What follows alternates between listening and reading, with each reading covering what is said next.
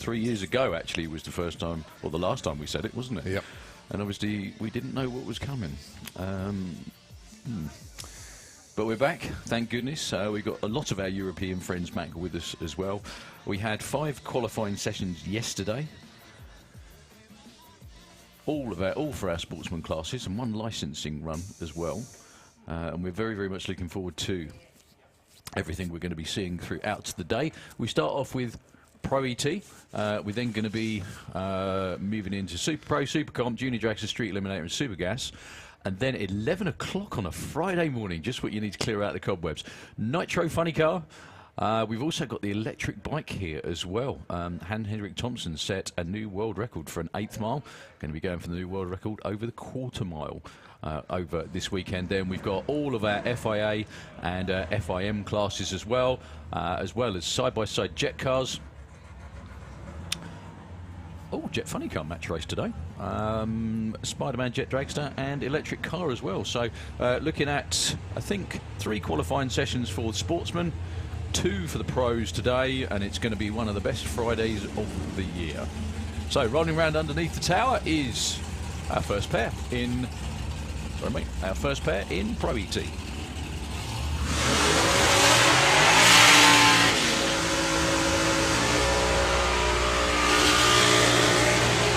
What's funny is you can always tell the people that have never been before up in VIP, because they go, just, wow, my ear hurts already. How does that happen?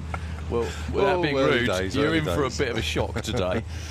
So, Thomas Bublitz in the Kestrel lane, taking on Alan Schofield in the Autoglim lane. Qualifying yesterday was amazing. I think we got the top 9 cars all 00 perfect on their dial-ins. We're probably going to have more by the end of today.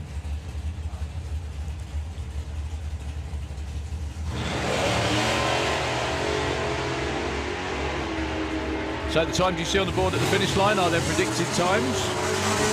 Alan Schofield with the dragster, 9 flat, goes 8.96, the one time he didn't want to do it. Both of them break out this morning. Thomas Bublitz goes 800ths too quick. We did have quite a stiff headwind yesterday. We've got a side breeze today. Now that shouldn't actually affect ETs or anything like that. The only thing to watch for really is it might make life a little bit lively for the bikers past the quarter mile where they come out the end of the bank. But other than that, should be okay. Wayne Hiscock with the gel coat Chevelle in the Autoglim lane. 936 taking on Liz Malcolm just for fun. 11.02 with the little Ford Crossflow.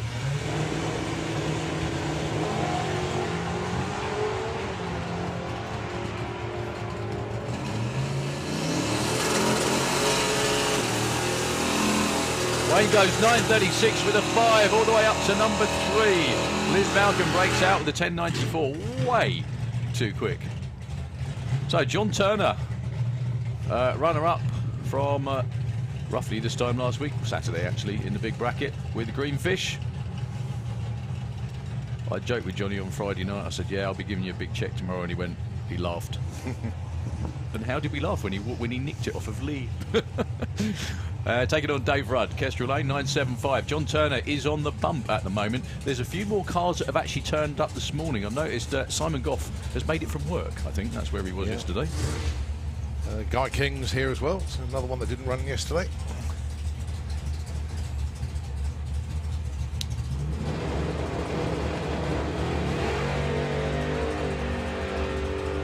So John Turner does 10 flat. It'll be a 9. 9.59, 10.08. Does actually help JT a little bit. Moves him up from 32 to 27. Breakout on the other side for Dave Rudd at a 9.59. So 2 American muscle cars. You're right. Going at it this time. Jeff Cowley with the Nova, Kestrel Lane, 9.45. And Keith Herbert with the Sport Fury in the Autoglim Lane, 9.62.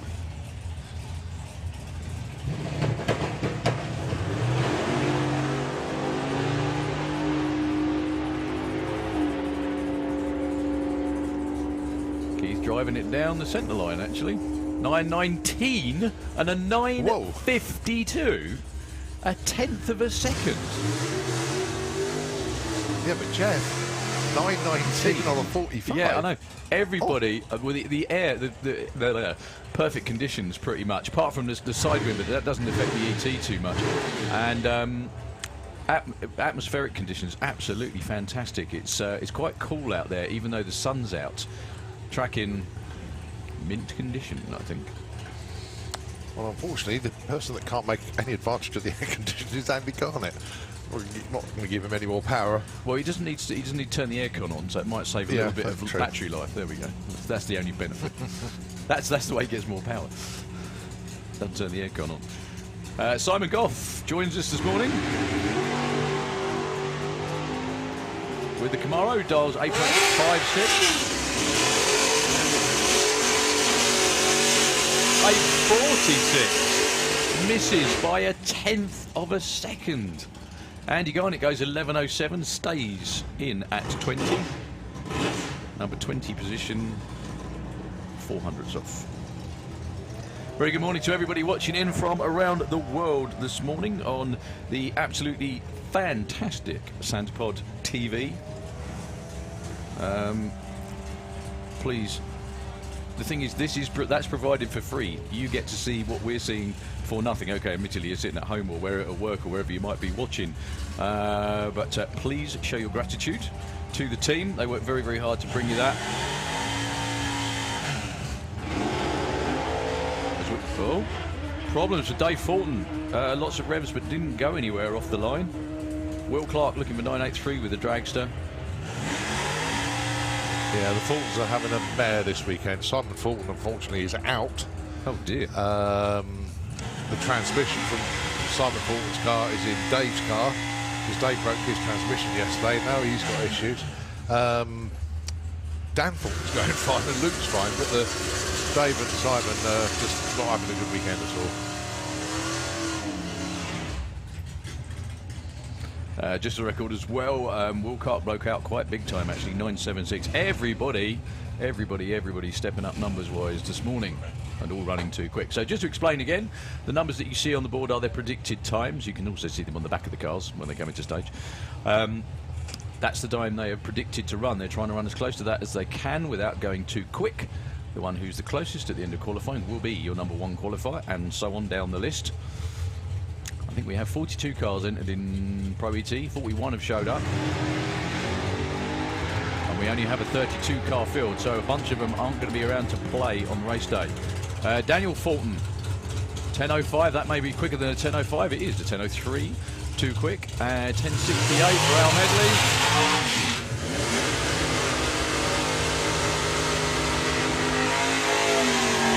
Stop me if you've heard this before, but that was too quick. So, are you model hunting? Is that your collection? Some of it. So, John Beam with the Shotgun Mustang, with nitrous on board now in the Kestrel lane, 960. Taking off Bailey Ashdown.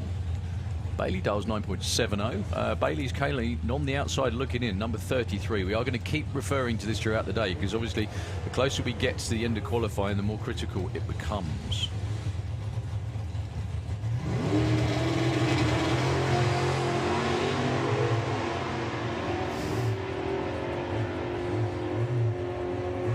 Bailey going for a big wander at the finish line. Goes 9.51, 117 miles an hour. Still broke out by nearly 2/10. 9.43 for John Bean. Way too quick again. There is definitely something in the air. I mean, these are huge breakouts. It's the air, is exactly what it is. Nice save from Bailey at the top end.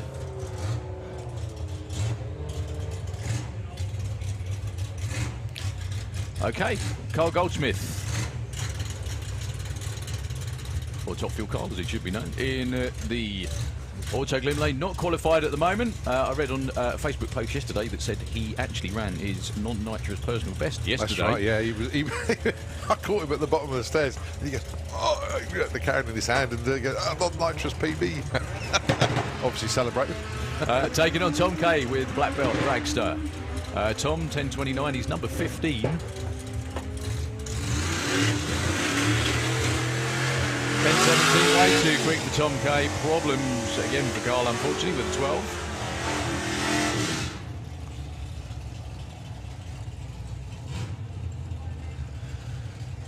Okay, so it is Tom. Is that right? Yeah, unfortunately the charger is broken, so Tom has gone back into the truck. Neil Watkins stood there by the side this time. Neil Watkins, bizarrely, is still qualified. But I don't know if you can share a vehicle in the same class, can you? You can't. So obviously Neil will be a withdrawal on that, so that will bump in. Yeah. I think that's Bailey. That is Bailey, actually. Oh, yes, you're right, yeah.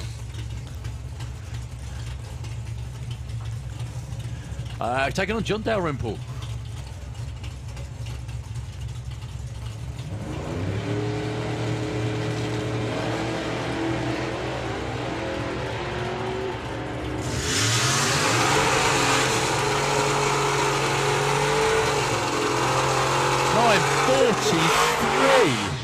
An enormous breakout for John Dalrymple. Same for Tom Watkins. So only 700 breakout for Tom, but an enormous breakout for John. Well, you should say there is the air is obviously amazing. Not only that, the headwind is now crosswind, so they're not driving into a force 10 gale, if you like. Well, the thing is, as well, is all the way up the quarter mile. It's the bank shields. Yeah, it does, yeah.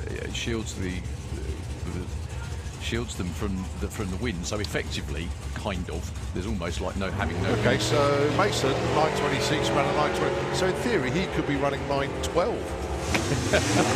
We'll see. But Chris will be in the 9.4s.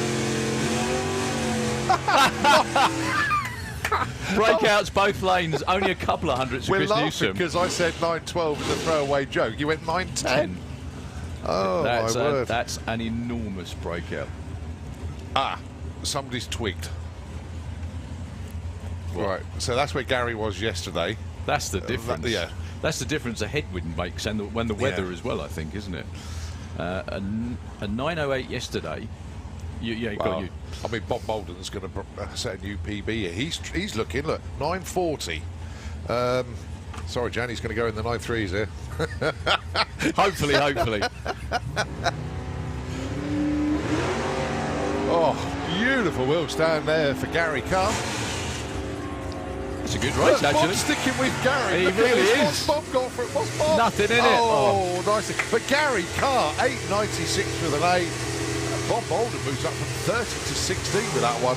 Oh, the only person in the whole round that's disappointed they didn't break out is Bob Bolden, I think. Yeah, never mind.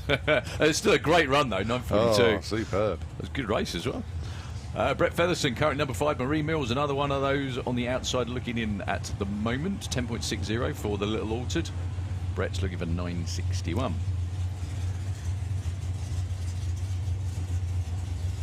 Yeah, see, Brett's qualified with 9.67 yesterday, so in theory, he's going to be a lot lower. Marie?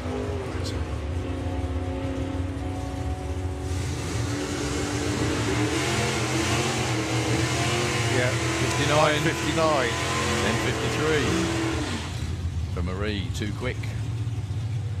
All right, Guy King, going to put his first qualifier in.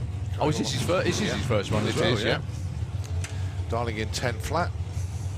I did an engine change between during the week. I've also realised as well why some people we kept mentioning while certain nostalgia superstock cars weren't entered last weekend, because then they'd have 3 weeks in a row, wouldn't they? Yeah. With the nostalgia nationals. Well, Guy King getting shut off. Oh no.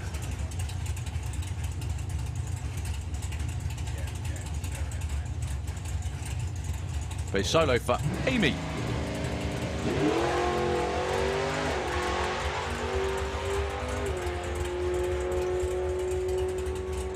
They'll give it 9.48. Would it be a 9.30 something? It's a 9.48 with a 1. Superb. Up to number 2 for Amy Watkins. Outstanding. Oh, it's only 2 10,000ths away from number 1 there. She was already number 5, I think, anyway, wasn't she? So 7 up to 2 there, that one.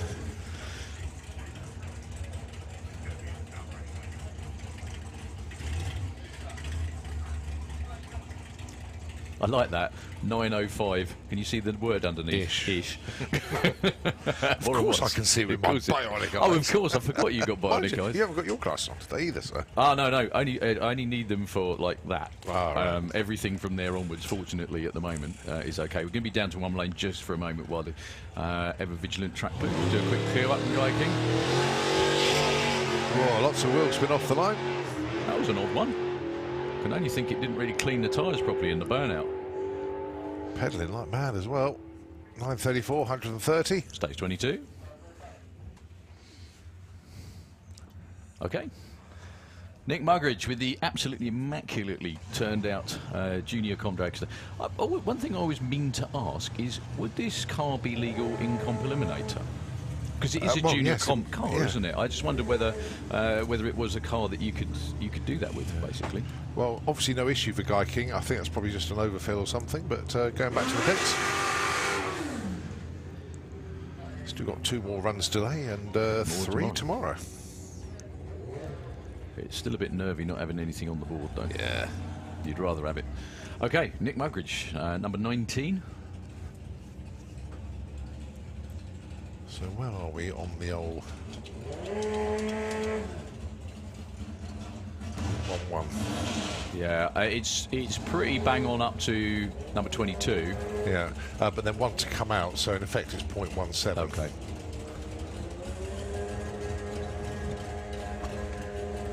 Well, you're going to get Nick. You're going to hear Nick car go through the gears.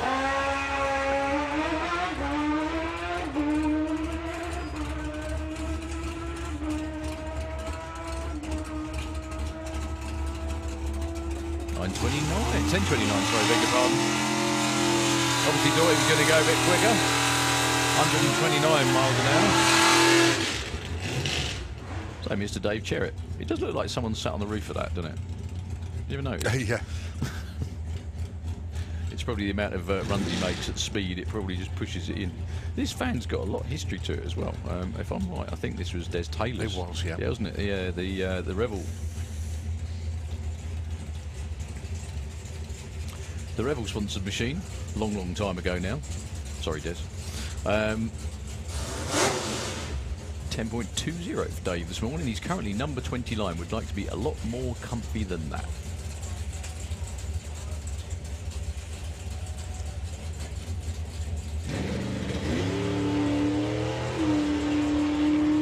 Well, this time yesterday, Dave was on his way to 50 quid, so he picked up the perfect reaction time money. Oh, breaks out by that less much. than 1/100 of a second. 10:19.5. So Pete Dodd going to be taking on Dan Holloway this time. Yeah, I was watching some of the live coverage. If anybody's watching it like on a train, like I was yesterday morning, you have the captions that are auto-generated, and it's absolutely brilliant. You are now Euro Dragon. Did you know that? There's many others, but I can't remember all of them. But it was quite funny to watch. There is a classic, actually. Yeah. Rich Deavy found one, and he managed to screenshot it. Okay. I'll see if I can find it. Okay, Dan Holloway, Pete Dodd. Dan with the Rattler, 9.13 in the Kestrel lane.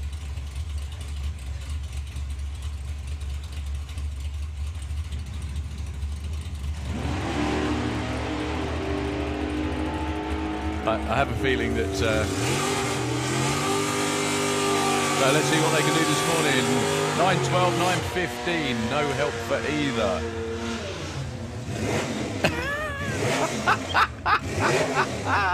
Yeah, there's a bit of that goes on. Yeah.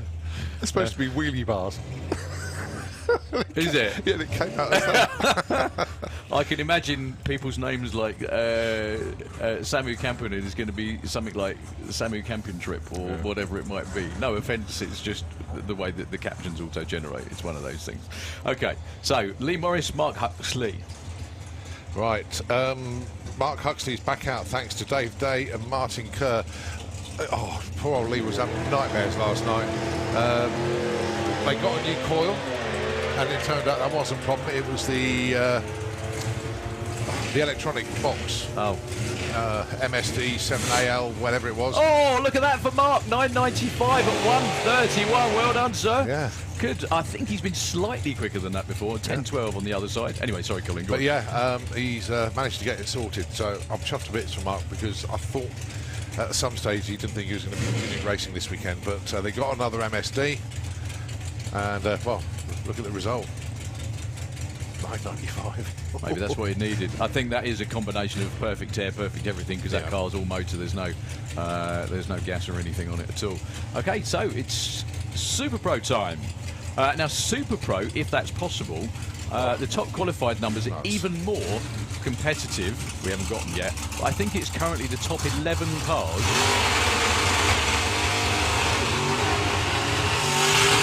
You know, of all the things that we have, it couldn't be more awkward, could it? You know, it's like we have a button for changing the screen. We have a button for changing the screen. Oh, there we go. However, it is like, anyway. Yep, you're right. Top 11. Top 11. Callum Swinchat. Oh, they're all 00. I mean, Joe Kelly, it's not exactly bad. 01. But there we go. Anyway, it's had 30 cars run. This will be your first pair. Rob Brown with the Slingshot Dragster. Kestrel Lane taking on one of our friends from Germany who's been here for a couple of weeks now. Or 2 weekends in a row, anyway. Jens Konecki. With the olds. That's a lot more like it for Jens. Looking for an 8.10 this morning. That's good. Oh, and it's a 7.94, 170. 8.86 breakout for Rob Brown, but that's more like it. There we go. That makes the last 2 weeks worth it.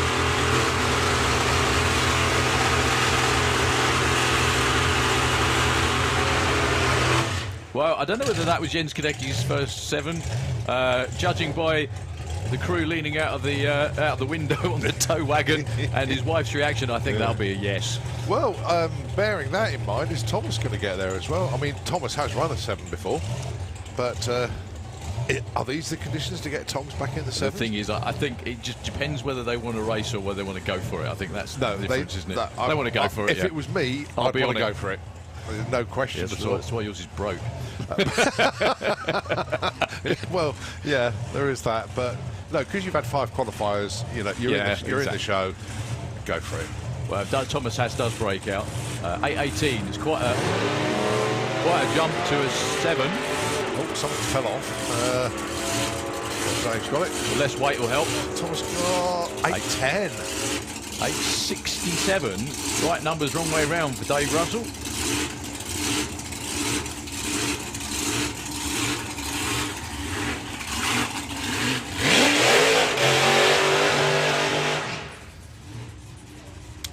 Steve Johnson with Motor Mouse. Auto glimpse side of the racetrack. Take it on. Kieran Ashley. So is that turbo LS in there? I'll let you know in a minute. Okay, no, there is a reason for that. Okay, because it's being annoying, was it? Yeah. I was having a bit of a chat with me. Oh, happy birthday to Mick Checkett today. Many happy returns indeed. I was amazed to find out he's only 36. Yeah. Is that right? Just kidding, Emma. Don't tell him. Right. It's normally a turbo, but it isn't. At the but they've bypassed the turbo, so they are now naturally aspirated, because the turbo has given them all sorts of issues. So we were having a chat last night, and I just said, well, look, you've got 6 more qualifiers. Why don't you just run it without the turbo, see what it will do? Because it's giving them problems. I said, well, run it without. And then so I this said, is going to be why your on earth fault? you're taking tuning advice from somebody that knows absolutely nothing? But that's what they've done. They're taking the turbo off. Against Steve Johnson in the Motor Mouse. Hence the run. That's a good one for Steve. Bit of tight. Whoa, whoa, whoa, whoa, whoa. Big wiggle at the top end. He's got hold of it though. 7.82 at 1.18. 9.43 for Kieran. Yeah, don't listen to Colin.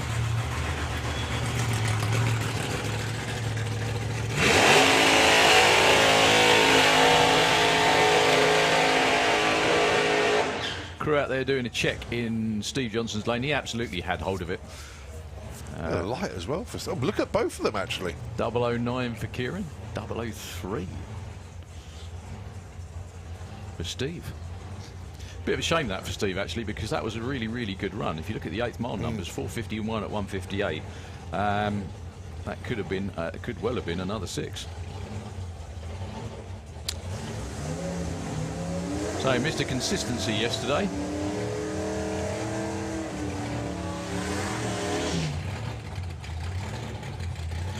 No, the main reason for Kieran was boost controller. Okay. It was, I think at the top end of one of his runs, it was 50 psi, which is not what they wanted to put through it. So yeah, that was the main issue. A lot in English, yeah. Yes. Okay, Lee Derby. Can we have Supercomp into the lanes, please? Supercomp into the lanes, please. Thank you. So, for DK and Construction, glinting beautifully in the morning sunshine is Lee Derby with the pickup. 8.99 is his dial-in. I'm sure he's been lots quicker than that before, actually. Yeah, but that's when he's running nitrous. He's not running nitrous at the moment. That'll be why. Against Phil Toppin.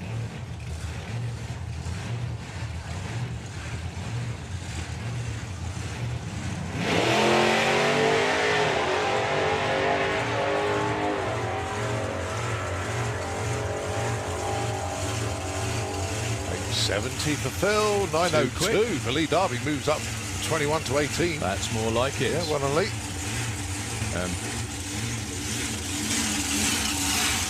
It may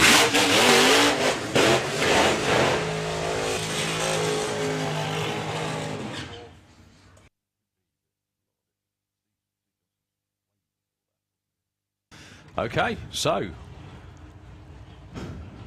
well, Andy Hadfield, the wheelie bars got severely bent yesterday, but they've all been fixed and straightened out. The brackets had to be re-welded. Was it? So the wheelie bars got bent as well as the brackets going, yeah? Yeah, but the wheelie bars, no, it's been pushed back now. But those wheelie bars are very, very strong compared to the ones that he had on there previously. So although they bent, there was no breakage and they were still serviceable afterwards. But all the bracketry, there's an additional bar across the back. You can just see it under, sort of behind the rear axle casing. Yeah.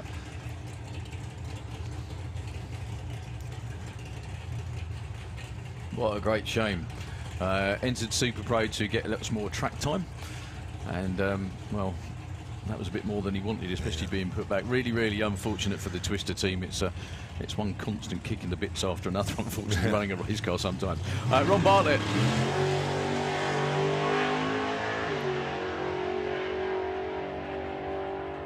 With another nice straight run. And an 8.36. It's one of the few that hasn't broken out this morning. It sounded a little bit soft, I don't know, but I'm still going for 163 mile an hour. How can you call that soft? I don't know, but Ashley Bell coming round underneath the tower.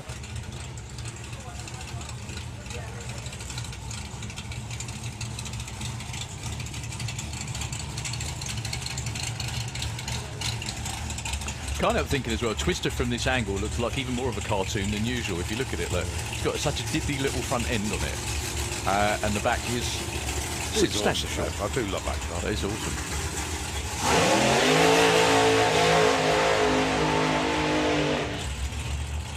One of 3 drivers to go perfect on yesterday's qualifying for for Super Pro, and he's your #1 qualifier at the moment. This is Pete Walters. Obviously when Pete comes back, Ash Bell will start his burnout.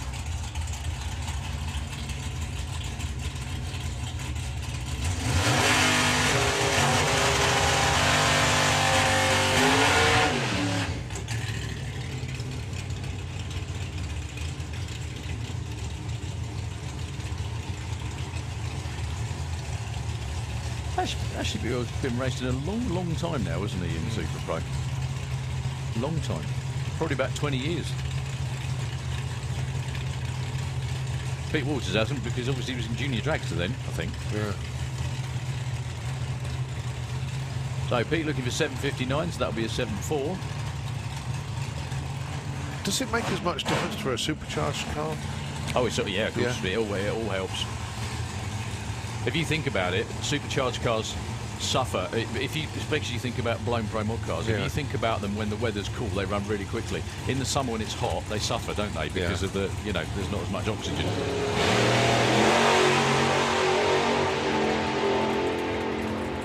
Whoa, Ashley, mind the cue. Mind the doors, please. 7:51 for Pete, nearly a 7.4. And backing off 10.75 for Ashley Bell.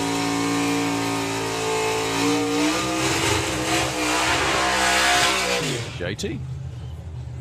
You sort of look down to see where it's going to appear from as well, don't you? At which point? Like, you know, which side of the tower too? Look at the cloud. Look. Drifting away over the field behind us. Very patriotic scheme on the roof there for the Jubilee week. We like to see that. I really would love, I'm just wishing now, I really would love Martin Todd to put a set of wheelie bars on it and just stick it on maximum boost to see what it would do. It'd probably fly the whole way down the racetrack. Dials an 8 flat this time for the freight train in the Kestrel lane. Looks like Andy Hadfield's going to be getting another go, actually. He's just got strapped in again.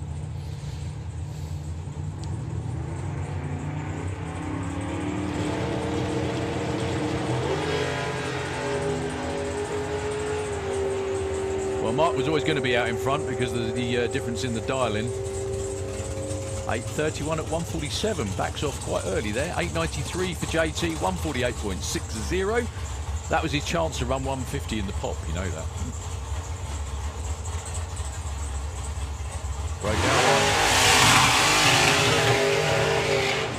Broke out by a good margin.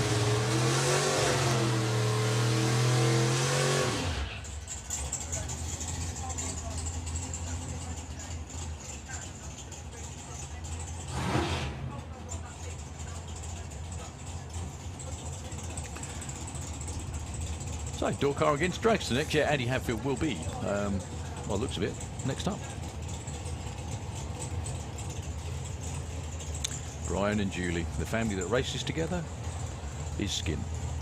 I was going to say stays together, but you know what I mean. I think. Well, Nick Good. 7.51. He's in the number 5 spot. Brian Pateman number 4. Of course, if you're in the top 11 in Super Pro, you've already run your number. 00. Junior Dragster, can we have you into the pairing lanes, please? Junior Dragster. So, Brian and Julie Pateman, Kestrel B Lane, and it's Nick Good for Lucas Oils. And that's right, Rue Pitt from Lucas is here today. So, good morning, Rue. Hope you're keeping well. Both bang on the money on the tree. Oh. 51 with an 8 for Nick Good. Stays put. 8.20 for Brian. Breakout by quarter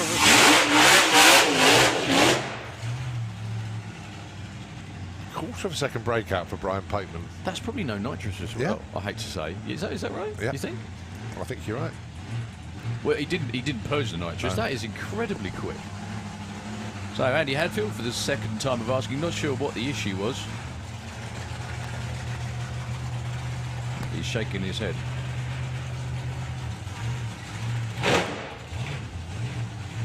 Hopefully all goes to plan this time for the head honcho of the Supercharged Outlaws, who I do believe they're here next weekend, aren't they? Yep. Looking for 7.70. This will be the time he runs a 7.5, hopefully anyway.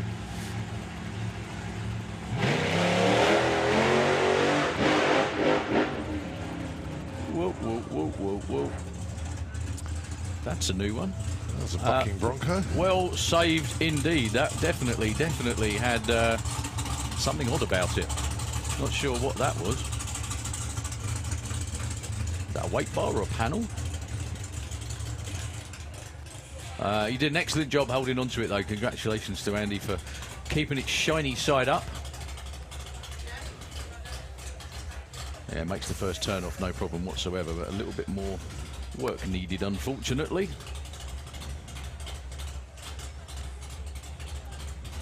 That was definitely all 4 wheels off again at some point.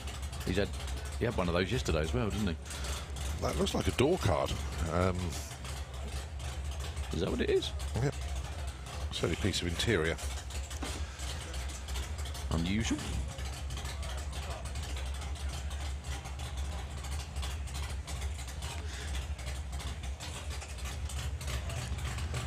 So the Bang Tidy Dragster of Scott Hauser, one of 4 cars that ran perfect ETs yesterday, and one of 3 obviously in Super Pro.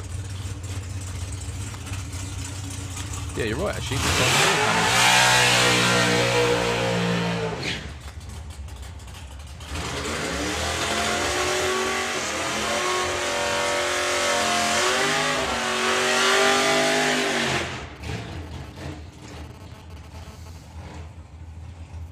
Going alongside Mark Turner with the M&M Racing Supra. He's currently in the number 19 spot. Scott Hauser, as we know, number 2.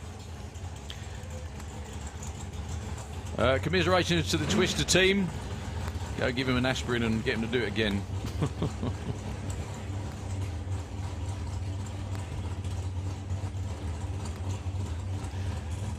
So Mark Turner today obviously vents the nitrous. That was the smoke you can see coming out the top. Explaining more about that when we get to Pro Mod soon. It's liquid oxygen, so it gives the engine a lot more air, which means they can make more horsepower, is the short version.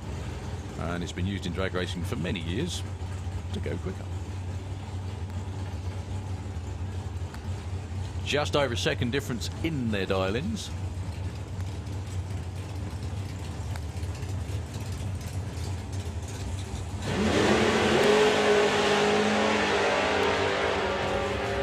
One reaction time for Mark that time. 7:37.8, pretty good. And new PB, is that the one? 8:30. No, okay. Pretty quick though for Mark Turner at 8:37 at 1:58.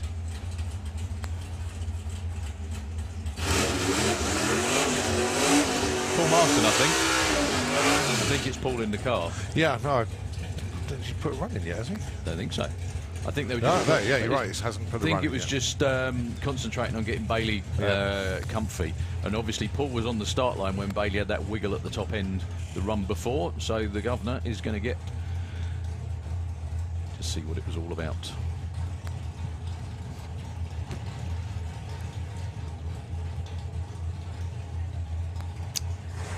So Mark Bailey with the CUDA, 8:72 and an 8:32 for Paul Marston. I think we've had 30 cars, is it, qualify so far? I think so. Yeah. This will be 31.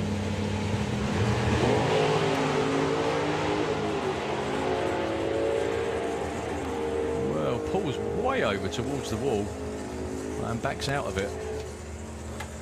Goes 9:53 at 94 miles. It actually looked like it was wobbling. I don't know if you noticed that. Yeah. 80 for Mark Bailey. No, well, as you were saying about Paul being, to the wall. Mark Bailey was fairly close to the centre line. They all so just they went were left. Both I don't think, left, if you like. I don't think the side breeze would have affected them that early. No, you're right. Funny car against door car.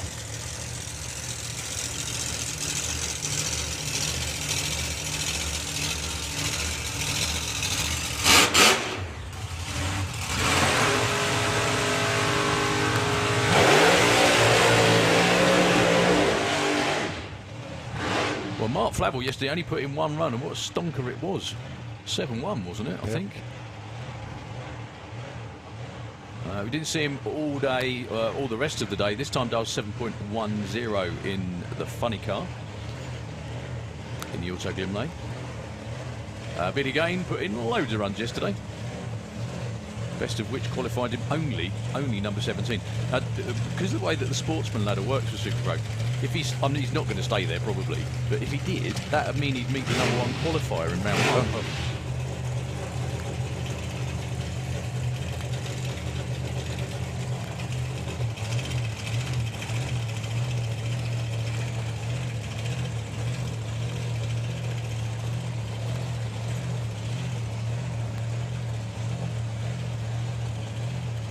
So let's see what Mark can do this morning in the lovely cool air and sunny conditions on a day where most people are still at work.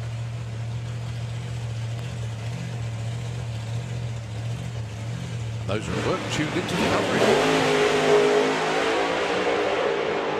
Mark Flavel was on the wheelie bar for at least the first 60 foot. 7:17 at 182, and look at that for Billy Gain, up to number 5 with an 8:52.3 on an 8:52. Another one of those 00 cool kids. Mark, though, 12, the front end was way up in the air again, I think. Let's have a look.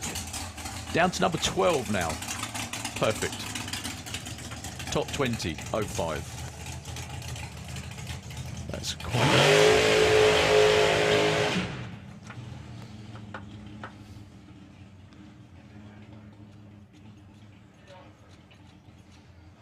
Okay, Barry Giles on his own. We've still got more cars to come. I can see Martin Jones. Looks like he might be taking on the Just Mustard as well. That'd be good. Interesting to see the bike races are up and about, and looking at track conditions, looking at the side wind. So fingers crossed for all of our bike teams this weekend. Hope you have a good time.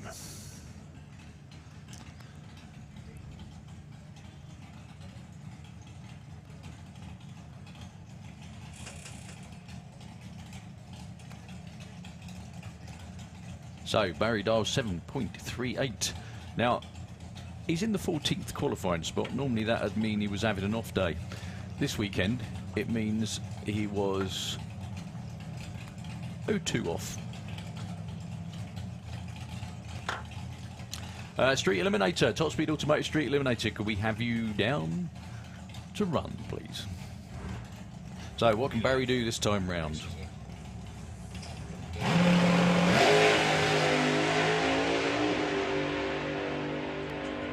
Very nice, 104 to 60. At the stripe, 736. Breaks out by just a couple of hundredths. Bit more breakfast and that would have been the right side. So it is going to be maybe Jack Brewster. It is Jack Brewster, but looks like on his own actually this time.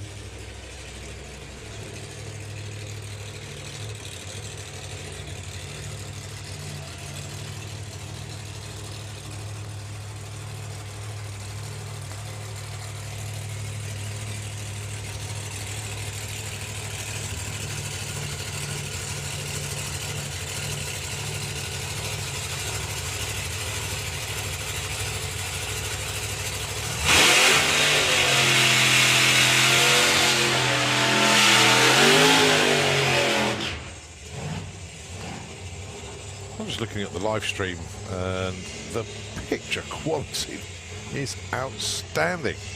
That's because the cameras have got an outstanding view. Look at the place; it's shiny, it's immaculate. Yeah, it's a gorgeous day. That is full high def. That is.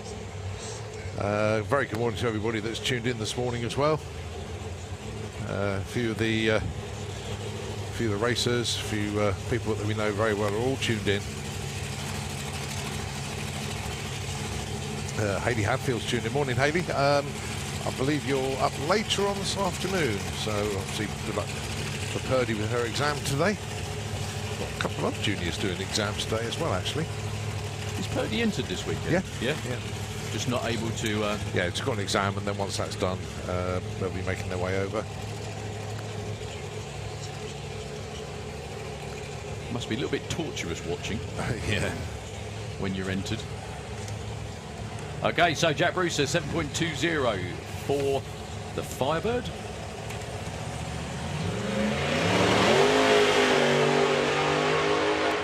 Characteristic wiggle about 60, and he backs out of it. Nice 107 to 60 foot. Jessica Bishop is another one, exams today. Okay. So hope it all goes well for you, Jess.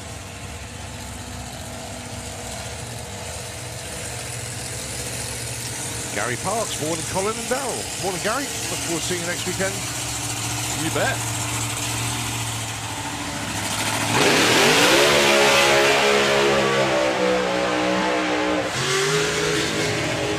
That was the first time I've seen the windows move like that. Right, it was right underneath us that time when Sid hit the throttle. So the quickest car in Super Pro on the planet, actually. Even Top Dragster in the US, I think their cut-off is 6.10. I know it's a rules-based thing, and I know it's a chassis tag thing, but or tagging thing anyway. He's taken on Joe Kellett back in his own car this weekend.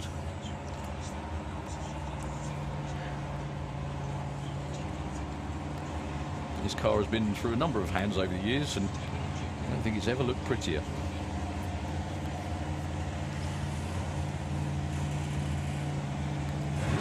Although when the Bristol's had it, it was pretty damn nice too. And when Noah had it too, it was pretty nice.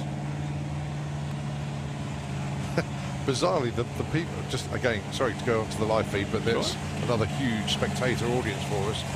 A lot of the people that are watching are racing next weekend. It's quite bizarre. Is that right? Yeah.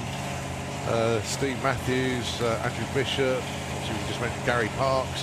They're all sort of watching this and then thinking, oh, I can't wait to get there next weekend. Well, look at on a day like this, why would you rather be, perfect, to be honest? It's awesome. Absolutely awesome. So 6 flat dial-in for another small fortune. The quickest you can dial in the Super Pro. 7:55 for Joe Martin at the moment. It's 28. He did run a 6 yesterday.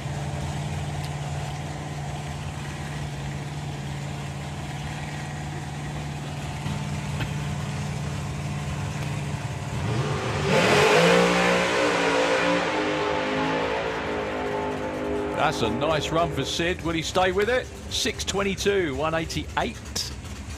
Joe, 7:56 with a 0. He doesn't move. Stays 13. Well, he was the only one on the outside of the 00 club, the closest to it, but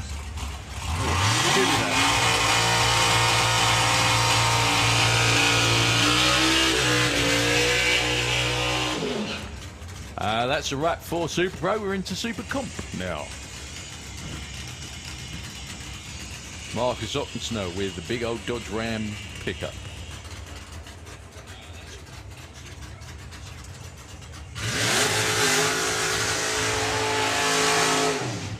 So Marcus in the auto glim lane, going alongside Steve Hudson with the intravenous Ford Model T. Aim of the game then, 8.90. Steve Hudson, 1 of 3 in the 891 club. Marcus currently on 927, but capable of getting sub 9. Let's have a look.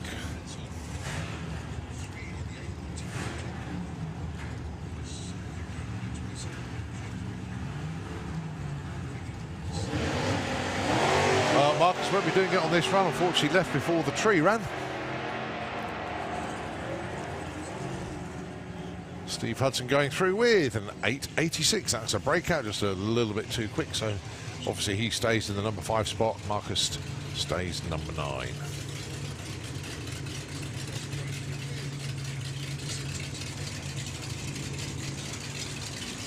Right after Super Comp, it will be Junior Dragster, then Street Eliminator and Super Gas, and then we get into the loud stuff.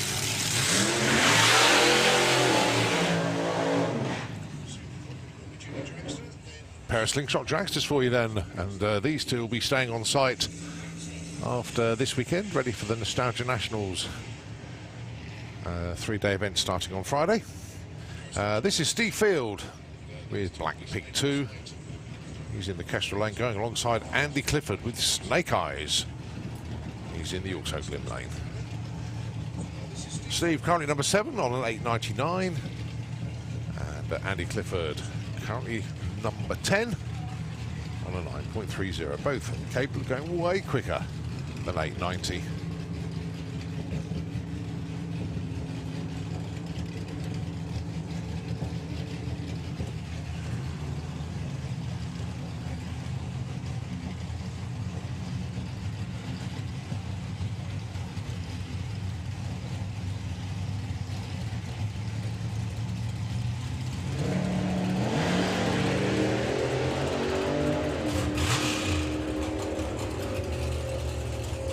Steve Field off into the distance, and his customary monster breakout, 8.25. Oh, nicely done, Steve. Absolutely brilliant. Andy Clifford goes through with a 9.87. Well, with air and conditions like that, I don't blame them for going for it and seeing what the car will go. 8:25, that is awesome.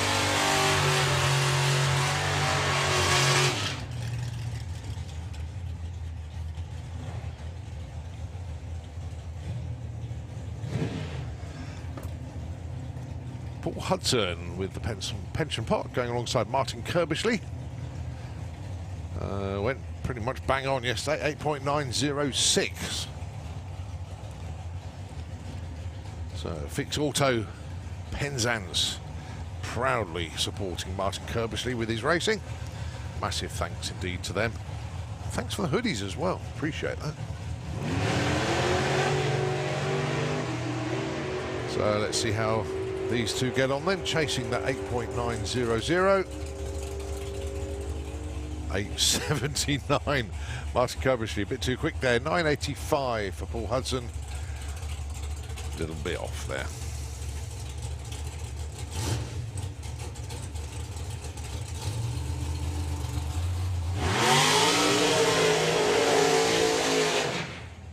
Leah Kellett with Dolly Daydream going alongside Darryl Howes with the chemical reaction slingshot. Leah currently number 3, 8.911. Darryl currently number 6, 8.95.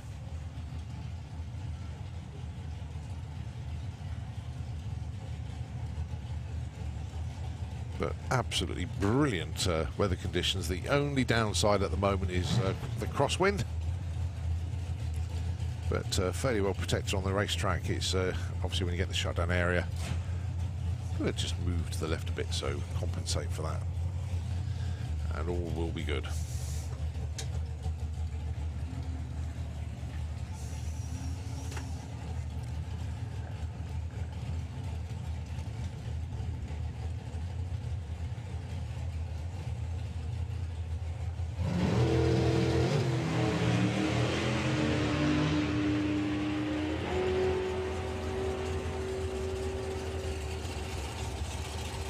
$8.87 and $8.95. Leah Kellett stays number 3. Obviously that's a breakout. Darryl Howard stays number 6. Can we have Super Gas into the pairing lanes, please? Super Gas into the pairing lanes, please. All right, number 1 qualifier then. Richard Tunstall with the Roadster. And it's Alan Schofield with the Scud Dragster. Oh, that Scud Dragster has got so much history in that chassis frame. It used to be the Panther Racing Supercom car for Conrad Stanley. Wind the clocks way back further than that. That's a former Hemi Hunter chassis. Indeed. So, yeah, lots of history.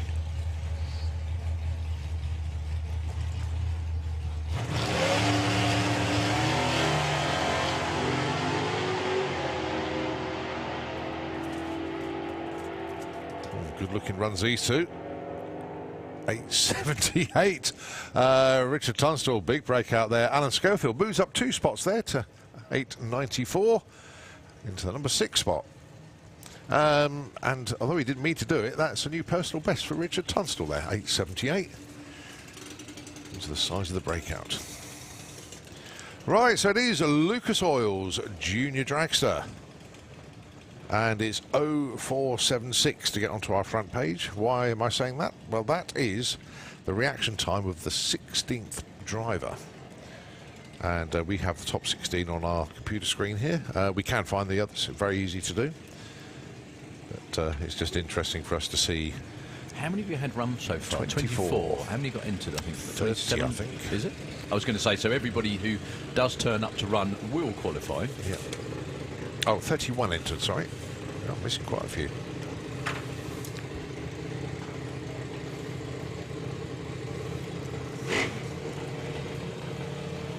So your first pair. Max Taylor, Kestrel Lane. Against Finley. Nicely done, Finley, with a 0-2. That'll get him in the top 10. Actually, that might get him in the number 7 spot. It does. And Max Taylor, that was his first run. He's on the board. He was one that wasn't here yesterday. Well done, Max. And number 22. Yeah, 2 days off school's a bit of an ask. Yeah.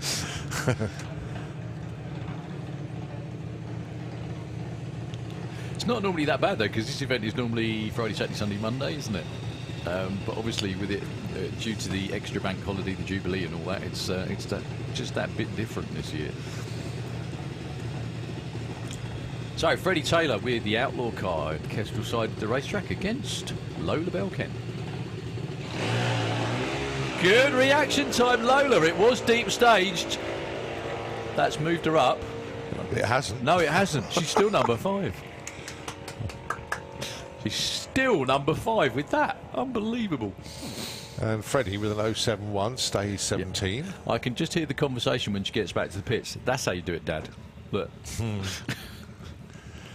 All right, birthday boy, Mick Checkett, bringing Chev up to the line. Chev, one of those with a 00 light at the moment. She's in the number 4 spot. Kai Cooper, currently number 15 with the Lucas Oil supported junior dragster. And a very good morning to Emma and Letty, who may or may not be... Right, they're going to be on the banking, there they are. Oh, there they are. Hello. Morning. How you doing? So let's see what Big Sis can do this time. Actually, she's already number 4 with a 006. So not much room for improvement, to be honest. Although she did try with an 02, she's very consistent this weekend. Very good. That would, if she hadn't already done so, that would have qualified her in the number 7 spot, that one. No help for Kai. Stays number 15.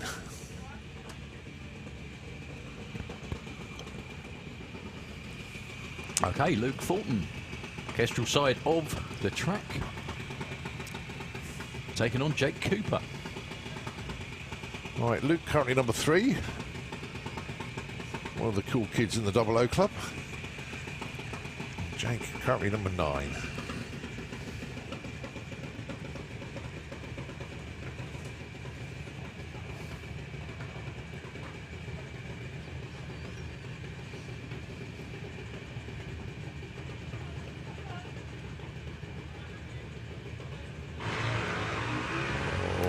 Oh, wow. 6 for Jake. Only number 4, that one, I think, for Jake. Still terrific. So that makes 6 of them now. Brilliant stuff. Luke, cherry on the tree that time round.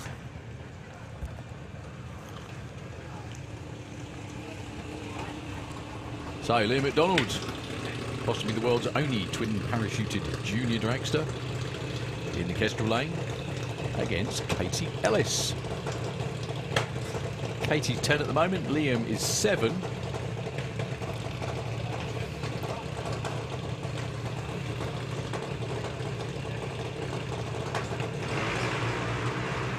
That'll help.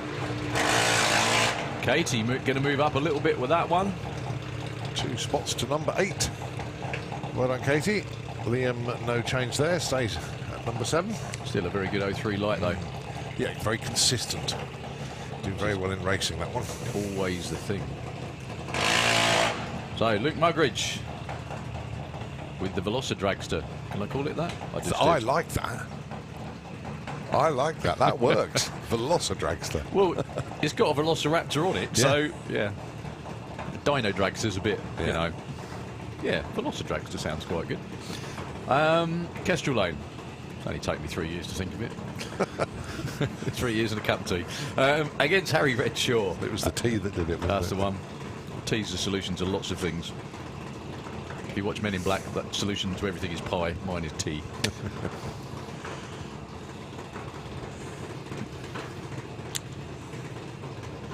So Harry at the moment is the last one on the front page, Cole. 16 with an 04. That won't help, but it'll help Luke. Ooh. Luke wasn't on. That's 7 of them. 00 now. Luke is going to be number 3 with that one, but off the trailer with a 00 light. Wow. Outstanding. That bumps Harry Redshaw off the front page. Well, not bumps him out, but he's now... Yeah, but 039 now. Yeah. But they've still got 5 more goes. It's unbelievable. Right, Damien Redshaw. Let's see how he gets on for this session. He's currently number 15, 039 on his reaction time. just to state the obvious, actually, Junior Dragster and Junior Drag Bike, when they come out, run to the 8th mile, not the quarter mile. They start at age 8. 1, 2, 3, 0. So no help for Damien. So 7 drivers in Junior Dragster, 00 reaction times. And of course, one of them is perfect, 000. That's Harry Peters, and the #1 qualifier. Next up, another one of the Taylors. So that means it's a first run. That's Jack Taylor going alongside Ellie Mae Brown with the Mystic.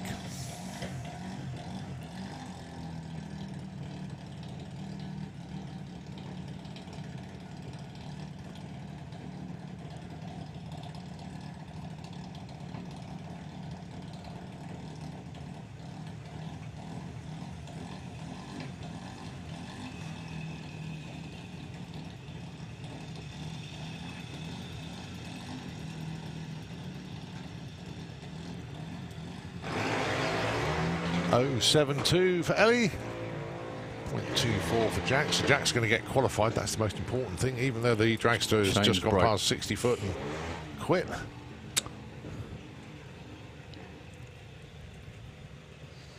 Yeah, stop Ellie, because sorry, Jack, a bit because your dad's running after you. Ain't going to go any further. At least Junior Dragsters are mercifully light.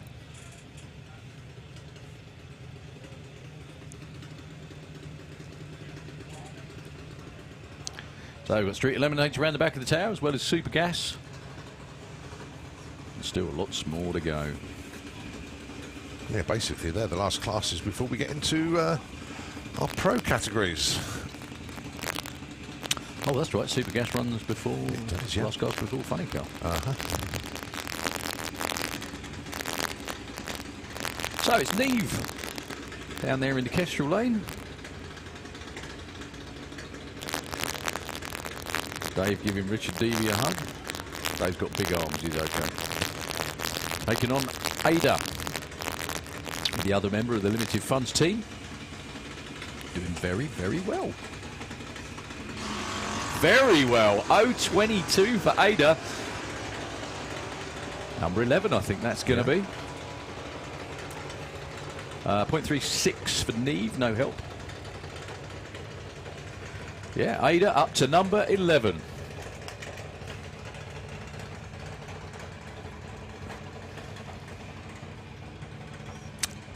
Teddy Howe, currently number 20. Lara Bartlett, one of the cool kids with 00 lights. So she's in the number 2 spot at the moment.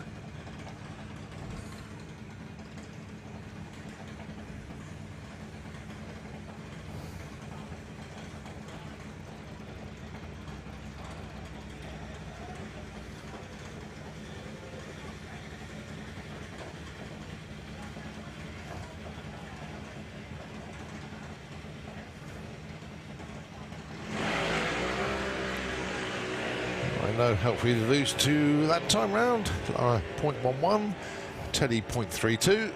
So Lara's going to stay number 2, obviously, and Teddy will stay number 20.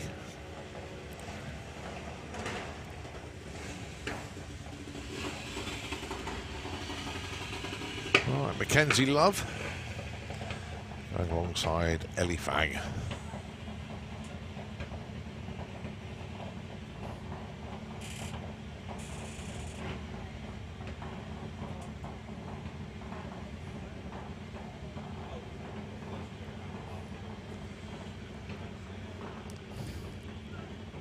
So Dad Stewart just bringing Ellie up to the line. And can we please have Fuel Funny Car into the pairing lanes, please? Fuel Funny Car, let's have you into the pairing lanes, please.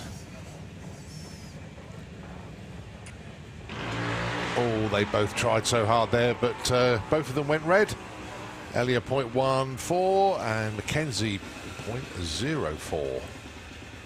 So they stay put. Ellie 26, Mackenzie 13.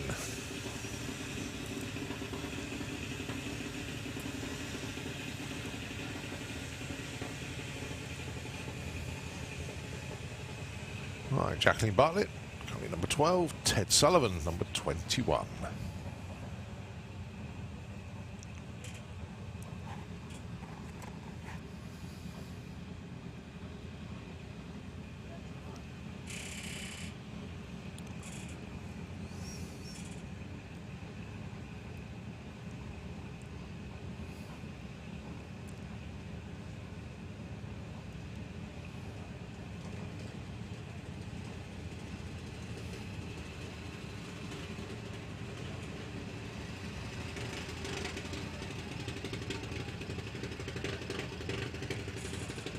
Jacqueline's going to stage.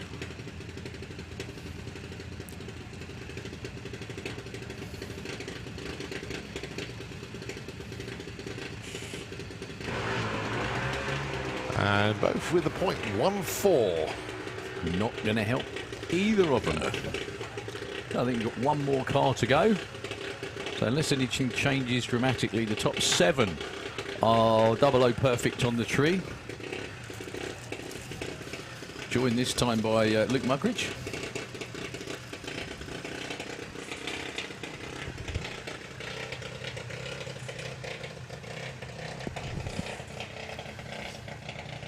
It's going to be Daniel Todd. Well, Daniel's already had an 0.39 reaction time.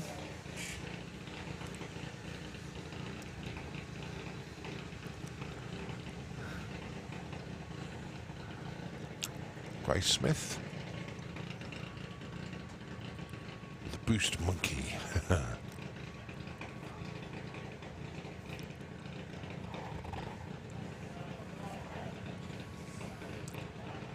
Is this the car that actually belongs to the Checkers? It is, yep. I bet Letty's sitting there going, I want to drive. Yeah, Letty will be in this car next year. Can you start? What age can you start from? 8. I thought Letty was only 5. Seriously, I'm pretty sure Letty's only 5. So Grace up from 25 to 22. Daniel Todd with a slight improvement up to 13. An 0.2 light, still very, very good indeed. Yeah, I'm pretty sure Letty's only 5. Right. Okay, so a tiny bit of track prep as we get ready for Top Speed Automotive Street Eliminator, followed by Super Gas. And then it's going to get very, very loud indeed. Yeah. So we're going to rest our vocal cords just for a moment. Nitro FM and 96.2 going to take over the airways, but we will be back. We continue qualifying here at the main event.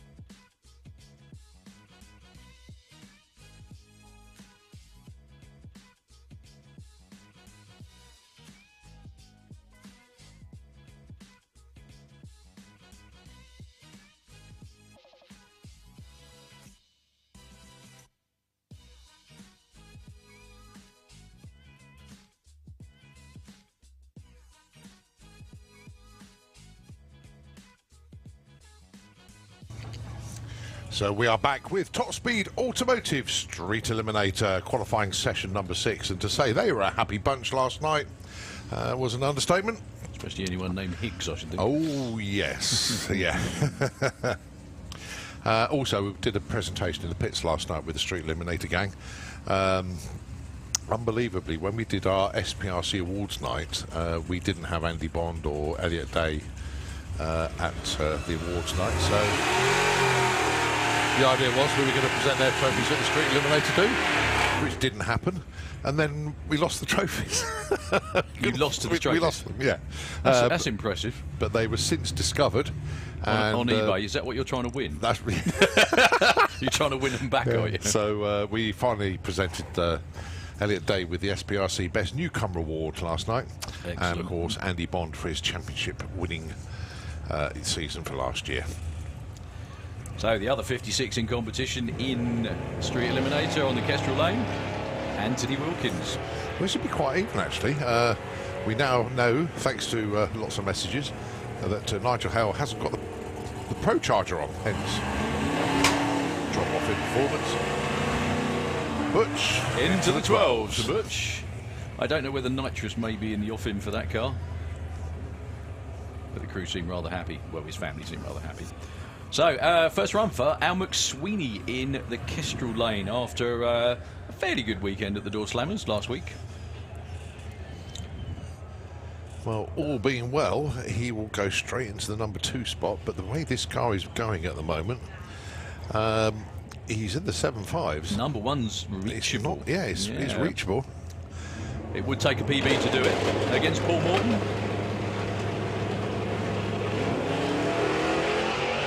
Well, not going to be a PB on this one, unfortunately.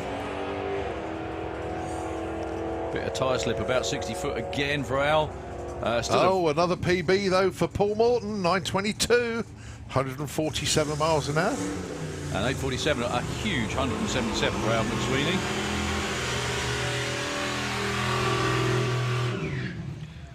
Okay, Andy Bond taking on the Transit God. I spoke to Ash last night. He was so happy that I called him that. Did you know that? Yes, he was absolutely delighted. I had a great chat with Ash on Monday morning, it was. Okay. He says, I'll wait till I speak to Darryl. Wait till I catch up with a little something or other, I'm sure was what he said. Funny. No, fortunately he was in a good mood. When I saw him last night. Up against number 1 qualifier at the moment, Andy Bond. Been over 200 miles an hour already this weekend. This was the repeat of the final from last weekend, actually, in Pro Street. Going to be a repeat of the result and all. That is a massive 60 foot for Andy Bond, still testing the limits. Only goes 820 at 119, 967 at 146 for Ash. 119 to 60 foot for Andy Bond. Outstandingly good. Goes to show how much outright power that car has got. Because we've had Street Eliminator cars go 1.0. I think back in the day it was the Supra, wasn't it, that went 109 on radials. The Team Extreme car? Yep. Yeah. Right, hold on tight. Tony Higgs, he's your number 2 qualifier. Yeah, hopefully going forwards, not up, would be good. That's right. Andy Bond. No, Mac just disappeared. He's there a minute ago. 847. He's number 3. Okay. So at the moment, Tony Higgs is number 2. Well, front wheels have stayed down. That's good. Only 131 to 60 for Tony. He was quicker than that yesterday. Still very good yes! run. Oh my word! Look at that! 786. Knocking on the door of 180 miles an hour as well. All of a sudden, Jenny forgot the pain and jumped. Wow. Unsurprisingly. I apologise for saying that was a soft 60 foot. 131 is a little bit soft. James Murray went 11.84 at 117. But Tony Higg gets his 7. And it's not just that wasn't a tickle in the 7s as well. No, it wasn't he like just a went through the door with a something. sledgehammer, didn't he? Yeah. Goodness me. Nearly 2/10 of his personal best, which is, in drag racing terms, is incredibly difficult to do. It's quite funny because Jenny tells me this. You know, she says, and then she just whispers to the car. She goes, 7. It's That's all it takes then. Lovely. Right, Elliot Day, what's he got for us then? Elliot currently best of 9.80. Could we have comp, please, into the lanes, comp eliminator? Qualifying session number 6, I think it is actually for comp. Still a few cars in that class we haven't seen yet. Track crew out right at the top end, checking something. Well, Tony's just running that lane. Oh no, we've got cyclists going across the... Is that what it is? Yeah. Ah, no, they're doing a they lane are doing check. a track check as well. After James Murray went down that lane.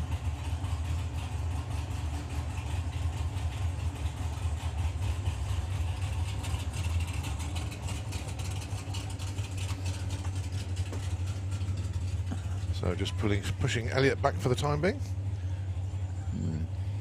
So, if you haven't been before, just to explain what's happening, we can't run with any kind of fluid on the racing surface, whether that be the quarter-mile racetrack or the half-mile shutdown area up past the finish line. We can't just put slicks on, go racing or anything like that. Any form of spillage has to be cleared up to make it completely safe. With the amount of horsepower that these cars and bikes put down, it needs to be 100%. So that's what the track crew are doing. Obviously, you see the start line crew regularly. You can also see what we call the spotters up alongside the racetrack. They're the ones that are incredibly athletic and whip over the wall to check out the track to see if anything is on it, and that's what they're doing at the moment. So what's probably happened is a car's gone round the top end and it's either been leaking something, or one of the drivers says, I think I busted something. And that then swings the track crew into action to check out to make sure that there's no fluid on the track. Well, that was actually the last car for Street Eliminator. It was going to be Elliot with the Willis. We've got a little bit of sledding to do out there. Ian's off in the tractor. We're not far away from procession number 1 of the weekend. Also, I can see the Clear Up track team, all of them rolling right down the top end as well. So hopefully we won't be down for too long. It normally doesn't take that long at all. No, it doesn't. But don't go anywhere, folks. We'll be back with you very shortly. Yeah, Nitro FM, the airwaves are yours.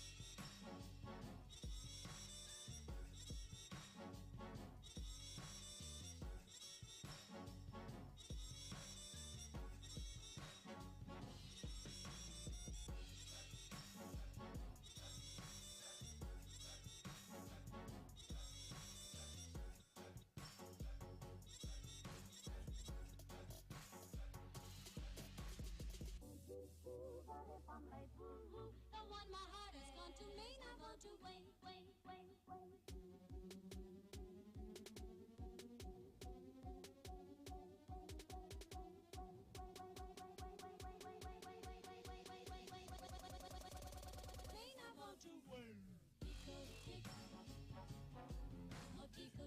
Tico, tock. Tico, tick. Oh, tico, tico, tico, tock. Tico, tick.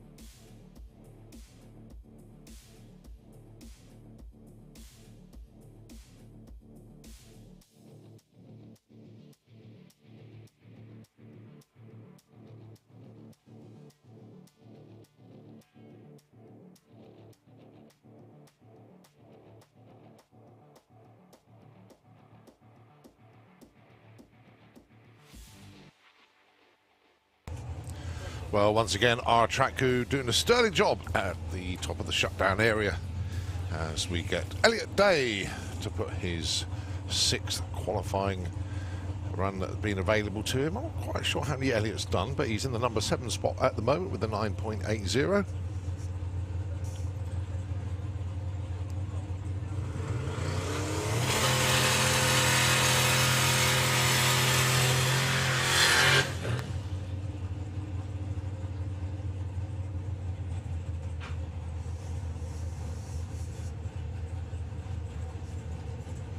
It was very good in Street Eliminator pits last night. Ian and Marshall and I, we sort of called an emergency meeting of everybody Street Eliminator to be at one of the pit bays for 5:30. Didn't tell them why. And of course they were all there waiting for us to arrive, and when we got there we did the trophy presentation, caught them all out. So and they were thinking they'd all done something wrong. But no, that was good last night. So can I please have FIA Top Methanol into the pairing lanes, please? Top Methanol. Let's have you into the lanes, please. And Elliot Day. I'm going to go down the auto glim lane, see if you can go quicker than 980. Good looking launch as well. Very good light, 007.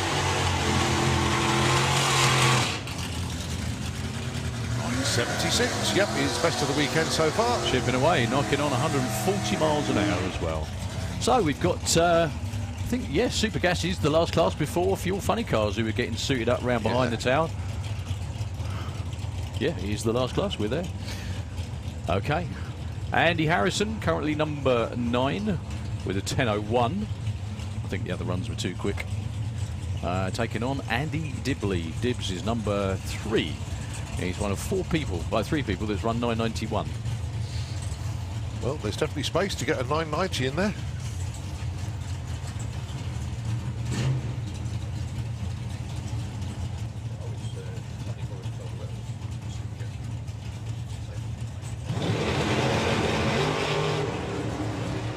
Throttle stops on. Throttle stops off.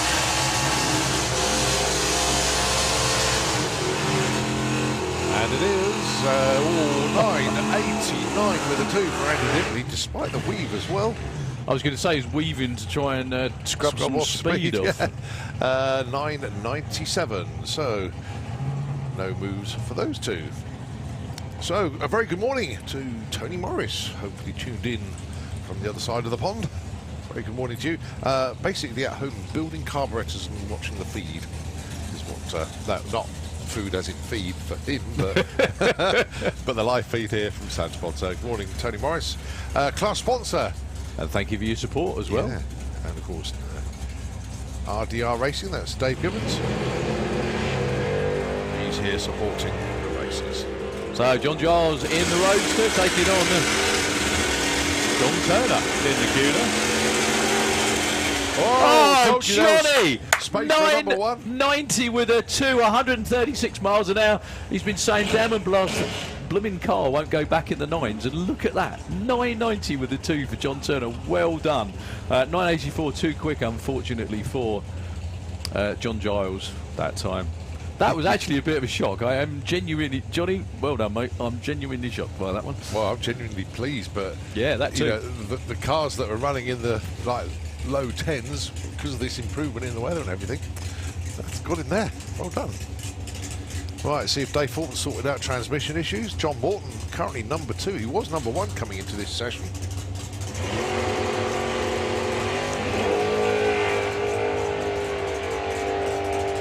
That's better. It's happening.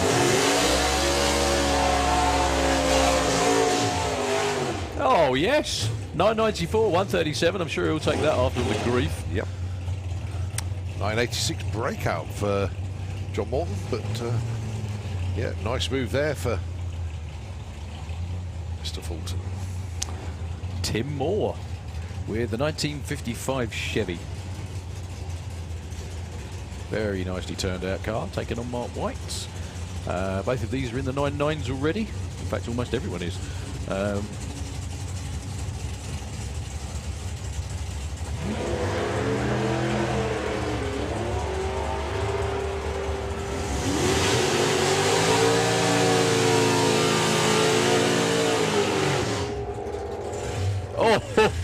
Oh, so close.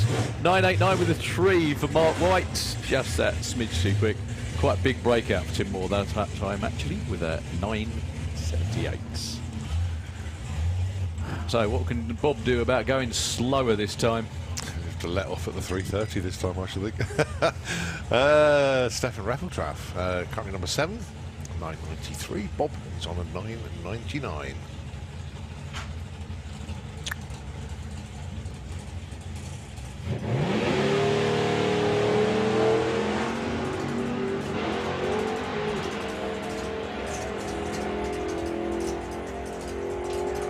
Bob's lifted. Going to break out. 988 he does. 10.15 for Bob.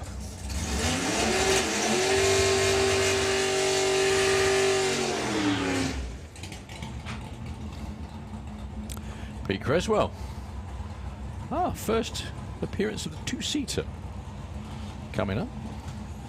Test run, I think. A couple of sandbags strapped in the back. That's Steve in the seat again. It is, because congratulations to Paul. Became a dad yesterday. Congratulations, mate. Best thing you'll ever do. Well, I'm Paul Brown. Who's the daddy? Best thing you'll ever do, apart from have a race car, obviously.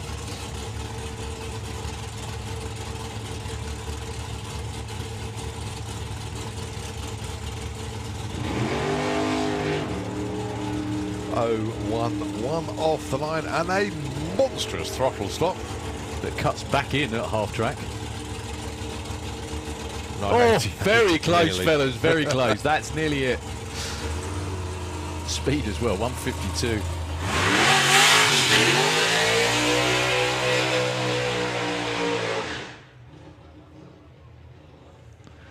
So, the two-seater just putting in the test run before we scare some of our race attendees over the weekend. Actually, there are a few slots available in the two-seater, so if you fancy having to go in the back of this car, pop round and see the two-seater team. They are in the pits. Excellent. And you never know, you could get double the value for your breakfast. So, after this, on the schedule, Nitro Funny Car Q1 coming up. 4 cars here for your viewing pleasure.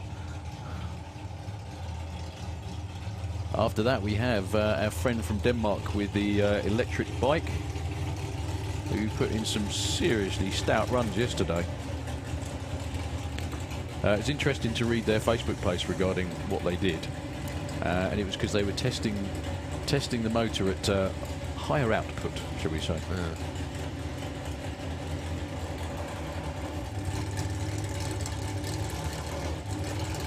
So, a checkout pass then for the two-seater. Oh, actually, our friend with the bike is coming up right now before Funny Car. Yeah.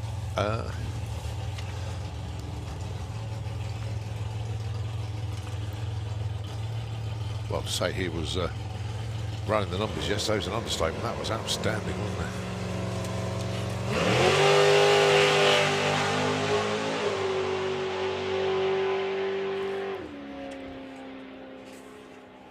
Just a test run for the two-seater before we start with the passengers. Okay, so the true colours of the team.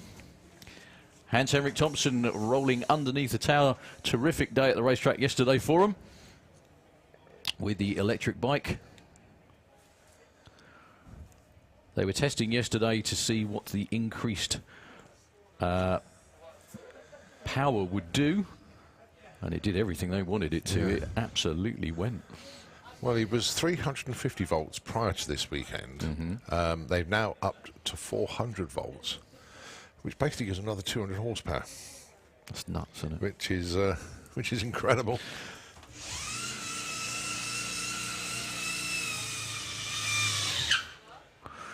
So obviously it's all going to go silent, literally. All you're going to hear is a real serious squeal of a tyre. His quickest ever and world record over the quarter mile is 6.74, 311 kilometres an hour, which is around about 193 miles an hour, there or thereabouts. He's looking to go north of 200 and become the fastest electric vehicle on the planet. He's already the quickest, but he's looking also to become the fastest. He wants to reset his own record. Yeah, 202.5 miles an hour is the actual record. Is that Steve Huff in the dragster, or is that I believe so. Larry McBride on the bike? Here we go then. Good luck, Hans Henrik. Whoa! Blazes the tyre. Unbelievable amount of power. 105 to 60 foot. That's by better. far. Exactly, they're happy with that number. By far, he's quickest. Elapsed time over the 60. Yeah, it was 108, now 105. Goodness me. That's a big lump to take off, actually. That really is. Well done to the team. They'll be back round again many times over the weekend, seeing what they can do. That's the first time he spun the tyre, actually. Yeah. Wow. Right, the cones going out for the 1,000-foot markers. You can see the orange, Yeah. So, Nitro Funny Car, the next class to come round. You can see the Undertaker there with its body propped up. Steve Ashdown. Then, of course, you've got Kevin Kent, Kevin Chapman, and Jason Phelps. Looks like the first pair is going to be Steve Ashdown taking on Jason Phelps.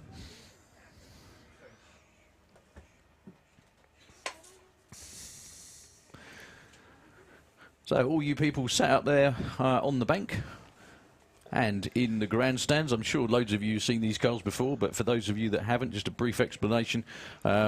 This is the first time you're going to get to see any vehicles this weekend with drag racing's magic ingredient, nitromethane.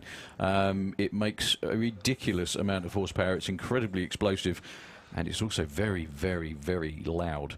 Everything that you've seen so far is just kind of... is very, very impressive. However, anything with nitro in the tank tends to take it off the charts. The engines in these produce somewhere between 10 and 11,000 brake horsepower. You didn't hear that wrong. 2 cars on the start line, more than the entire Formula One grid. They are very tricky to get down the racetrack, being short wheelbase. These are the first runs of the weekend for them. They're going to have 2 qualifying runs today and 2 tomorrow as well. Then it's obviously into eliminations on Sunday. And the whole idea of qualifying is to set the field and to set out where everybody is going to start from, if you like. But also, because they don't get very much track time, these first runs will more than likely just be launches just to make sure everything is working okay, and then they'll come back and hit it a little bit harder later on this afternoon. You're watching the live stream, aren't you? Yep. I'm actually reading the auto text to see how it translates, and it's really good. on. It's really good. Can I see if I can screw it up? Shall I see if I can screw it up? No, I better not, actually. Can we have FIA... you're watching the live dream. There you go. FIM Pro Stock Bike into the lanes, please. Can we have FIM Pro Stock Bike into the lanes? So, the Undertaker team looking as good as ever, wandering round... And here comes Mr. Steve Ashdown with strapped into the hot seat. Hopefully not literally. We've already had 1 round of the Funny Car Championship back at Easter. Everybody ran really well. And it was Kevin Chapman that came out the winner of that weekend. Kevin Kent, I think, was the one that had low ET, but everybody having a good weekend. And it was also really good to see Mark and Jackie Hawkins with the Gladiator having a good time too. So Marie Mills back to the J job.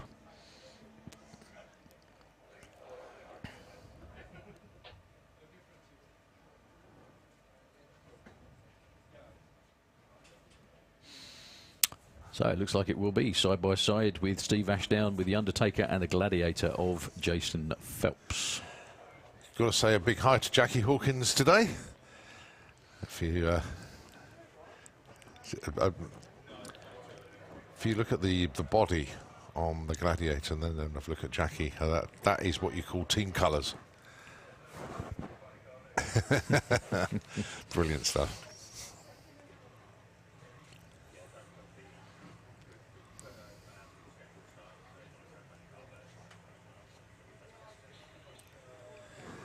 Oh, that's interesting. You got Rue Pitt from Lucas Oils on the back of the pickup truck there with the Gladiator team. Obviously, they are supported by Lucas Oils. That's right, we had Rue up here last time. We did, yeah. Yep. So we're really getting into the swing of things with the drag racing scene. Absolutely brilliant stuff.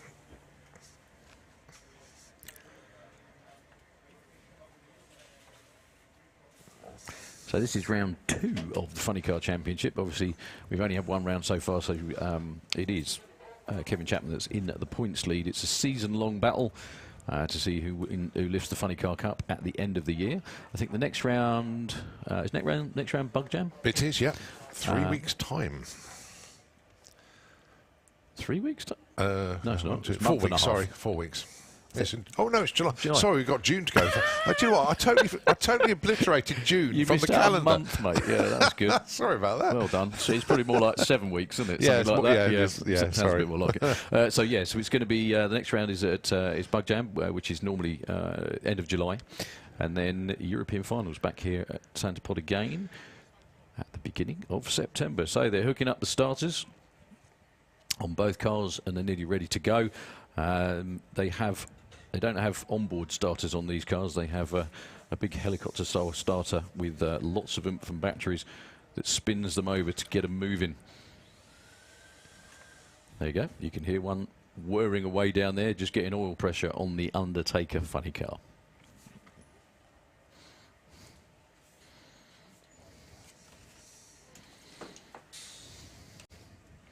So we're going to be seeing this quite a few times this weekend, which is always a good thing. So the first noise you'll hear is a burble as they start the cars on effectively a squirt bottle, regular petrol, and then they turn the fuel pumps on, and then the note changes distinctly to that glorious cackle of nitromethane. And we're also going to see just how high everybody on the VIP balcony jumps this time, because they haven't seen these cars before. They've seen quite a bit, but for now, nothing quite that loud.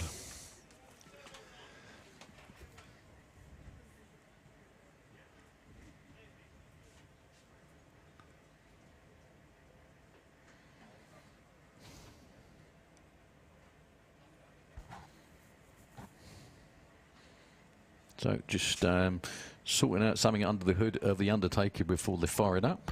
I think Jason Phelps is ready to go and the team are ready to go.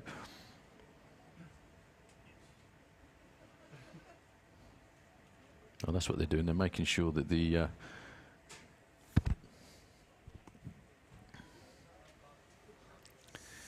you can actually see it on the live stream. They're actually just making sure that the computer box and the timer box, everything is battened down as it needs to be.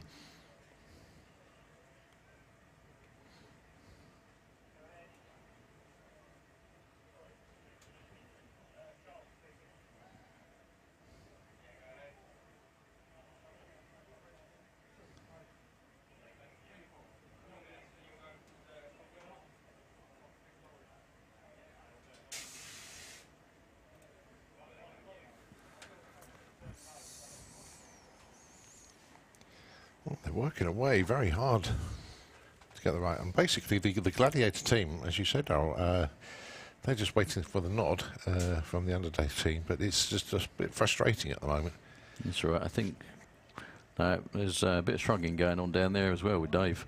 No, I don't think they're going to get whatever it is fixed. So it's going to be Jason Phelps will be the first car on his own, unfortunately. Looks like, yep, Steve Ash down there on whatever it is. Well, at least it's ready for the next round of racing. But whatever the problem is, it's not something that can be fixed quickly and simply behind the start line. So Steve Ashdown being pushed back, excuse me. And Jason Phelps is going to be fired up right now.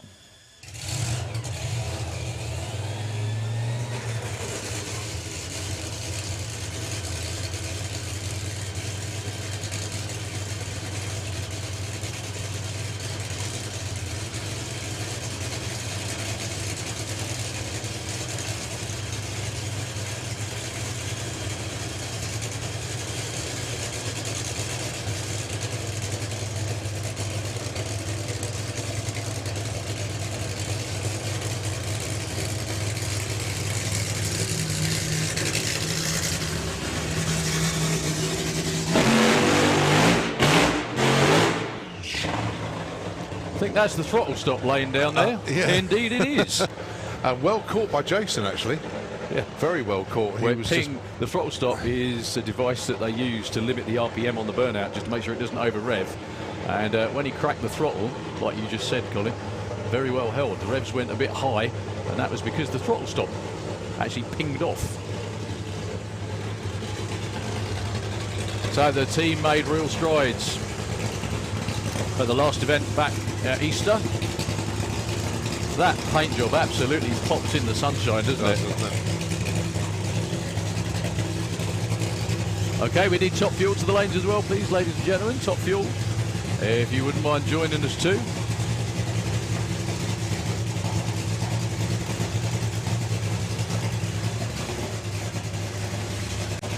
So, last minute checks by all the crew.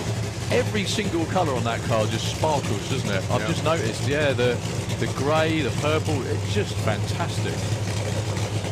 Who said modern funny cars can't look pretty? So that's part of the team ownership. Mark Hawkins brings Jason in stage. So this will probably be a checkout run. Probably 100, 200 foot, something like that. Good luck, Jason. Well, and get to 100 foot or 60. Blazed the tyres. Look at those hourglass marks. Check out how wide they are and then how thin they are too. Look at that. That was instant. Absolutely instant. Well, not only that, those tyres, I mean, you say, yeah, the contact patch became very skinny, so they had like full expansion on the diameter of the tyre as well there. He got off it quick enough as well. Good boy. I told you we needed a makeover as well as a tower, didn't I? I wasn't joking. I wasn't joking. Look at this comfy chair as well. Well, you can move my rucksack. Sorry, mate. There we go. I'll be vacating in a second anyway.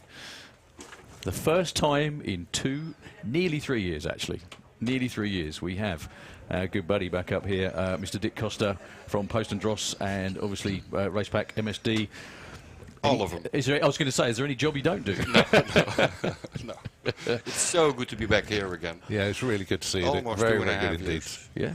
Yeah, look at, honestly, look what we've done, like what we've done with the place. Yeah, it's not bad. It's not only this, the toilets, the showers, everything looks very good. All things considered, the fact that we've had pandemic, lockdown, all sorts of grief, everyone's had it, haven't they?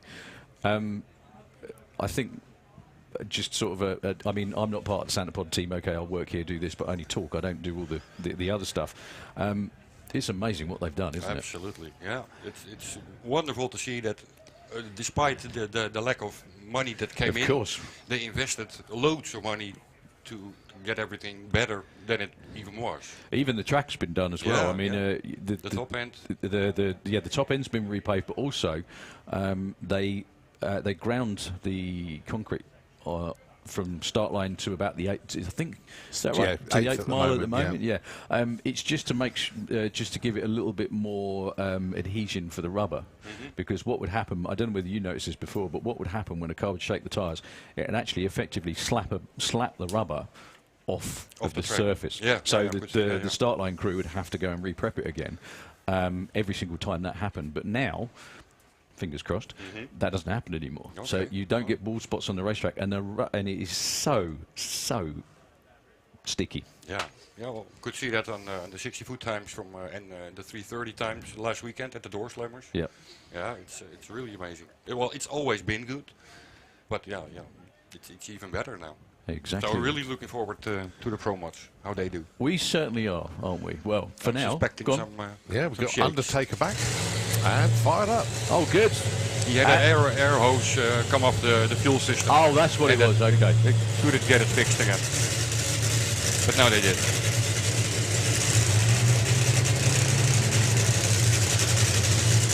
Going side by side then, Steve Ashdown and Kevin Kent. I don't think we have Kevin Chapman down for this round of racing. Oh, round of qualifying, I should say. That's on me.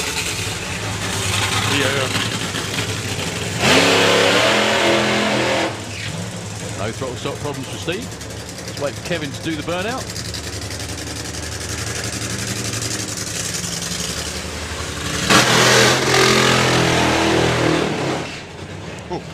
Yeah, you were going to say, sorry. Yeah, well, the other funny car has an issue with the ignition timing to set it over to the data logger. Okay. So because they take out a lot of ignition, they start at 55 and then they retard it a lot. And normally you can see it back in the data logger if it really happened. Okay. But now the connection between the MSD box and the data logger isn't working. Oh. So I will have to go over there, call my guys in the US to help me out. This is a really, that doesn't sound like a lot of fun. No, well, of course it's fun, but it's difficult. What it is, it's yeah. difficult. That's not my daily. Funny cars, if top fuelers are not my daily thing. But the ignition is. So why do they take so much ignition out of it? If you could just explain that. Because these cars have so tremendous much horsepower, and you cannot do that only with a clutch. The clutch comes in steps, or let's go in steps, but you also have to take out the power by taking out ignition. Otherwise, well, you saw it on the left lane, the run before, it will just go up in smoke. Yeah, you can't put, basically what happens is you can't put all the horsepower in at once because, well, that's effectively what happens. No, the clutch will be locked somewhere after the 8 mile, not sooner. So Kevin Kent was our low qualifier back at Easter. He's in the Kestrel Lane with GFSI Insurance and Southern RV Hire on board. Steve Ashdown with the Undertaker. There we go. Dave Bryant says go get him. Again, if the launches go well, probably about 3:30, something like that for their first run of the weekend. Although knowing Kevin, that'll be quarter mile.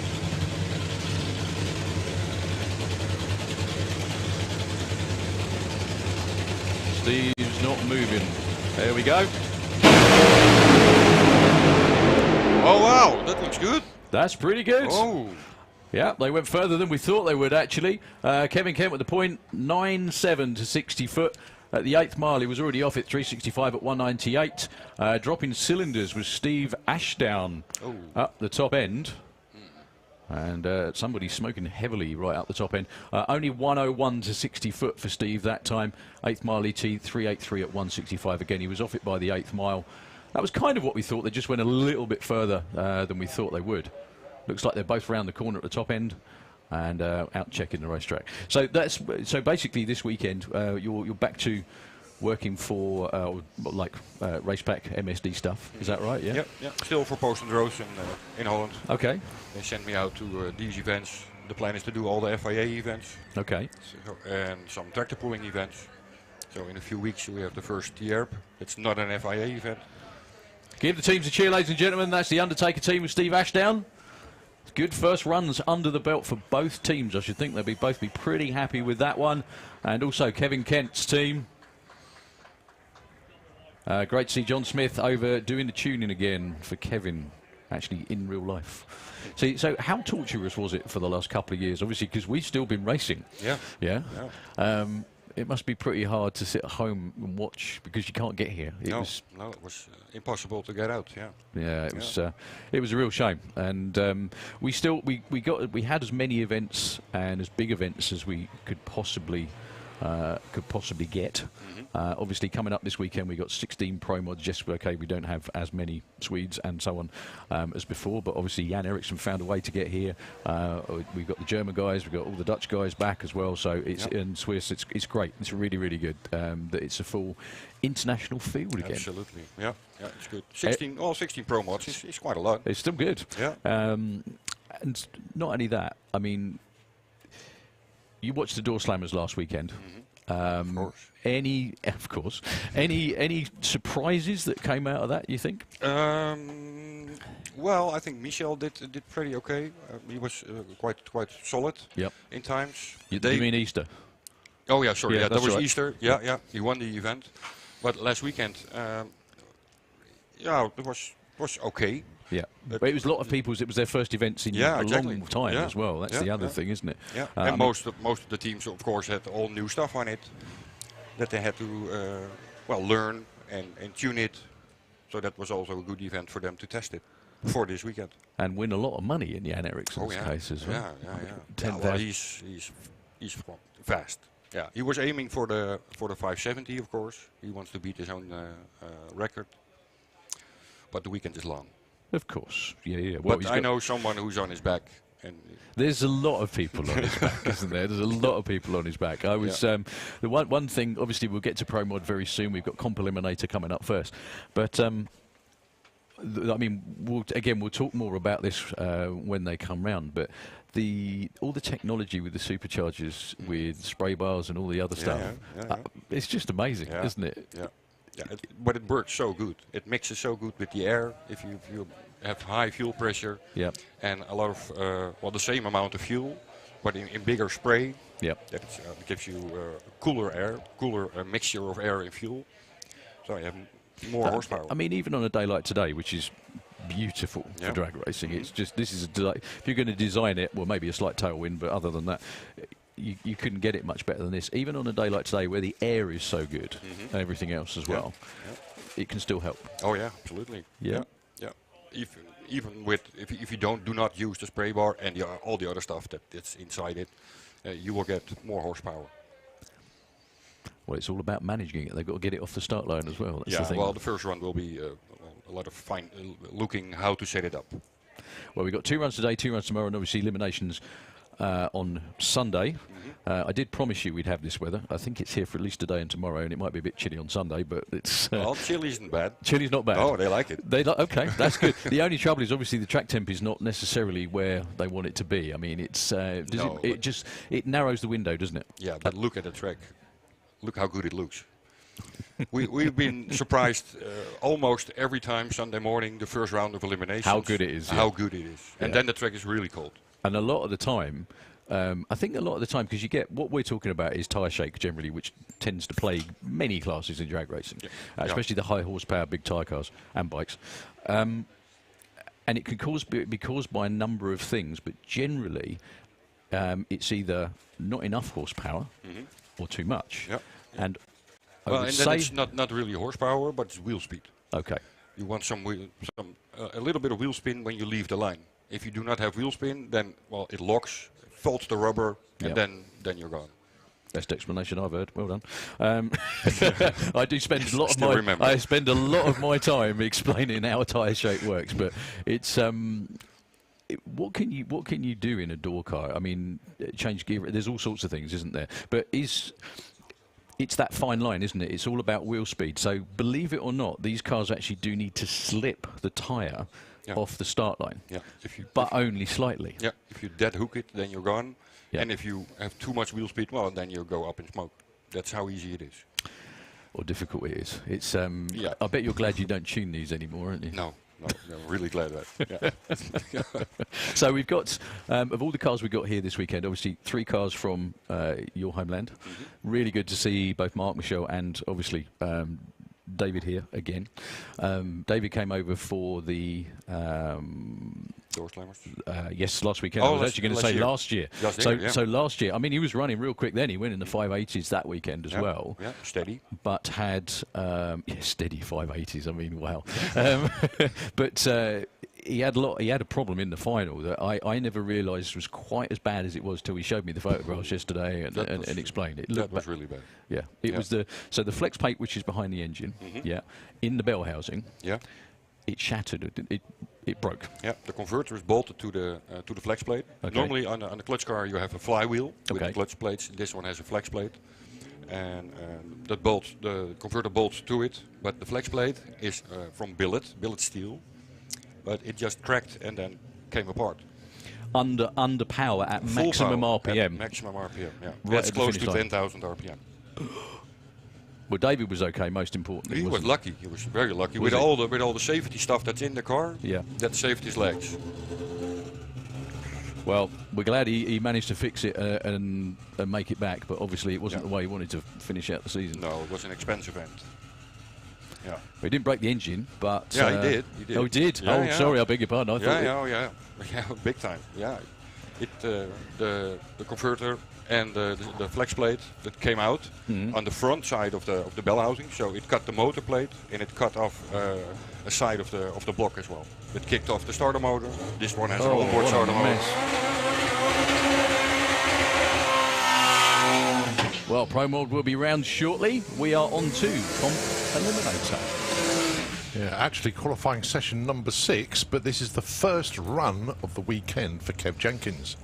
Unfortunately, completely windowed block last weekend. Yeah, more like patio doored, I think, than window. It was massive. Yeah, first he had all the bolts from the clutch from the flywheel broken, I think, last weekend. No, Kev, the engine, you could see straight through it. Yeah, no, but before that... Oh, right, yeah. Oh, yes, he did have that problem as well. Cut all the bolts. He's taking on our good buddy, Mr. Luke Stevenson. I think that's Luke in there, unless Luke's got better looking and slimmer. No, 888 is his target, even though it says 750. That's his indexing compass. Yeah. So, Kev, first run since the rebuild. It's interesting what you were saying, Colin, about him zipping over the country to pick up used blocks. Nice looking launch for Lukey as well, 123. That's actually quite a good race. 934, 136 and 1052 at 96.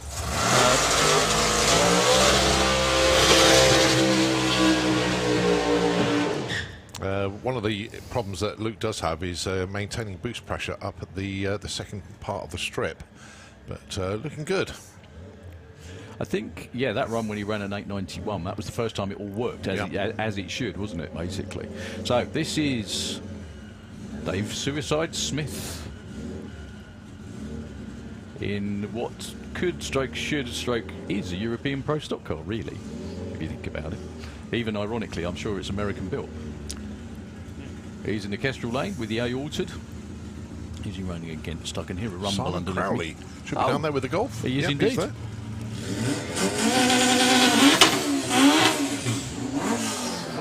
One of the good things and one of the innovations about Comp over the recent times anyway is that they've allowed the VW classes in with their own indexes, and some of them are very, like Alex, who won the with the single cab. I don't know whether you saw from last weekend, the VW bus, camper, whatever. Sorry, not whatever, that's very rude. Yeah, single cab. he won. Yeah, it's a single cab pickup. His index, I think, is 950, and he went 901. So he's very, very competitive with it as well. It's a really, really lovely, Didn't he win car. the event? He did. Yeah. In the full cylinder. That's right. So Simon Crowley put a run in yesterday.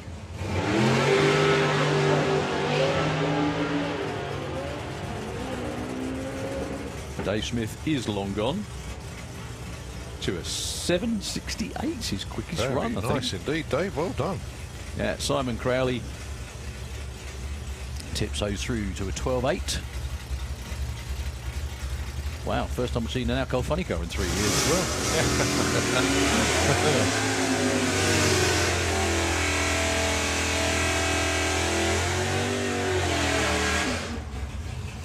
So side by side. Yeah, number 1 and number 3 qualifiers at the moment. Dan Williams with the Williams Brothers Chevelle and Spencer Tram Quantum League 3, the Team Williams Brothers Camaro. Spencer's in the points lead, isn't he? He is, yeah. Is that right? Yeah, so Spence, his index, it's all about indexes. Those aren't dial-ins. They're trying to run as quick as they can. 11.55, auto inside the racetrack.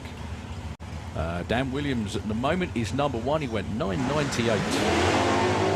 Whoa. Wow. Big wheels down there for Dan, but as per usual, rides it out. 9.97. Improved slightly. Spence stays at number 3 with an 11.03. He's lost a bit of ET from somewhere, hasn't he? No, he picked up a little bit there, actually. That was really good. Sorry, only from Easter. But yeah, still very competitive. 0.52. They're very competitive. 0.52 under his index. Colin, the Williams Brothers cars, are those officially like the stock super stock cars? Yeah, all of them. Okay. Well, the 3 that are in comp definitely are. Guy King's isn't at the moment, basically because of the engine.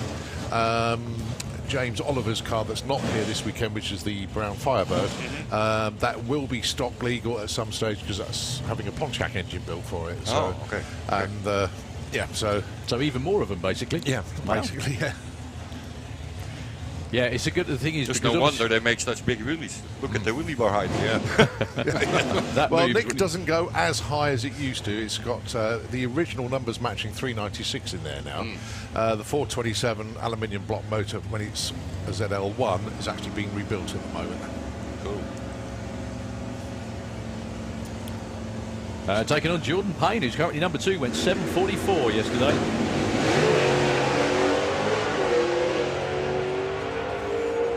Bit of shake for Jordan. That won't be a 7.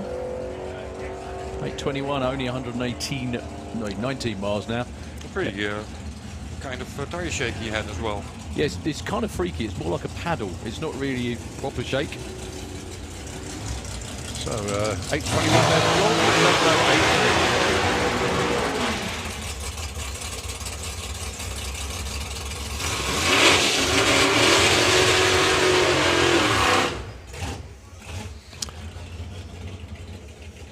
Ah, he's ANA this morning.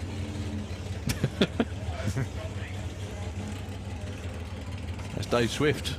Yeah, no, beg your pardon. It's BNA, I beg your pardon, not ANA. Although it says ANA on the car. Yeah, anyway, his index 768. There we go. Venting the nitrous. So he's actually changed classes. Oh, Whoa, what happened to Robin? yeah, Robin Orthodoxy with the altered. Now consistent 7069 car. His index is 7.45. These are kind of conditions that normally aspirated engines absolutely love. He's pointed to the left quite a lot. It seems to do that on every run, actually. Oh, okay. It's all right. Yeah. I don't know whether it's deliberate. It's just the way the car hooks. It maybe straightens itself up afterwards. Good to see Dave with the nitrous on this morning. Now, Robin's car has been launching lovely, absolutely dead flat, and now I've said it deliberately won't this time. They're always fighting with tire shake. Always. It's so far, so far this year, I don't know what they've figured out, but it's made a big difference.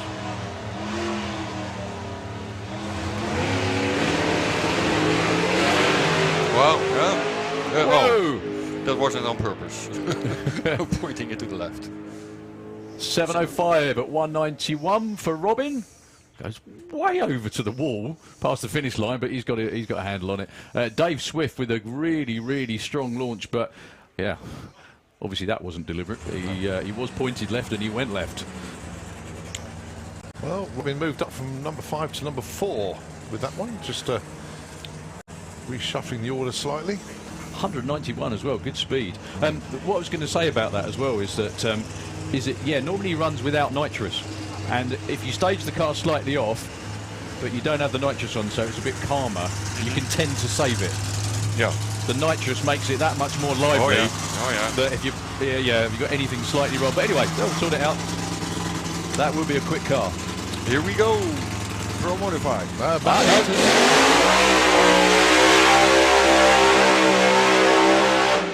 Double A Pro modified. We're still in comp. No. Yeah. Is He's it in Matt? comp. He's in comp. He's in comp. Yeah. Matt Peters is in comp. Oh, really? Oh, sorry. That's all right. Got all excited then, didn't you? We've also got another Pro Mod in Comp Eliminator as well, which is Chris Orthodoxy. But as yet, we still haven't seen Chris down to put in a run. No, I know he had some issues with his transmission yesterday. Okay. Yeah, he didn't make it. He didn't make a run at all yesterday. I saw he come over to Dave Vector with this part, and I don't know what that was. So that was the cover of the oil pump in the transmission. Ah, okay. So the converter snout drives the oil pump, and the bearing in that was gone. Ah, right. So you're going to see 2 of these sort of this weekend. Yeah. This is Norbert's previous car. So good to see Matt Peters back with the supercharged Avenger. His indexes are rather soft for a Pro Mod, 716. However, if he runs anywhere near that, I'm sure he'll be doing handstands.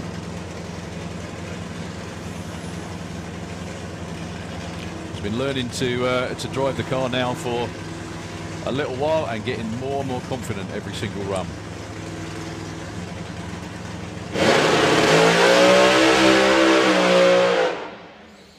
Makes a move for the wall. Nice launch, though. Very nice launch. Yeah, much more I've seen like that it a lot from worse Matt. from him. 985 at 87 miles an hour.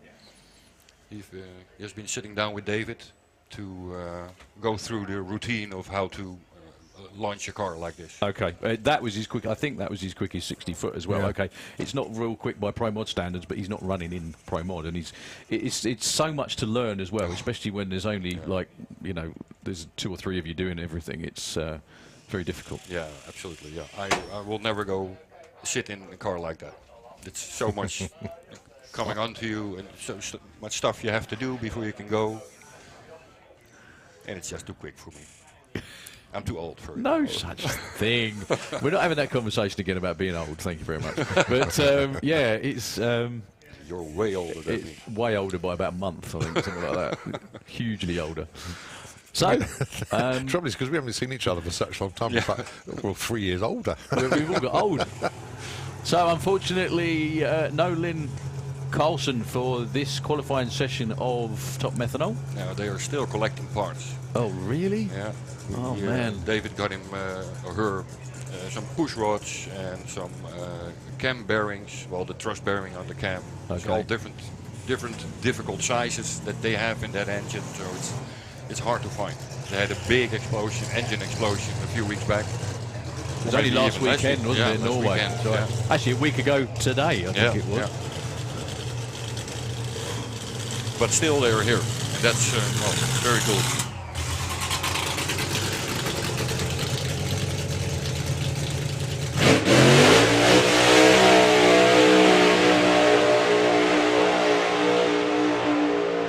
Sandro Bellio saying, welcome back. I think he has new tires. In style, yeah. He doesn't now. But, yeah, Sandro Bellio, last time here, 2019, before the world stopped. You think? No.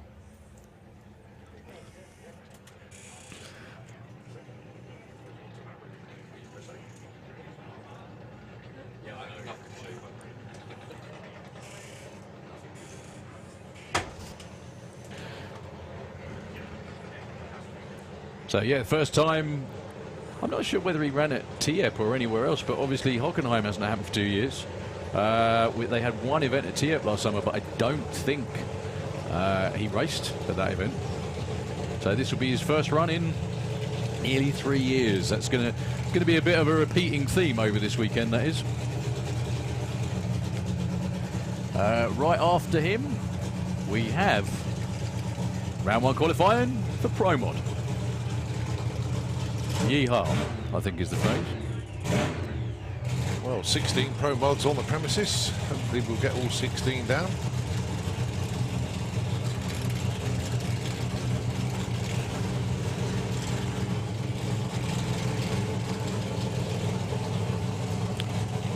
Now this is just going to be a checkout run for Sandro. Not sure how far he's going to take it down the racetrack, because it's the first time the car's been in one piece, I should think, for nearly 3 years as well.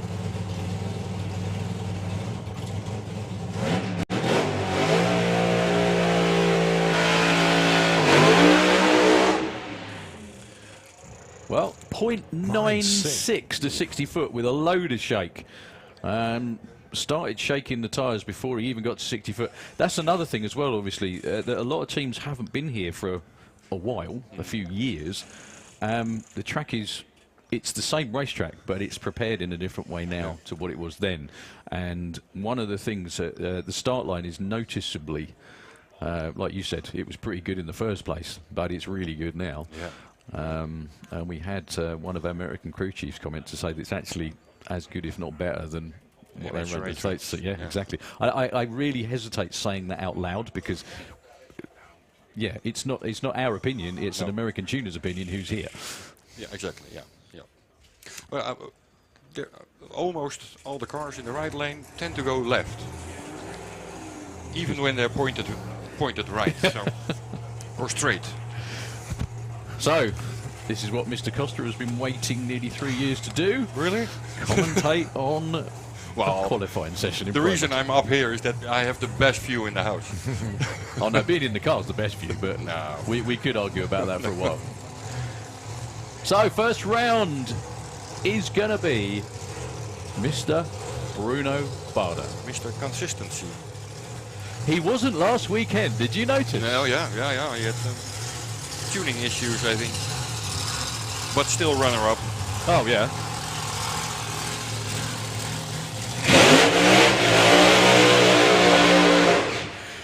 So Bruno with the Gotham City Corvette has had the car a long while. He used to run it in comp, didn't he, with a nitrous engine, and was at the Door Slammers last weekend to get a bit of testing before the start of the season. He came over in September last year, won the Door Slammers and the European Finals shootout. Came close last week, but he wasn't, like you just said, Mr. Consistency. He wasn't consistent at all last week. More busted runs than I think I've seen Bruno ever do. Yeah, well, the only one who was consistent last weekend was Jan Eriksson, I think. Oh, he had a few as well. I think the thing was because of the way that qualifying works at the Door Slammers, it's open qualifying. Yep. They were just trying to see what the track would. They were just constantly trying things. You know, that's what it was all about. When it came to racing, they were on it every single time. So good to see the staging lanes full of big door cars again. The reason that Bruno is first up in the class is because he hasn't competed. Missed a few seasons. He had a crash, didn't he, in Finland, and then spent a long time. Really bad crash. A nasty one. Yeah. And not only to fix the car, but also to recover himself. He has double vision.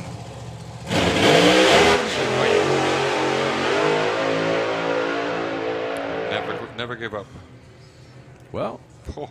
758 at 145 was obviously not the number he was looking for. Yeah, that was odd. It's very, very strange to see a Pro Mod just spin the tyres like that, isn't it? Yeah. Normally they don't do that, or they go in big shape, but not so often up in smoke immediately. Well, Bruno. I know he has new tyres on it now for this run. Okay. So, well, maybe a bit longer burnout, but. Well, talking of longer burnouts, the next car coming round wins the long distance award, I think, for this weekend from for Pro Mod, definitely. Andrei Arnova, all the way, that flag you see above the door pillar, he's all the way from Estonia. Unbelievable. I think he drove 2 full days to get here. That's right. He got the boat over to Sweden and drove down that way, but.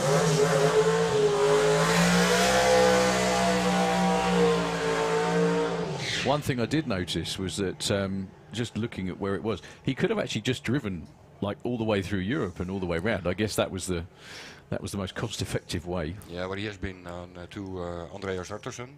Yeah. To have the car on the wheel dyno. That's amazing. Those videos are incredible because Dave did that as well. David did that. Yeah, he was the first one with the blown alcohol car, and he broke the dyno. And he's proud to say that. I'm sure he is. The trouble is, he's sort of like a blown car, sort of unrestrained. Well, it's restrained by straps, but like it just looks a bit nervy, if you know what I mean. Yeah. And Andreas does a lot of dyno testing and tuning on that dyno. Yeah. And but never a blown alcohol car. So I think the whole area around him asked what happened because there was such a loud car on it. Well, Andreas, his own car was obviously, and this one, Andrei Arnova's car, they both got the similar setups in them. The Proline engine. The Proline Hemi, which is kind of state of the art in Pro Mod, if you're of the turbo persuasion anyway. Yeah. This car, I think, again, you'll know more than me, is an ex-Ricky Smith car. Yep. He had a lot of issues last weekend. He burned quite a few pistons. All the smoke you've seen in the top end were all melted pistons. He melted one and couldn't get it fixed in time for the semis, unfortunately, as well. So, Andrei Arnova with the turbo car, he's going to spool up those turbos. This is a 5-second race car, ladies and gentlemen. 580. He does the same thing, just completely blows the tyres away. Well, not immediately. He moved a little bit. Yeah. It started with tire shake and then it was gone. 14.60 is what he runs through the finish line. Sometimes Pro Mod's a little bit like this. I remember the qualifying session back in 2008 when Mats Eriksson ran the first 5-second run. every run up till that final pair with him and Andy Robinson was everybody had problems. Yeah. And then just like that, Andy ran his first 6-0, Mats ran the first 5. Yeah. It's just the way it goes sometimes. Give the team a cheer, folks. They've come a long, long, long, long, long way for your viewing pleasure. Come on.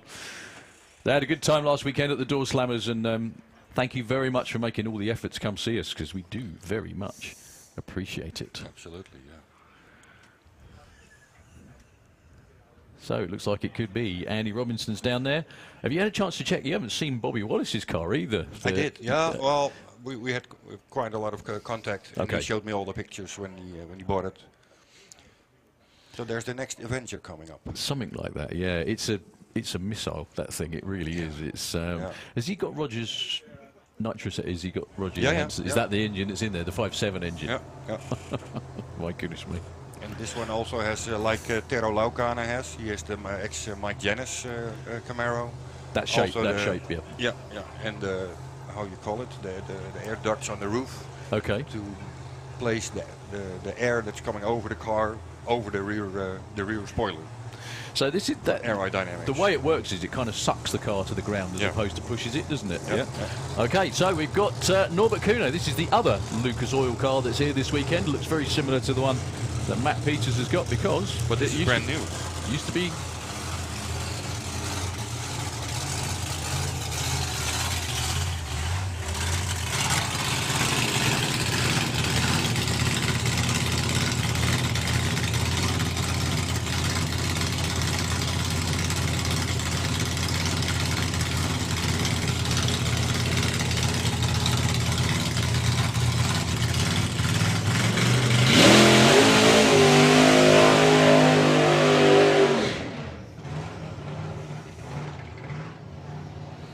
So Norbert Kuno has been in the 6.0s numerous times.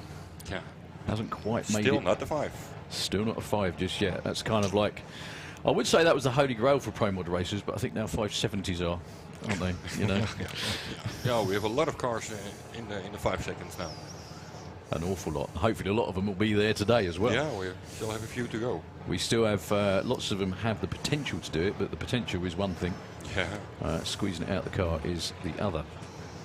So Norbert did come over here for the Eurofinal shootout last year, but didn't really make a representative run, unfortunately. The last time we saw Norbert here, other than that, was back at the beginning, I think, of 2019, where Main Event. in the final qualifying session he hit the wall. Yeah. And spent a long time rebuilding.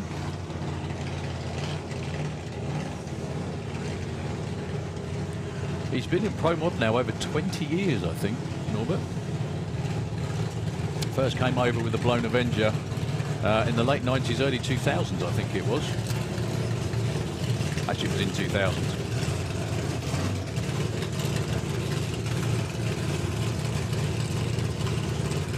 So the last minute adjustment going on with the wheelie bar.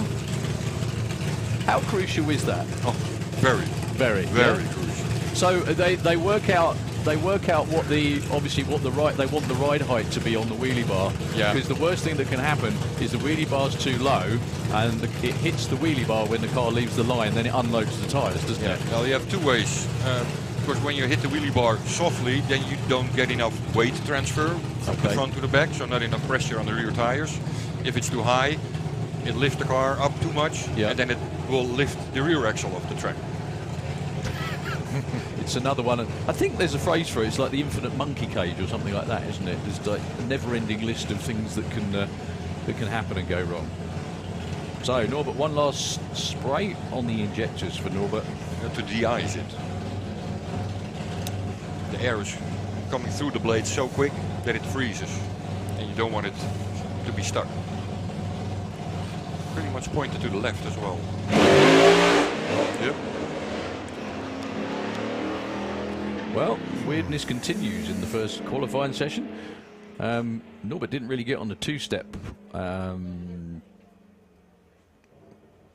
He sort of hit the throttle and the two-step and everything at the same time. So he's number 2 qualifier at the moment, though, the 13.05.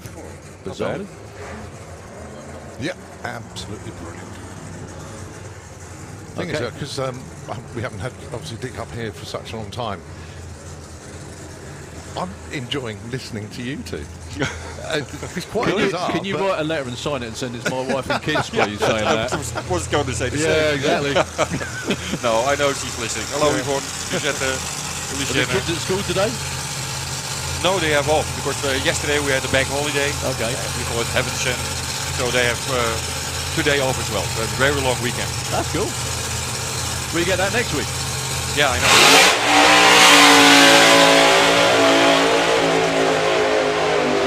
Wow. Yeah. Wait.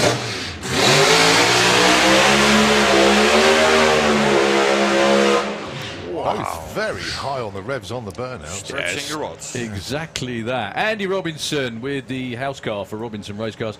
Again, this is the first time, or this weekend, obviously, Dick, is the first time you've seen that car in person, and it really is beautiful, isn't it? Absolutely beautiful. Well, I know he also built David's car, Yeah. and that is beautiful.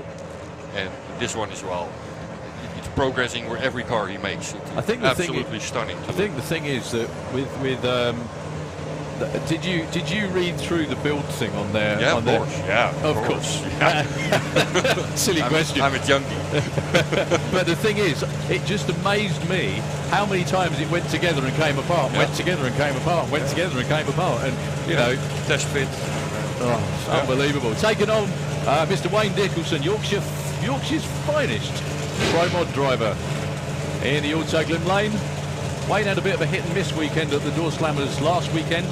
I think the new supercharger, he may tell me different, but he had a real good, consistent, low 6-second race car last year. They put the new supercharger on, and lost. It was hard work. Yeah. Easter was hard work, but they got it. They got there in the end. Yeah. He went to the semi-finals. 6:17 he ran, I think, last weekend. That's right. Last weekend, the one good run he had, he went through stage. Oh yeah. His quickest actual ET that he clocked was a 7.1. So both these cars capable of low 6s, potentially 5s. Let's see what they got for us. Andy Robinson and... Oh, look at this. Come on, Wayne. Ooh. Joy. Oh. 6:06. That's how it's supposed to work, right? Everyone that's been watching up to now. It's not that difficult, you see. Yeah, everyone else was making it look hard. That was what it was, wasn't it? Andy Robinson's number one for now with a 6:06 at 2:42. I'm sure they just wanted a, as we call a banker in the... Oh, that's quite a banker. Just to get a run on the board. Wayne's time will be deleted, I think. He Did he? I don't know. It depends whether he hit it or it blew over. I think the header pipes were that close it could have blown them over. Certainly the tyres didn't touch the centre line from what I can see from here. But are we going to review that on the camera, or how is that going to be decided now? That's a good point. Up to the race director. We have the VAR, like the football matches. Oh, please no. It's something like that, yeah. A bloke goes to stand and look at a TV screen in a box. Well done to the Robinsons. Congratulations on a real good A to B run to open the account. Wayne's car just seemed down on power all the way through. Only a 108 to 60 foot where Andy was one flat. 403 at 190 for Andy Robinson. Sounds quick, but that's a good couple of tenths away from probably where they want to be, actually. Yeah, 2 tenths at least. And back half in 2:03.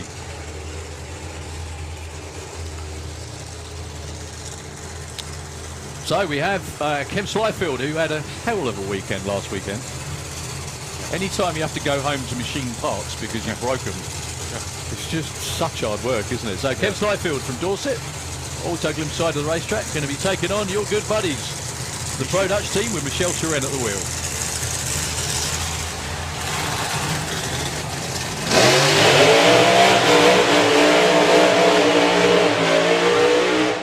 So Kev Slyfield last weekend put in a few 5-second runs, and almost, but for about 0.003 of a second, he would have beaten Jan Eriksson, but he red lit, unfortunately. So there's no slight red lights.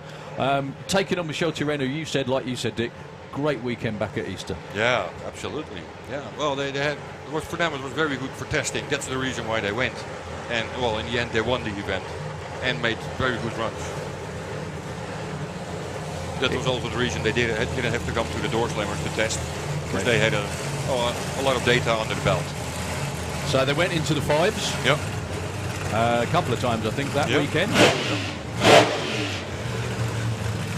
Now, Kev Slyfield put in a lot of runs last weekend. Like I said, a couple of 5-second runs, a couple of runs where it shook itself to death, which was, I think, what broke. Was it parts in the rear end, Cole? Do you remember? I think it was like axle mounts or something like that, wasn't it? He broke. Yep. But I think when talking to Tony said it's not the first damn time it's happened as well. It's that, you know, kind of an ongoing thing. So everybody just looking to get from the start line to the finish line in good order. I think for most of the teams right now, it's important to get from the start to the 8 mile. That's the most important data, and then they will see what happens after that. They can lift, and then they have data for the next run. Start changing and stepping. Bye bye. Kev? Yeah, now they have to shut down Michel. Oh, and that's the reason why he has to be shut down. Well, he lifted just in time. That 60 foot is the quickest I've ever seen for a Pro Mod car. You're going to correct me if I'm wrong. But a legal Pro Mod car, 0.95 is ridiculously quick for a door car. He still goes 12.97. Possibly that was the reason it shook, because it didn't have any. When the car doesn't have any wheel speed, it gets to 60 foot quicker a lot of the time, doesn't it? Yeah, if you're lucky. Yeah, if you're lucky. If it survives. Actually, saying that, when he hit the wall a couple of years ago, if you remember that, I think it was. I think that was at the door slammers actually, back in 2019 or maybe 18. He hit the wall, and that night that 60 foot was a 93 actually, which is just too quick. Too quick, yeah, exactly. And there is such a thing as being too quick, because. What we've been talking about, Dick, obviously, is the wheel speed, and you have to have a bit of slip to get the tyres working to stand up a bit. Yeah, well, that was a terrible explanation, but... No, I understood. You understand, that's all right. Well, bad luck to Kev's team. Not sure what happened there. That was a weird one. Hey, now we get 4 turbos at the same time. John Webster attempting his best JT burn out there. I don't think you saw that, did you? He was completely at an angle. He was coming from the centre strut of the tower, but no, he's being pushed back now. Maybe he has to clean his underwear. Something like that.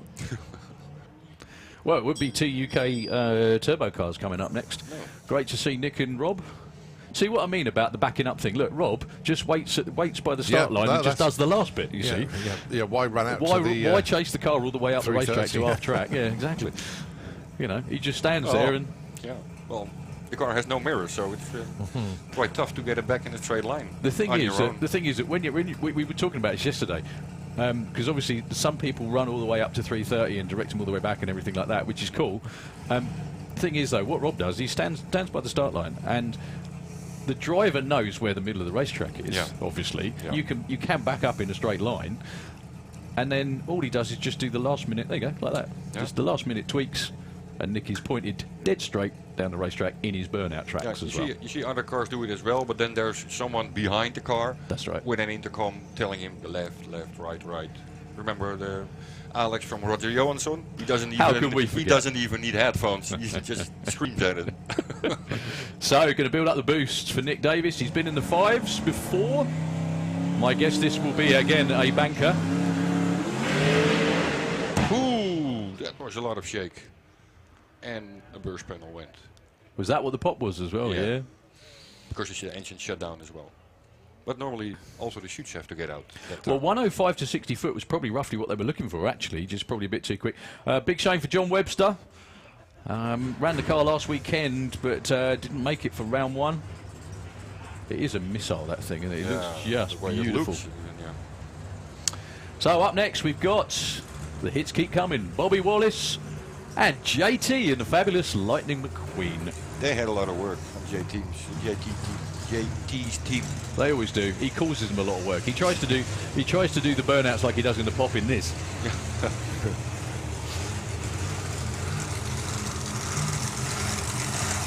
What a great car.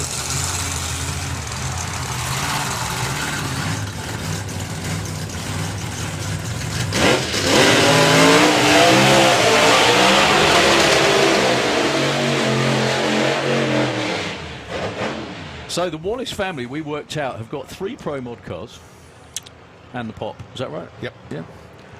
This is the quickest of them. But Annie, you must have seen last year and at Easter, I think, so well. I mean, just unbelievable. She won her first event. Sure. Already down in the low 60s with a Mustang. Actually, she ran her first 6, got her license, and won the event. Yeah, I did tell her at the time, now's a good time to quit, because it's never going to get. You're never going to do any better than that, are you?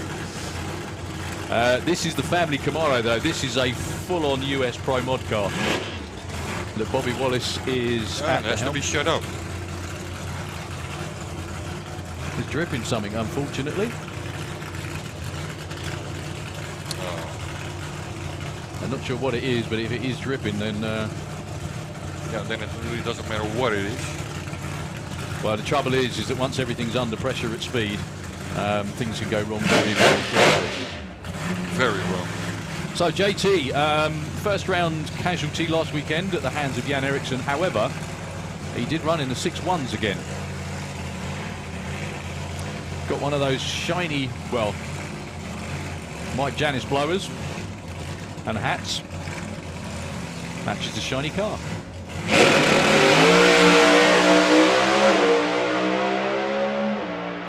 Walks off the line to a 620 at 234.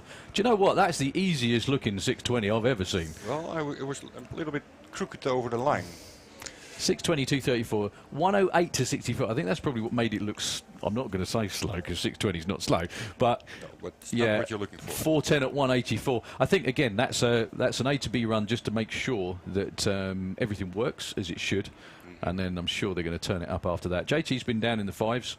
A few years ago now, he went 597. Yeah, whatever that was, whatever that leak was, unfortunately, it requires the shoe to come out and do a little bit of track work. Oh, then it wasn't for nothing. No, definitely not. We've got some serious 5-second nitrous cars here this weekend as well. Obviously, Bobby's car, and coming up shortly, Jean Delemont with the nitrous Camaro too. It's a shame to start your weekend off like that because you always want that first run. Yeah. You always want to. So important. Every run is important to collect data. You really need all 4 qualifiers to get a good base setup for Sunday eliminations. Yeah, which is always when the weather's different and everything's different. It's just the way it works, isn't it? Give him a cheer, ladies and gentlemen, please. From just down the road in Bedford, or near Bedford, I should say. That car is beautiful. Absolutely beautiful. From inside and outside. Just the driver. It needs work, I think, maybe. He's bigger than me, I shouldn't say that. How you doing? Very good. See Mr. Miles back up in the tower. Hopefully he hasn't brought the smell with him, no.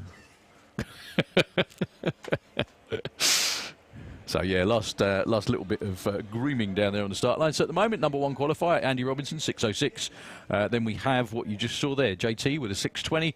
Up next, Wayne Nicholson with a 645. Even though that wasn't the run Wayne wanted, anytime he goes to the finish line and actually pulls the chutes is always a good thing because it means that it means more fun. I was talking to Wayne last weekend and he said one weekend recently he said they think they made 8 or 9 runs, something like that. And he said they're absolutely, they were shattered at the end of it. But it was good because they were all full runs,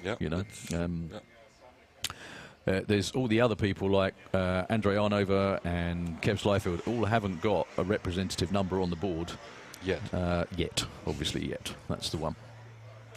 So just tell us a little bit about Mark Hartvelt with the Voodoo Hemi. 5-second race car. He was actually MSA Pro Mod champ back in... 2019, is that right? It is. I think so. Yeah. I think it was 2019, wasn't it? Yeah. So the engine in that, I mean, again, you're the man to ask. It's quite a unique combination, isn't it? Well, the cylinder heads are unique. Okay. Yeah, they are made in Holland by Egbert and we call him Peppy from Post and Roos. They designed it. And they run them on a few pulling tractors. And now Michel Toren and Mark Hartveld runs the same cylinder heads. And they do pretty well. So very well. So how are they different to like the regular fat heads? The Brad Anderson like Hemi heads. The intake and the exhaust ports are different. They're longer and they are smoother, and that's what seems to work. Well, it certainly seems to work. Yeah. I mean, so on the tractor pulling side of that, you do a lot of stuff with tractor pulling. Mm-hmm. I'm in a team now, actually. You are? Yeah, I am. Yeah. You're in a team? Yeah, I'm in a tractor pulling team. We build on some well, the MSD power grids that also use the Pro Mod cars use, and we have a tractor, the MPM Seaside Affair. We're on 2 classes, modified and light modified. That means 2 blown hemis or 3 blown hemis. Or why not? How? Yeah, no, why not? Obviously, but how do you? Just if you don't mind, with changing tack from drag racing for a sec. So they're pretty much the same engines, obviously. Exactly the same. Exactly the same engines. Okay. Same blowers, same heads, same blocks. So how do you go about tuning a tractor? Because obviously the engine's at full RPM for much longer than it is on a drag strip. Yeah, way longer. It's about 14 to 60 seconds. Wow.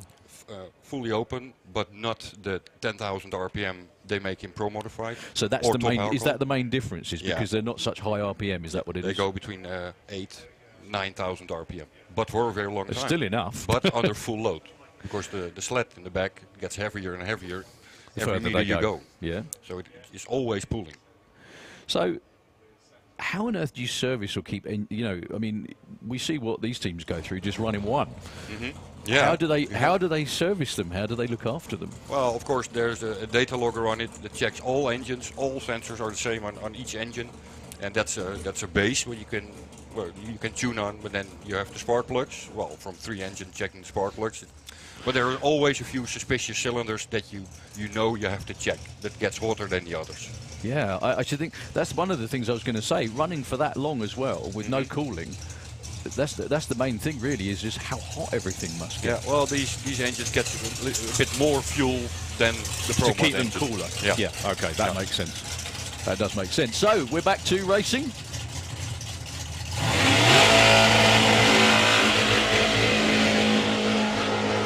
This is Jean Doulemont's second trip to the UK this year. Here back at Easter. He wasn't very lucky at Easter, if I remember right. I think he went in the 6.0s once or twice. Actually, he did in round 1 and got beaten. Yeah.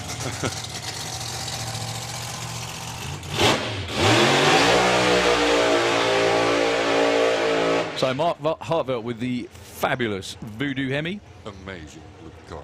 It's a proper doorstop, that thing, isn't it?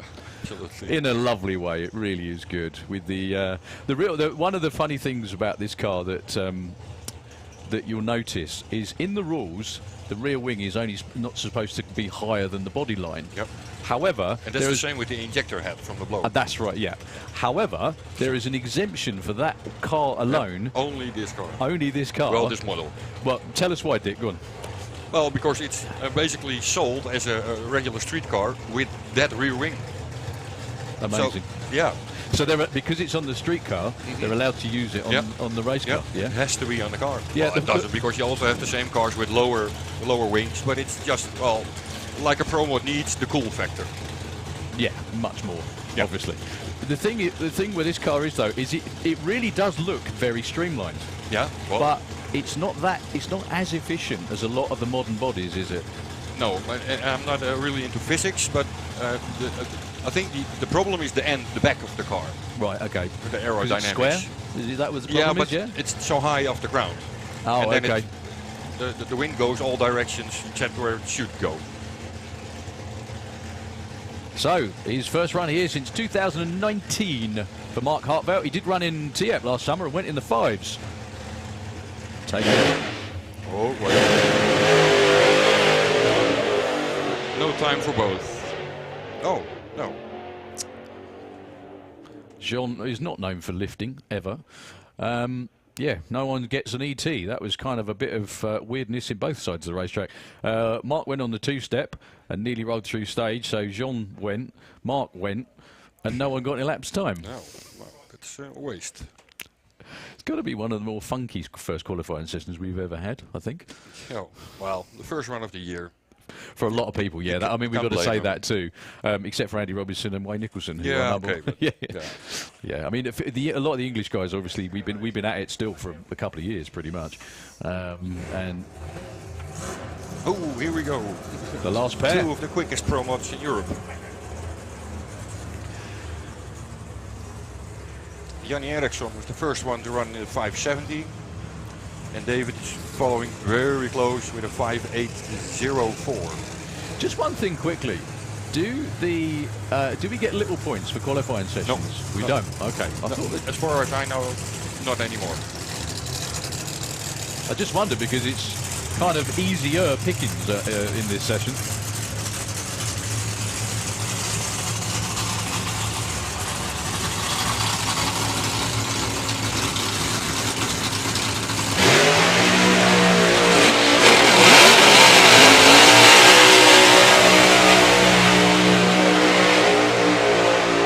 So Jan Eriksson, winner of the Door Slammers last weekend, winner of the European Championship 2019. And holder of the European record in time. Was he quicker than Jimmy Orland? Because Jimmy Orland went 5.78 before Jan did in the same qualifier session. They both went 5.78. I think... Uh-oh. Go on. 5.78 with a 9. Yeah, I think Jimmy's been quicker. I think he Sorry, Jimmy. Sorry, he holds Magnus. it's okay. he holds the European record, Jimmy, but isn't the European record for Pro Mod 5.75 with Andreas Arthurson? Yeah. Before they changed the rules. The quickest blown car in Europe is 5.78. Yeah. And he's done it, and Jimmy Orland did it as well in the same qualifying session. The same event. Yeah, the same session. Yeah. Well, I said this back last weekend. He would have, if he'd run badly in the first session, the first qualifying session, he would have been out first. So by complete luck of the draw, because Jimmy didn't run well in the first session, he was out earlier. Yeah. In the next session, which is when they both ran 5.78s. David Vector with the all-new Noonan Race Engines. If you have the chance, go check out that engine. If you're walking in the pits, the spectators, I mean, it's gorgeous. Check out that engine. Yeah, it's almost a waste to go racing with it. That's how good looking it is. Don't say that. And the tractor pullers have got 3 of them. Yeah. Yeah, exactly. There we go. So, 2 580 race cars, actually 1 570 race car as well. David had some really good short numbers last weekend. Yeah. And then a really hairy moment on his last run of the weekend too.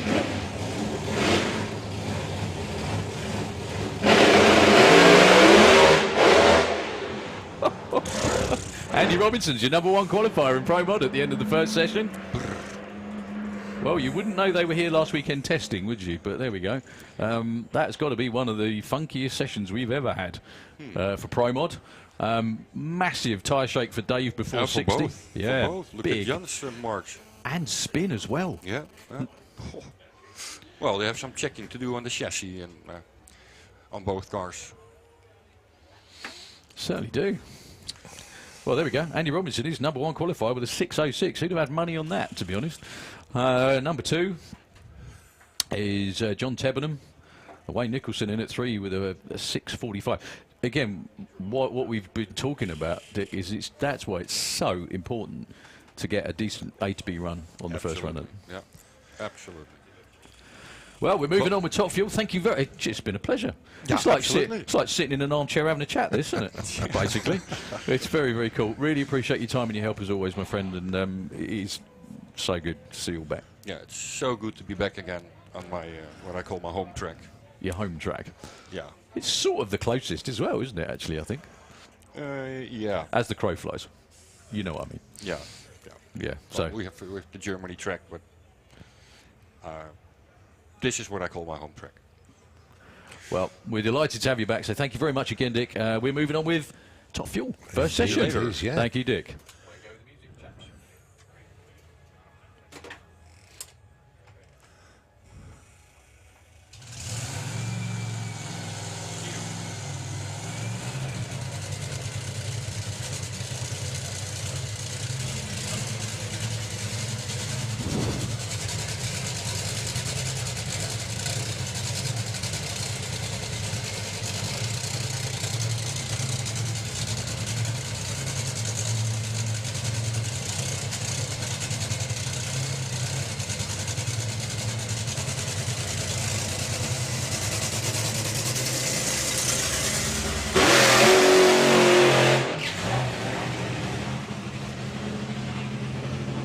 So, Ida Zetterstrom with the Emstrand.ax Top Fuel Dragster.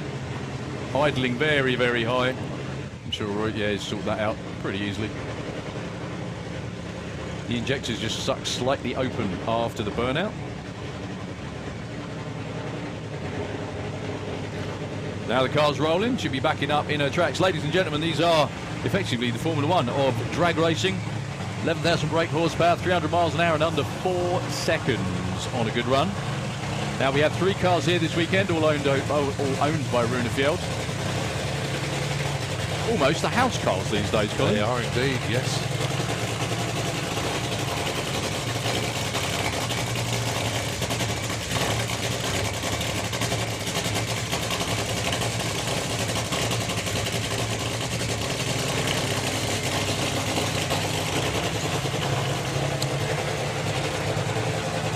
Showing a good run. Licensing last year, 386 is what she licensed with. The blower belt went on that run. That's only 245 miles an hour. But her first FIA round of qualifying.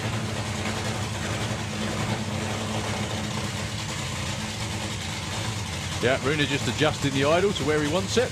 That's what he's doing on the side of the injector hat. There are little pins and they plug the holes to let more or less air in. So Ida into pre-stage for the first run of the weekend.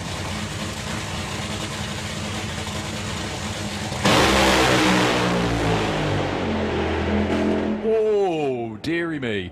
4:14 at 222 miles an hour. Dropped a cylinder off the start line. She still went 0.87 to 60 foot and 316 at 256 miles an hour to the 8th. However, the engine wasn't happy from start to finish on that run. When I say drops a cylinder, could you see that as well? You can see the just raw fuel. Yeah, instead of the cylinder firing, what happens is all the fuel, because the amount of fuel that they pump in these things is tremendous. Give the team a big cheer. They've got quite a bit of work to do. But that's kind of how it's supposed to work, apart from the flame part. Yeah, so when I say drop to cylinder, the fuel pumps on these cars flow about 120 gallons per minute. I think you know this better than me. How many shower heads is that all at once? Well, basically, it's 8 power showers on full bore. It's still not quite enough to show how much fuel goes into a top fuel motor. It's incredible. And the trouble is, with those cars, when also because of the magnetos or distributor, whatever you prefer to call them, we call them mags. They're 44 amps each, so you can basically weld with them. They're tremendously powerful because when you've got that much fuel going into the combustion chamber, it needs to be lit and it needs to stay lit. But sometimes, and unfortunately it happened to Ida on that run, the volume of fuel just drowns out the spark, and that's what happened. So she dropped a cylinder on the right-hand side of the engine as soon as she hit the throttle. Now, if you can imagine, the other thing that's most amazing about that is that if it's got 10 or 11,000 brake horsepower, if you drop one cylinder out of 8, that's 1,500 horsepower you're down. Yeah, it's insane. It's just utterly incredible, isn't it? And unfortunately, yeah, the engine wasn't happy all the way down. It sort of sets off an imbalance in the engine where one side is firing perfectly, the other one is sort of at 3/4 strength. And unfortunately, that was the result. And if you've only got 7 cylinders lit, 4 one side, 3 the other, although it's going through one crank, it does actually pull the car one way or the other, depending on which bank of cylinders are exactly there. that. Because you've got less downforce coming out of the pipes. It's one of the reasons. You've got 4 pipes pushing down on one side. We've only got 3, because obviously you've got that the explosion that pushes it down. That's right. That's one of the reasons the headers, they don't have mufflers or anything on these cars. But one of the reasons the headers actually curl round and face upwards, it's part of the downforce of the car. Yeah. It helps the car stick down to the racetrack. Well, the good news is that obviously the track is clear. The car disappeared straight away, so we're pretty much ready for the next pair. Yeah, modern day top fuel cars have an awful lot of containment devices on them. They have the ones you can clearly see. They have bags around the superchargers, ballistic bags, so if they go bang, it keeps everything in one place. They also have blower restraint straps which go around the engine and are anchored at the bottom, so if the blower does explode and lift off the top, it doesn't go anywhere. You also have covers over the spark plugs, because on the odd occasion they do ping a spark plug out here and there. Okay, signal's been given to fire them up. So, side by side, Suzanne Callin and Antti Horto. Yeah, the other thing they have as well is they've got a full belly pan underneath, so if anything falls out the bottom, so they've actually got diaper on and a belly pan. So the whole idea is to contain everything, so nothing gets on the racetrack. Sometimes that works, sometimes it doesn't. So Antti Horto and Suzanne Callin.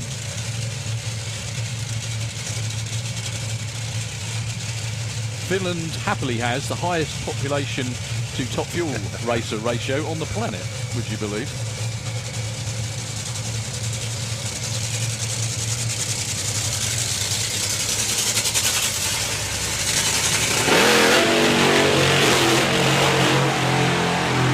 Another face I just noticed as well, which is always interesting. Down there on the start line helping out on Antti's car by the looks of it was Jimmy Walsh. Now, if anybody remembers the Walsh family, those of you who know your drag racing history will know that the Walshes have been around a long time, and that's Jimmy down there, just wandering out on the start line, and Jimmy's been around a long time. The Walshes used to, one of the Walsh brothers used to actually test Joe Motto's top fuel car for him. Right. And they're very well respected tuners. Jimmy's been at this a long time. Well, our first nitro shower in the tower currently taking place. Eyes are starting to itch a little bit. Yeah, that's just what my eyes needed this morning. Yeah, but that's what happens when raw fuel is pumped out of these motors and just drips upwards. Well, this will be interesting because Suzanne is miles out of the racing. Well, I say miles, but at least the tyres width out of the racing line. She's right over to the right-hand side of the track, whereas Antti is dead in the middle. Both of these, all of these cars here this weekend are 380 elapsed time cars. Yeah, you got it. Actually, Suzanne been in the 380s yet? I know she's been in the 3s, but I'm not sure. 390s, and although Suzanne has been 300 over the quarter, she hasn't been 300 on 1,000 foot. That's the only thing left for her. She's had plenty of runs in the 3s, especially last year. Here we go then. Second pair, well, first pair.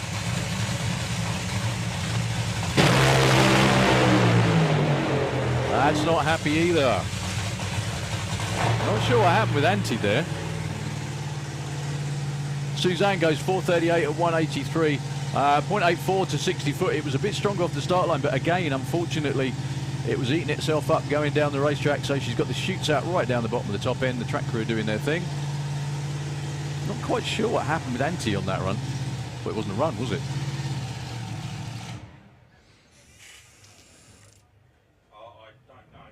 That was an odd one. Well, it was, strange session again. You know, sort of echoing from Pro Mod. It's almost like first night nerves, really. But once they got the rehearsal out of the way, next time round, it will be show. Well, when one car goes into stage, there's what we call an auto start system, and it's got the other car has 7 seconds to move forward.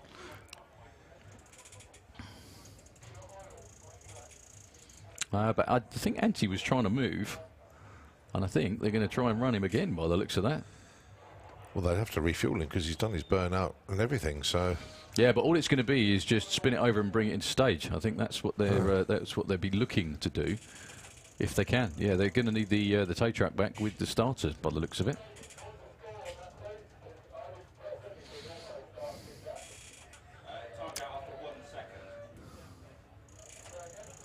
Yeah, okay, we are looking into it, obviously, because it may be. I don't think that was Antti's fault. I think that was some form of tree malfunction, unfortunately. So the track crew out there in the Auto Glim Lane still just wandering around. The track hasn't moved. Nothing's moved just yet, which is always a good sign.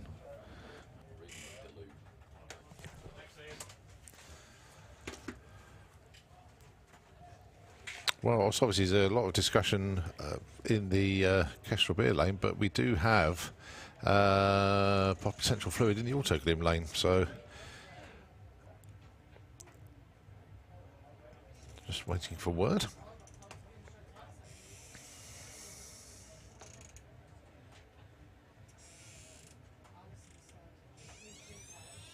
Which I think will be evident quite quickly, actually.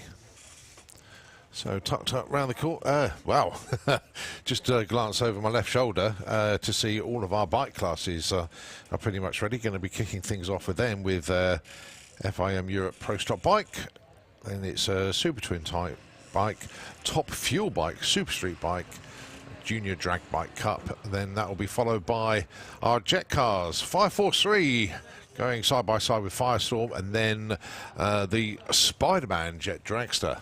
So that's what we've got coming up for you. Going to be a very, very interesting session in the bike classes as well. Great entry this weekend. And really, really do look forward to see who our two-wheeled warriors get on the track. But no, the tractor has actually gone out on track now. Obviously, we do have a little bit of a clean-up in the Autoglim lane.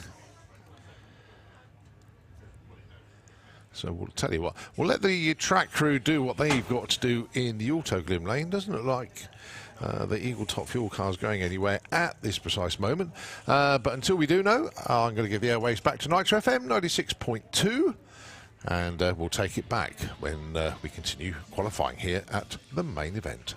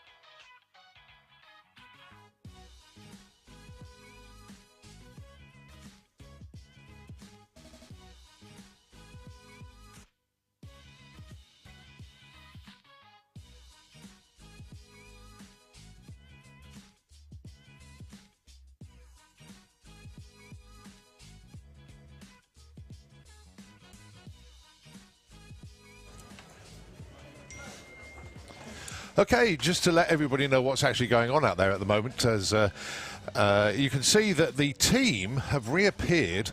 Basically, what actually happened there, folks? When one car stages, the other one has 7 seconds to come into stage. But unfortunately, the auto start kicked in after 1 second. So basically, just it's a timing glitch, and the tree ran, and obviously Antti wasn't into stage. So there's absolutely nothing that he did wrong at all. So obviously, he was told to shut the engine off. In the meantime, obviously, Suzanne did her run, so there was a bit of a clean-up in the lanes. Antti's car has absolutely stayed put. The team have gone back to the pits to get hold of some more fuel, and they are now just going to top up. What they do need to do, though, is just make sure that the engine is clear of any fuel. They can't start the engine if there's nitro in those chambers at all. So they're just going to clear that fuel out. They're topping up the fuel tank. It will take about 5 minutes to do this operation. Fortunately, the cleanup has taken place, and so obviously we then get Antti to get his chance to get his run in, because there was absolutely nothing wrong that they did at all. So fortunately, we had a little bit of downtime whilst the track was cleared, so we were going to get Antti to get his run in, and then it will be straight into the bike classes. So frustrating, but he doesn't lose the run, and that's the important part of that one. But obviously, having just done that burnout, bring it back, come up to the start line, that's used a fair amount of fuel. So they do need to top up the fuel tanks and be able to run again. So there we go. That's the status. So you will see Antti get his first round qualifier in, and that will take place in now less than 5 minutes. So there you go, Nitro FM. Is everybody now up to date, and we'll continue, obviously, when the team is ready, and they'll fire that car up once again.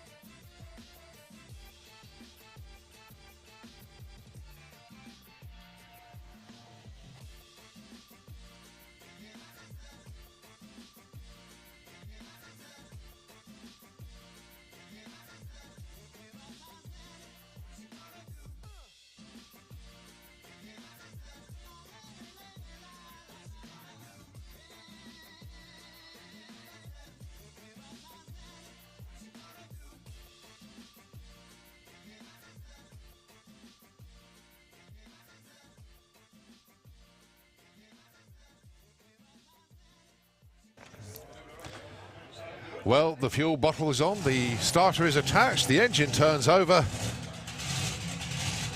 And here we go then, Antti Horto going to get his run in that should have taken place about 10 minutes ago.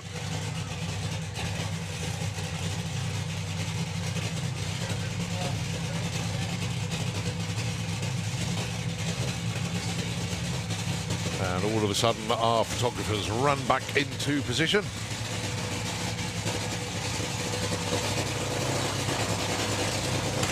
Oh, that was one of the more unique situations. Not reheating the tyres. Sun's out, it's a nice warm day.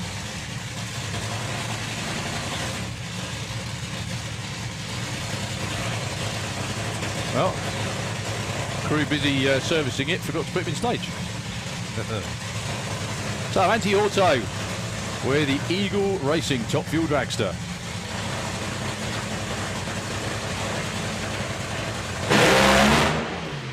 Unfortunately, the tyres did cool off just that little bit too much. So, Ida will be #1 qualifier at the end of that session, followed by Suzanne. Antti's car is the only one that's in one piece, though, unfortunately, after that. Yeah, we just had Keith up and basically saying that probably both banks on Ida's side, one side on Suzanne's car. So, yeah, going to be a lot of work for the teams when they get back to the pits. Yeah, I mean, Rooney's got an absolute stack of bits. It's just you don't want to use them in the first qualifying session of the year. But there we go. So, that's... we're rolling out with the bikes. We've got Pro Stock Bike. So cool to see Pro Stock Bike back. And Super Street, and we'll have Top Fuel Bike as well, coming up very, very shortly indeed. So the first underneath the tail, by the looks of it, is going to be Martin Bishop. I've got a little bit of Pro Stock Bike memorabilia in my house. Jerry, you know Jerry Collier? Yeah. Did all the, he fabbed all of the decking and the whatever. On the gate that I've got, the anti-kid gate, I've got a Pro Stock Bike wheelie wheel. You know, wheelie bar wheel. Got a Pro Stock Bike wheelie wheel under it that opens and shuts. It's very cool. He couldn't think of anything else to use, and he nicked it off his Pro Stocker, which is very kind of him. So he gives a signal to bring him forwards. PSB, first session of the weekend. Oh my goodness, that's the first time I've actually seen that bike as well. My God, check that out.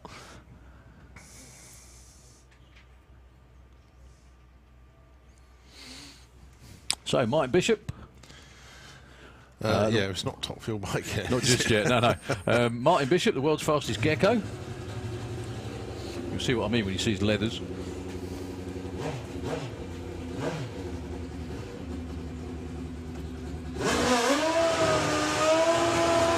Taking on Martin Newbury. Fantastic to see. Both of the two Martins back in Pro Stock Bike. So normally aspirated, no power adders at all. As Martin explains, it is all mechanical or engineered horsepower. There is no adders at all. It's Martin's first run for a long while. We haven't seen him since 2019, have we? Well, we did that Santa podcast with him, heard all about his story, but yeah, first run since way back when.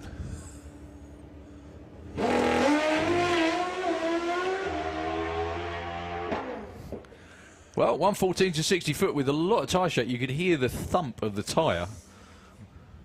And it actually sounded like it, well, it was a bit off.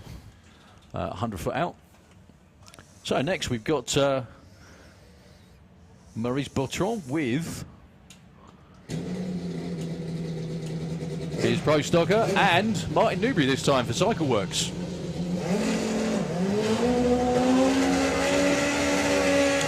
How many have we got entered this weekend? I thought we had 5 entered this weekend. Looks like we've only got 3 for this session. So making his way over from France. Well, one of them stopped. That will be Bertrand by the sounds of it. So Martin Bishop, back in 2019, won the European finals, beat Frederick Fredland in the final, and ran a 7-0 as well. Frederick, if you're listening in, I know you got the bike up for sale. If you haven't sold it already, we miss you. Who wouldn't miss that good-looking frame? Well, complete character as well. I meant the bike. Oh, right, okay. Yeah, I meant the bike. That's why I said good-looking frame. Ride is pretty good, no? So, bye run for Mark. First run, I think, again, since 2019. Lot of wheel hop going on. Whoop, straight through both 1,000-foot blocks. Sometimes it's safer just to do that and let it drift. 116 to 60 foot for Martin. We're going to have to put the blocks back before we get on with Super Twin, Top Fuel. Great to have all of them back again as well. Welcome up into the tower. Very, very intrepid friend going out, talking to everyone. Carl Sim, morning, Carl. Morning. So it's afternoon, actually, afternoon, isn't it? Yeah. It is afternoon. So there's a few surprises in Super Twin this weekend, and some really good surprises, aren't there? Yes, I had no idea. So I had to walk around the pits, I think, seeing you, Colin. Yep, you I did, bumped into you just after. I was like a school kid when I realised what bike Samu had turned up on. Because it's not his regular. It's not his regular V60, is it? No, it's a little bit faster, shall we say. Well, potentially faster. First, before we get to that, we've actually got a another licensing run, I think, from our friend from Belgium. Really, really nice first run yesterday.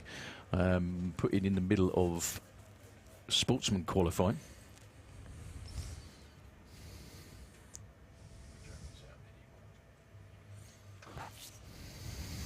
Just waiting for the word to... Yeah, well, obviously we've got to put the blocks back. One of them... No, neither are back in place yet, actually. Oh, OK, beg your pardon, sorry. It was quite bizarre. Was one block went all the way to the Kestrel beer side of the wall, and the other one over to the Autoglym wall. Yeah, if you wonder what those blocks are, they're part of the timing system. There's reflectors in those. When the bikes or cars break the beams, that invisible beam that stretch across the racetrack, that is when the timers either start, obviously at the start line, or stop at the finish line. But yeah, just about Samu Kampanen's bike, Carl. It's just to let everybody know what this is. This is the world's first 5-second V-twin bike, that is. That's why we're quite excited about it. Go on, yeah, give us a run through. This bike was a first in Tieppen, I think, 2019. That's right. It ran 592. I think everyone was in shock when they ran it. They were like, I had to check the numbers. Is it right? Is it not? It all matched. Yeah, that's a history right there, that bike. It's a very unique design as well. It's manufactured or built by one seriously clever bloke up in Finland, a guy called Jaska Salakari. He's made a number of these bikes. I Okay, believe there's 4 kicking about somewhere. something like that. He's got one himself. Obviously, there's this one. There's another one that Willem. That's the one. Willem Beam. Was riding a couple of years ago. They are monstrously powerful. There's supercharged overhead cam. There's a whole load of innovative stuff on these. I don't think Samu has ever actually tested this bike, though. That's the only I thing. think this is its first pass, so I don't know if it'll just be a checkout pass or did you come here to go fast or... It's absolutely brutal, though, this machine. I think Jaska on one of these, I'll wait till he's done his burnout.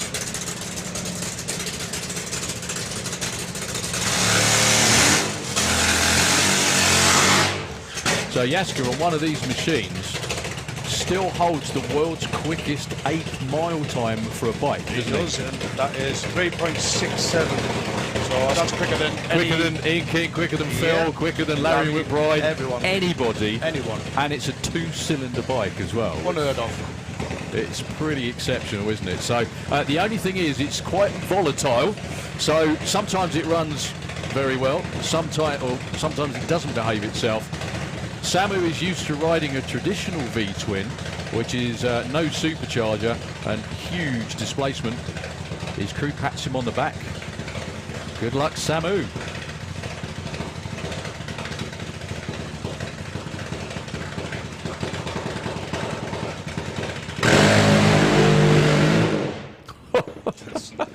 .102 to 60 foot, and he just there was tyre shake going on, which turned into tyre spin. Blazed the tyre about 100 foot out. Cruises on through on his first launch of the weekend to a 1396. But yeah, that machine. I honestly thought it was going to be a long while, if ever, before we saw those over here again. But Samu, thank you so much for making the journey over from Finland. it looks it is immense, isn't it? It is very, very, very immense. But so on to Martin de Haas and the boys. They haven't been over since 2019. They had a couple of issues, I believe, with clutch plates. So yeah, this was a new bike, I think, wasn't it, for 2019? It's a DJ chassis. They had it in 2019, so it's still relatively new to them. But I think. But the old bike was like to go for a wander, didn't it? It was one of the more spectacular bikes to watch, wasn't it? Yeah, I will. One thing I will say about Martin is he can turn a bad run into a good run, because that bike never went straight. There's certain people like Lawrence. Yeah, you knew what I was going to say. Lawrence and Martin who that save so many runs. Yeah, because these things are an absolute pain to ride. They're very, very difficult, especially with. I always think as well, because a lot of the normally aspirated bikes, the exhaust just come out of one side, and that sort of does push you around a bit. Yeah, exactly. So this is Chris Van Nimmen on his second run of the weekend. He actually put in a nice licensing run yesterday.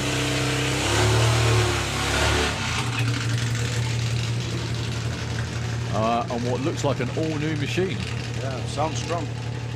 He did put in a real nice run yesterday. Oh, he hasn't put the side things back on, Cole. Yeah, well, don't forget one of them did snap, so maybe they couldn't repair it. But yeah, I just wasn't sure if he had to run them.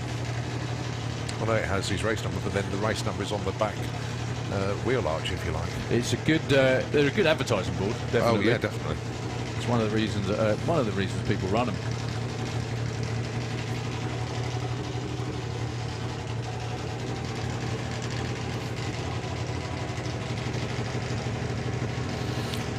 Just getting the fuel pressure right. Yeah, I think Ian's going to say, go on then. There we go. And just make sure he's got his visor down. So good luck, Chris. His second run. First qualifying run of the weekend. Oof. That's never a nice noise. No. They have a tendency, unfortunately, when things aren't quite right, because they're normally aspirated. They put a lot of fuel in them, and unfortunately, sometimes it does go pop and lift the head. Very unusual to see it spin the tyre like that too. I think he's going to cruise on up to the first turnout. So, the last pair in Super Twin will be a pair, and what a pair they are as well. You were just going through the details on Martin's machine. That's Martin de Haas with the Haas brothers bike in the Kestrel lane. But he's going to be going up against one of the world's quickest, normally aspirated Super Twins. Actually, he went 6 foot. He's third quickest. Third quickest normally aspirated bike in the world. That's immense. Bear in mind that it's just him and his dad. They're a small team. They build everything themselves, do everything themselves. What I love about this is that there's just an awful lot of joined-up thinking that's gone on. Don't you think? Yeah, the the Frankenstein, some more cubic inches in the off-season when they haven't been racing, and they've made it lighter, so it's not going to be going any slower, let's put it that way. Well, that would be nice. Well, the one thing that really sticks out about this is the riding position. I've always called it the Pro Stock Super Twin because it looks like a Pro Stock I asked him about bike. this. I was like, how do you get it to leave so undramatic? Yeah. And he said it's pretty much weight displacement all the way to the front. That's what he said. He says he hasn't even been using the wheelie bars. That's how easy it is to ride. Steady. as easy it can be. Yeah, it can be that easy. But that's the one thing about Super Twins that always makes them entertaining to watch is just how wild they are. They're all over the place. I mean, we've all seen the slow-mos on one wheel, no wheels, all over the place, riders hanging off the side, all that kind of thing. He never does that. No, it just so goes undramatic. It just goes dead straight and flies almost every single time. But yeah, I think was it 6:14 or 17? It was 14. He went last year at T-Up, wasn't it? He ran a 23 here, so that's his PB over here. But he's after. His words to me was, "I would like to leave here with a PB." That'd be nice. Could do it now if he wants. So who's been quicker? Do you know who's been quicker and by how much? Bob Malloy. Okay. I think he's run 6:09, and I don't know. Tax got a pro charge on it, so that's that's a blower bike. Yeah, but I know it's a third. There's definitely Bob Malloy. I think he ran a 6:09. There's another 8 But you've also got to remember that a lot of and this is no disrespect to them because everybody would do it, but they've got massive resources behind them These guys don't. So I'm just going to chuck it out there. Yeah, don't care if we upset anyone. We do it better than the States. Steady. The different type of bikes, so the parallels. Normally, we just do it better. Obviously, that is a matter of opinion, but but for me, we just do it. We do it right over here. it's simply because in Europe, obviously, simply because there's so much, like you said, engineering, and like, this bike is a perfect example. Like I said, it's all it is Marcus and his dad. That's it. Well, he's actually looking to go over to the States next year for potentially 4 to 6 races to do a bit of Yank passion. That'd be nice. Well, he did actually. Because I watch the NHRA coverage in the States, and like they run 6.3s and 6.4s quite regularly, some 6.2s. Marcus would genuinely spank a lot of them a lot of the time. Martin de Haas wouldn't be far behind as well, though.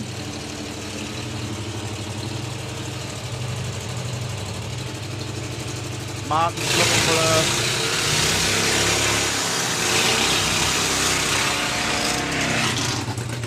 So Martin's put the old clutch discs back in the bike, so he just wants a baseline, and then he's going to swap them out for these new clutch discs that he got from Bob Malone. So the FIM Championship this year is actually quite wide and varied. Obviously, this is round 1. Am I right in thinking that round 2 is actually in Kalhava at the beginning for the bikes? We need to check that one out. Obviously, then Hockenheim in the summer and back here in September, so it does go all over Europe. Here we go then. The first side-by-side.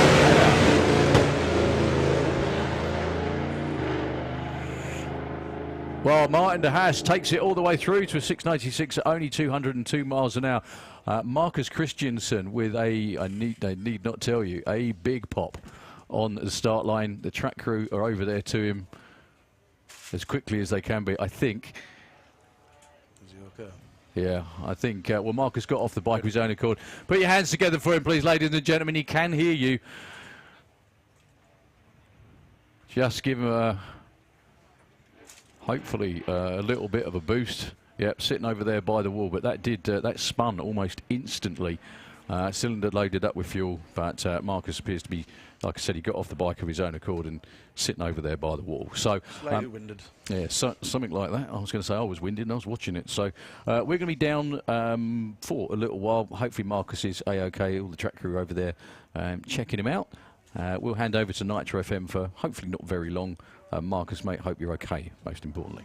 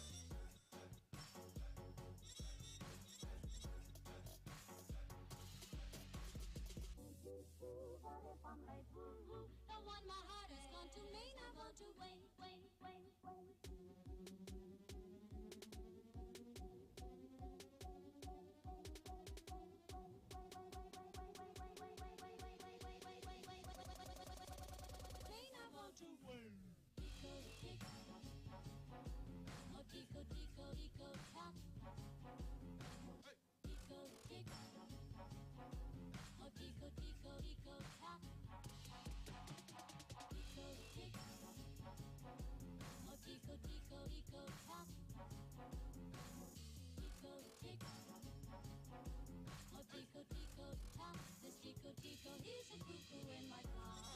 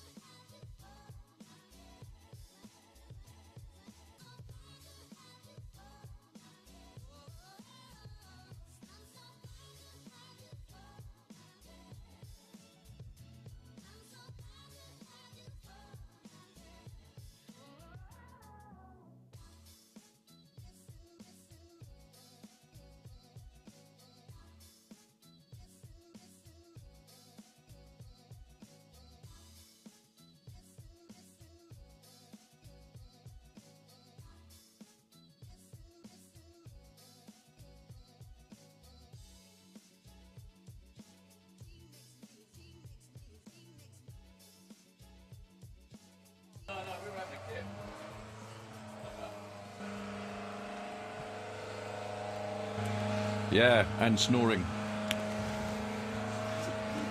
So that whir you can hear is the Canon Motorsport Top Fuel bike with Neil Midgley on board. Going to be going alongside Louis Davis. Oh, Louis down here? Yeah. Okay. The Goose is there. So the deal is to run in Top Fuel bike. I think it's $6.99 or quicker, isn't it? Yeah, and 2 of them. Pardon? 2 of them. So Louis is one of those that's on oh so close, ran 7.0 a number of times.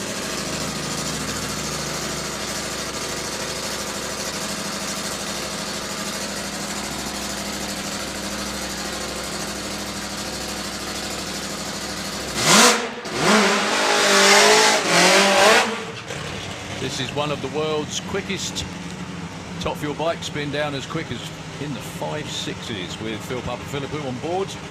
Now with Neil Midgley on there, we were just having a chat, Carl. They've done a number of things to try and make Neil a bit more comfortable on there. Yeah, they've changed the riding position of the bike, so Neil's a bit further up and pushed a bit further forward. They've moved the rear sets just to make Neil a bit more comfortable. They're going to potentially just use this event for being comfortable, to just get Midgley comfortable back on the bike again. It's all about, I mean, it's a never-ending test, isn't it, really, with all of these things. Well, fair to say that young Louis is never going to go alongside a bike this quick ever again. Or he might be on one day. Yeah, but Louis needs to get into the 6s. He's going to have to go quicker and faster than he's ever been in his life before. Well, he's got a good pacemaker alongside him. Very, very good. The only slight problem is that pacemaker's quite loud. Yeah. So here we go, Midjo and the Goose bumping into stage.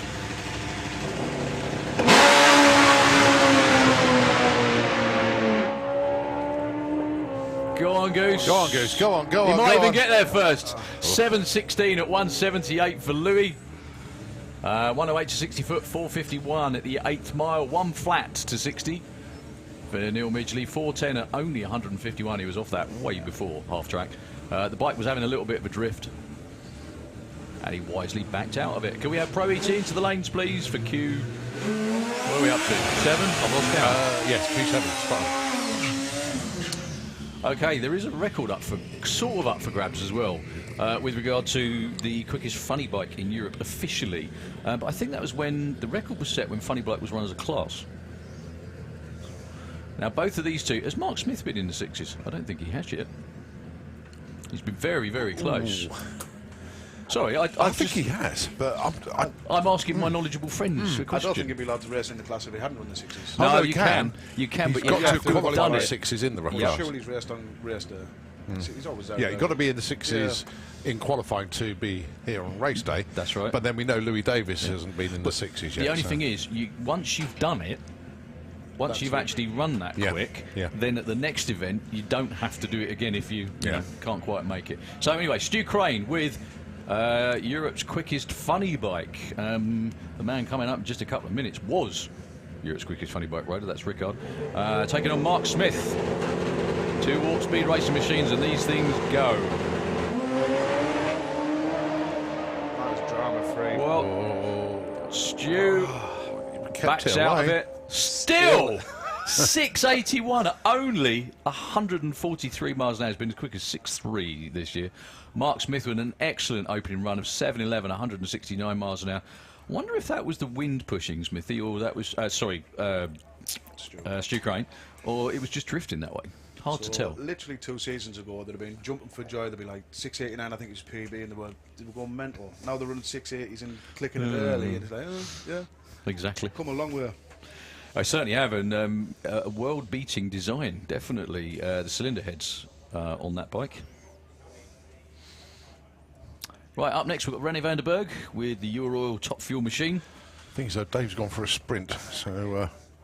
taking on, it would be Al Smith. Okay, so we've got Dave out there with the tractor quickly. Just to explain what you're seeing, Top Fuel bike these days is a mix of both what we call funny bikes and... I don't want to say real Top Fuel bikes, but you know what I mean. By real Top Fuel bike, what I mean is 4-cylinder or even 2 or 3. Or 3, yeah. Running on nitromethane with a supercharger, and these things are just evil, aren't they? Spectacular to see. They're the sort of the funny thing is, one thing I always find with the absolute exception probably of Al Smith, you'd never pick the blokes out of a lineup that ride them, if you know what I mean. Would you? If you see what I mean? Yeah, Al does look like he rides one, doesn't he? Oh, Al looks like he. Yeah, exactly. Al looks like he eats nails for lunch. I don't know about anything else. So that's because he does. That could be it. So yeah, it's what's interesting about it as well, which is lots of different. What you were saying about it being some of the best, if not the best in the world, is that there's some very, very interesting design solutions to a lot of it, you know. Yeah. In the States, they're all pretty generic inline 4 cylinders, where we've got triples, so we've got Phil Crosby's making a V4 to That's run. going to be awesome. Yeah, you've got twins running here. And what Phil Bainbridge has built down here with Al Smith on board. Yeah. Absolutely fabulous. A triple. The thinking behind that as well is quite interesting, isn't it? I'll wait till they've done the burnouts. Oh, René's done his burnout anyway.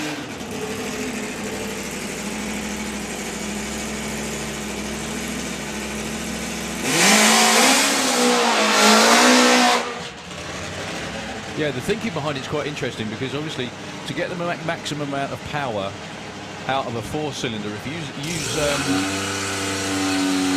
stop casing or modify them, he's right underneath us. I think that's the time to shut up.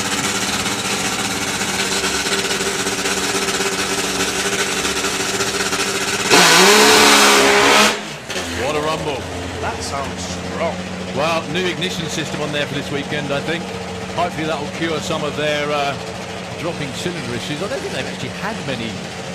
Al's had a lot of really good runs this year, hasn't he? Al's riding impressed me as well this year. He's riding that so well. Manhandling it all the way down. Oh, it's going where he wants it to. Yeah, Full stop. Really impressive. René, nice consistent weekend at Easter. A couple of 6.2s. Nice to see him running consistently, so good baseline to work from.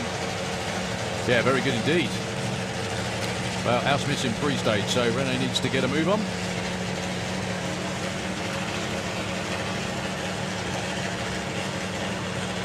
No.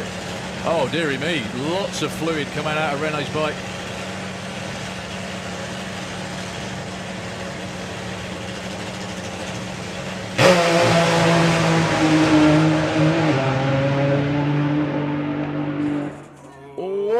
Gets the blocks and goes 6.51 at 161.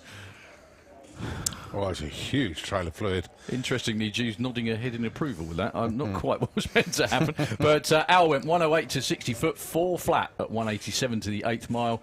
And he punched high gear and the bike kept going left, down, left, down, left. Yeah, René with a big puddle, unfortunately, out the side of the bike. It looks like it's evaporating. Yeah, it looks like fuel. Well, we say we looks like fuel. Oh, no, Oh, no, that no, ain't. no, that's not fuel. No, that's green. That's very green. Okay, folks, we are going to have a clean up on iOrchestral for hopefully a couple of minutes. But yeah, that was Renault was just going into stage as well, so that is not a nice outcome at all. Dearie me. So Rickard Gustafsson, so good to see our friend from Sweden back behind the start line with his absolute work of art. Proper piece of engineering, that. One of, unfortunately, only a handful of Swedes here with us this weekend. We've got Super Street Bike right behind them. I think we've got Junior Drag Bike Jets, and then we're on with Sportsman qualifying once again. Now, Rickard's one of the guys who has been worldwide with his machine as well. And still only the European to go over 250, I believe. Is that right? Yeah. Yeah, he does run big speed often, doesn't he? Yeah. It seems to mile an hour better than the rest of them, but maybe a little softer on the 60s. I think it's, yeah, a lot of that, mate, is to do with, I was having a chat with Ian King about that a while back. I think a lot of that's to do with gearing. Right. Because, yeah, he just likes running big speed. I think that's what it is. Because if you notice, like when Larry McBride last weekend, or the other weekend in Virginia, went 561 at 268, something like that, yeah, 268. Fastest run ever. The bike is actually comparatively, especially compared to the Cannon machine, it's quite lazy off the start line. Yes, by comparison. Probably he's losing 800s just in the 60, makes it up by the 8th. Oh yeah, and back then halves like a mother. Absolutely, absolutely back halves like a train. I think that's to do with the length of the wheelbase of the bike as well. That's a lot longer than Rickard and Ian's bike, so that'll make it 60 foot lazier, I believe. And it's a weight thing as well. That's the other thing with top fuel bikes, is because they're real heavy, and they do not take a lot of moving, shall we say. So we won't be too won't be too long down on the start line. Nitro FM hopefully pay a couple of bills and maybe a song, and we'll be back with you with Rickard and Mr. Leaks.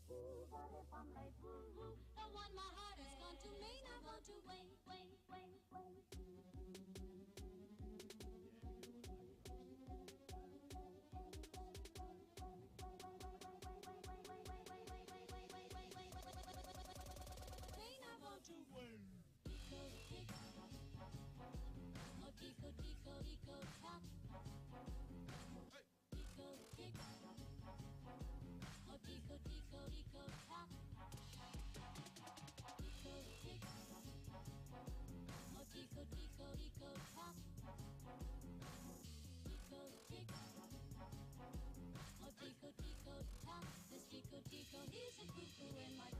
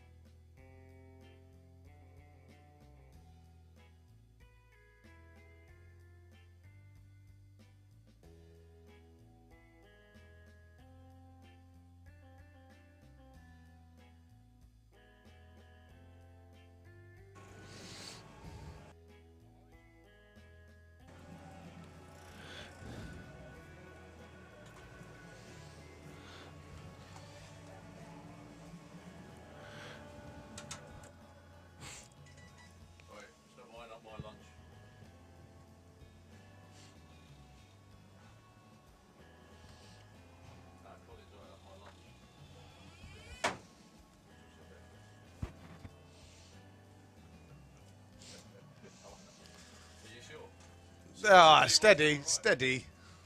As soon as I saw vegetable. Oh, I take those out as well, don't worry about it. It's pretty nice stuff.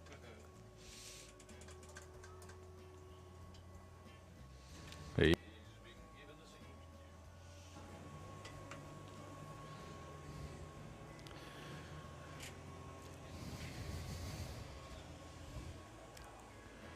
Well, thank you very much indeed, Nitro FM. The track crew have done their thing down on the start line. It is now shiny and new again.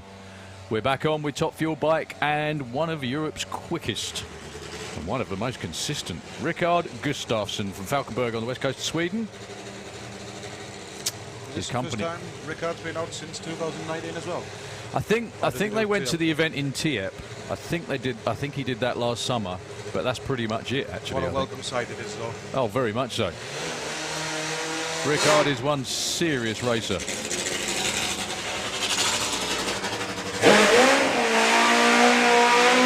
Also looks like he's going to be on a bye run. It'll be interesting to see how everyone gets on. Oh yeah, they match my glasses, don't they? Very pretty. Be interesting to see how Rickard gets on. Obviously, the side wind doesn't affect the cars nearly as much as the bikes because they're obviously hanging on and going at very, very high speed, 200 mile an hour plus through the finish line. The wind is blowing, trying to blow them from one side to the other. Everything about these is aerodynamic, going in a straight line, not by the side, or from the side, I should say. Be interesting to see how far Rickard takes this one.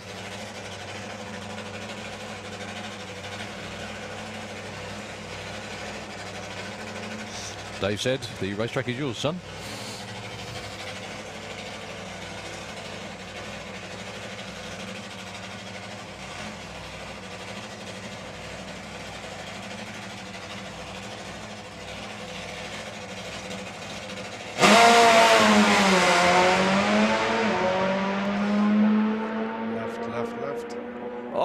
Look at that, ladies and gentlemen.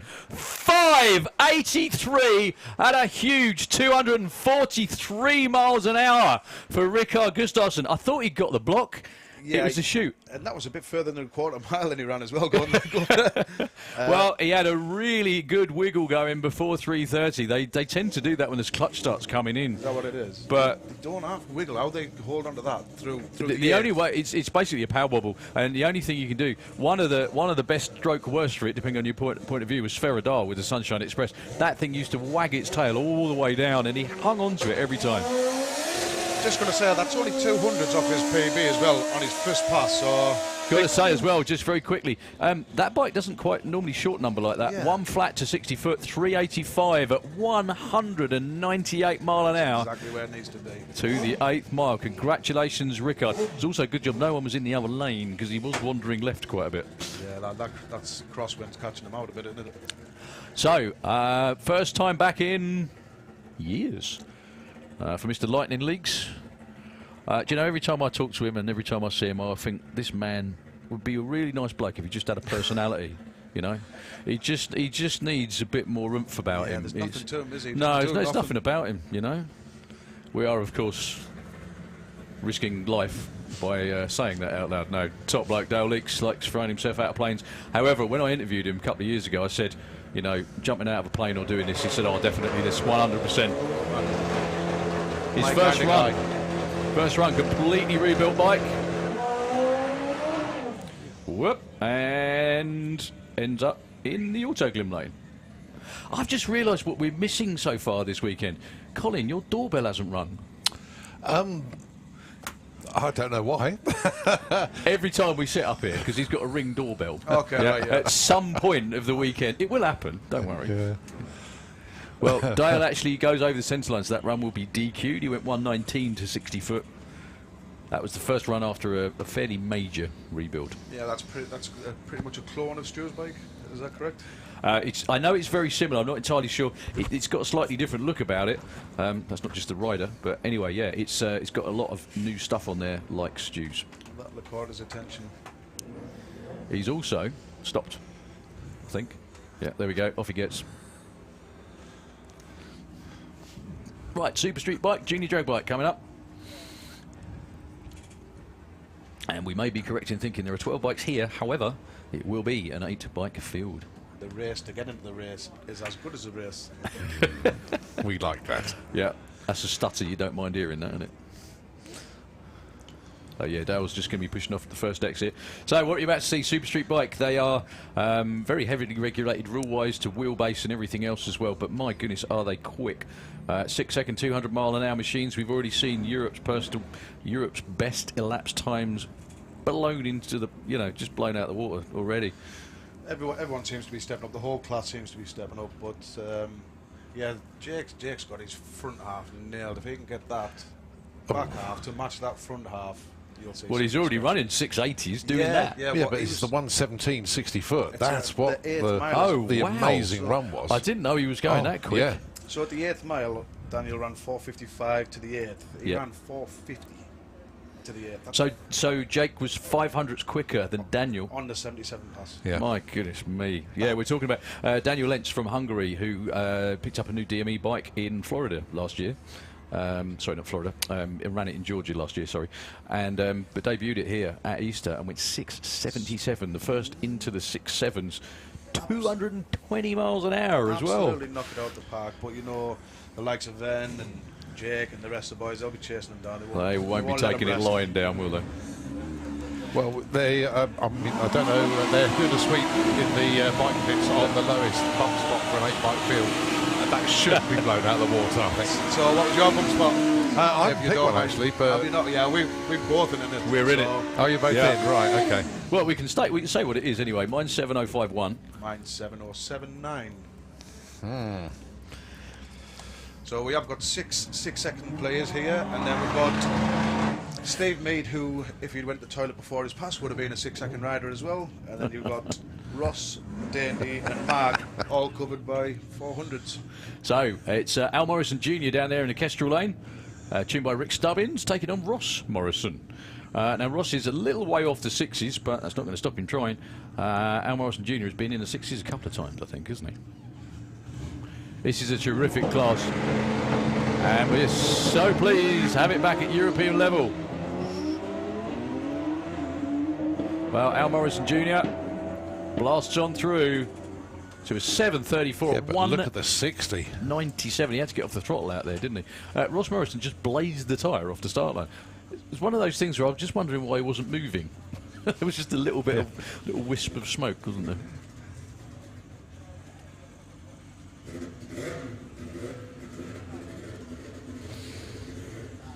This is where having the that's good. Yeah, I'm trying to like, who's that? I can't see.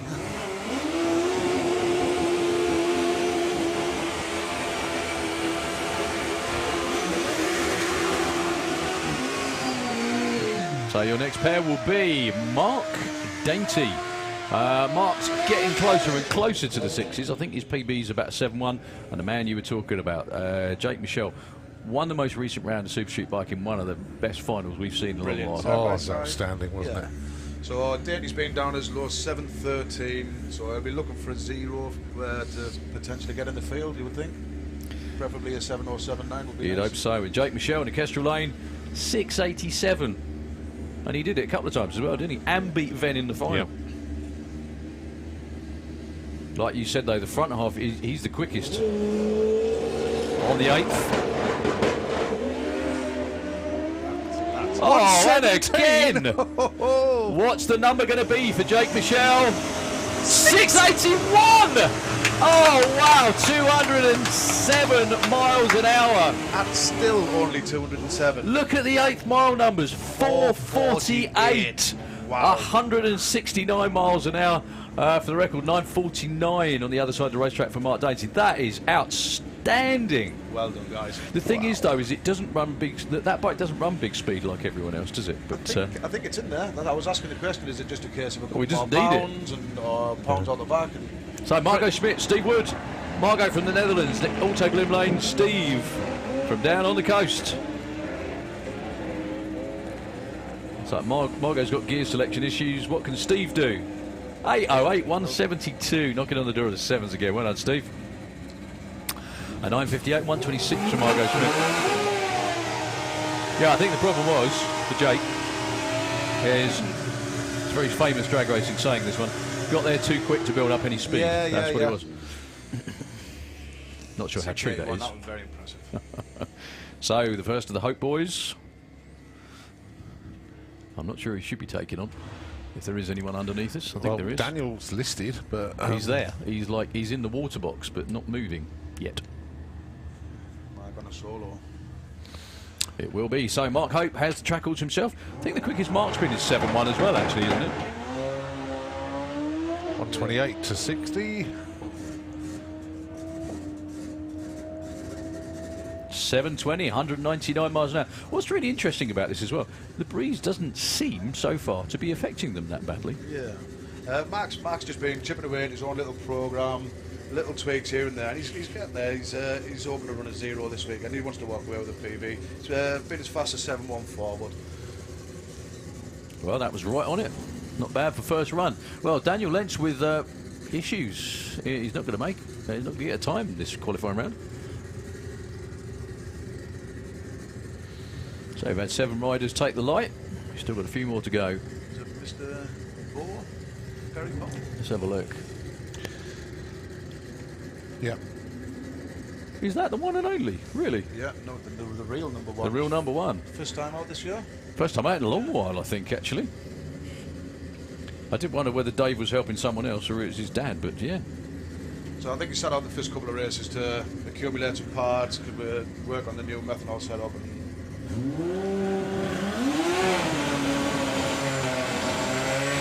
So you mentioned the setup.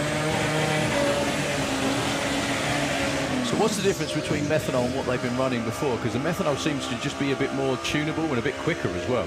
Yeah, I think you can run we were on about this last night. I think you can run the engine colder. That's right. So you're not going to hurt it. Yeah. I think Steve Mead's lost fire down there, actually. Just come out of the burnout and sort of sat up and shook his head. Well, that's going to be a bye run for Gary Bowe. Unbelievable. Both Steve Mead and Daniel Lentz not taking the green.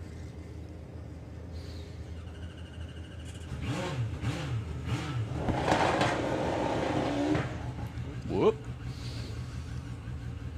Well, has he got a 60-foot time? No, he didn't quite get that far, unfortunately.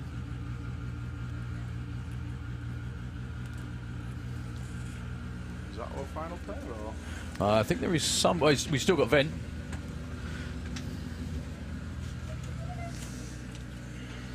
We've still got Venn to go.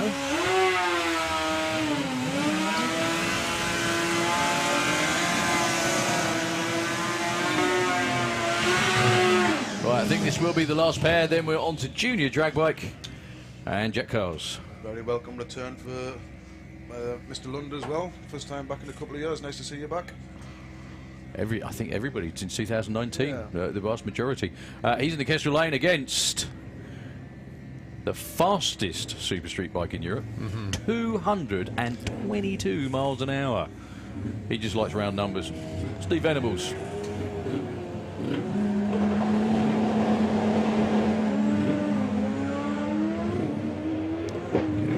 That won't be a real quick one for Steve. It will still be fast.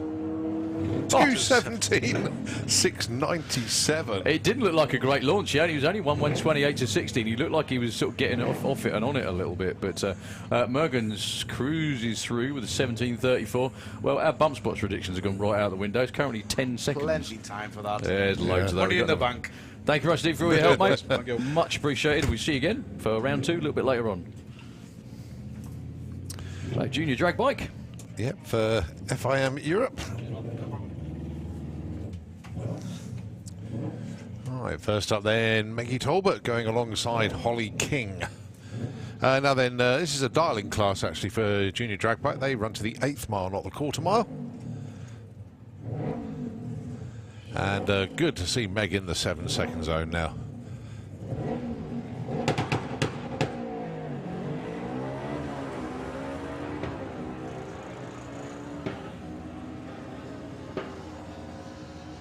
And 8 flat on that one, so just half a second off dialing. And a breakout for Holly King, just that little bit too quick. Dialed 11:14, went 11:03.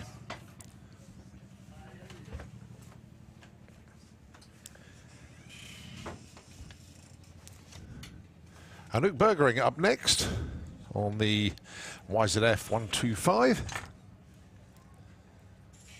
A dial-in of 13.85.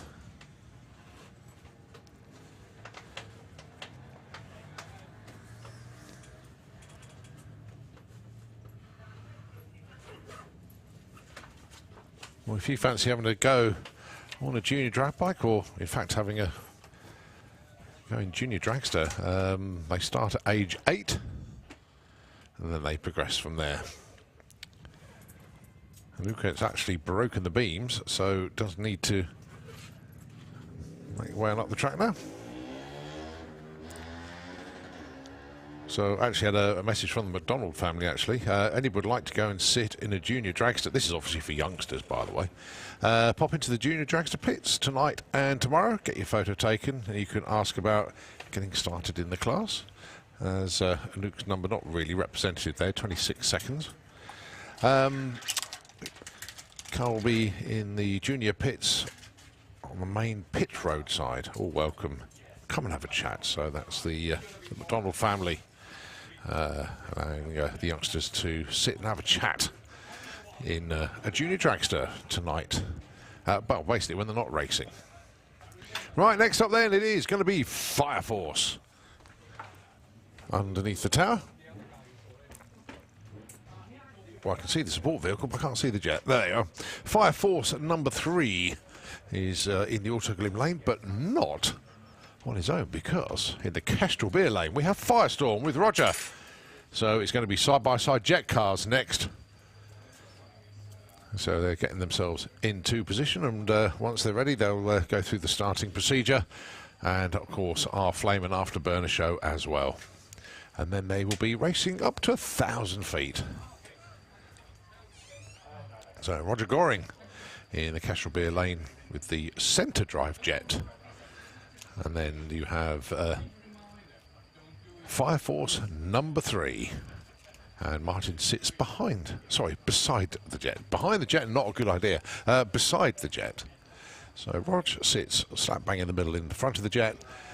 And Martin sits to the left-hand side. After that, we have the Spider-Man jet dragster from Julian Webb. And that will lead us nicely into, I think the electric car could be following that as well. I can't see it in the lanes here, but we have a whole host of sportsman racers. And they'll be getting ready for their 7th session of qualifying. And then that will lead us nicely into our second pro session of the day. But it is the jets that are taking centre stage at the moment, getting the sails ready to do their runs. The thing is, though, because they are right underneath the tower, it's actually difficult to see at what stage. It looks like Rog is ready with Firestorm. So they're just, yeah, in fact, giving the signal to fire the jets up. So here we go then. Martin Hill and Roger Goring.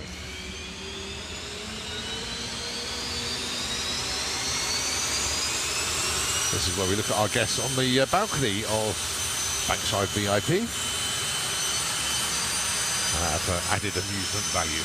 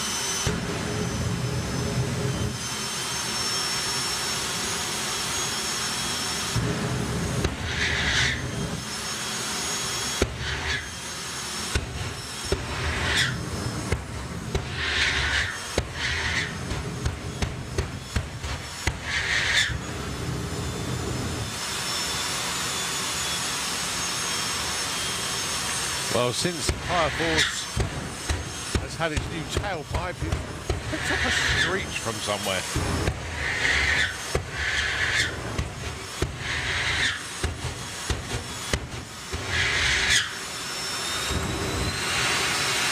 The pot for bank is going to get a little bit louder now as Martin brings Fire Force number 3 forward, and also Rog brings a Firestorm up.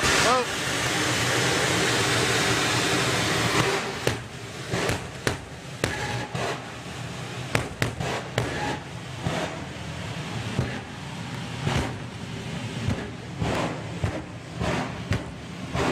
Jet cars barking at each other here.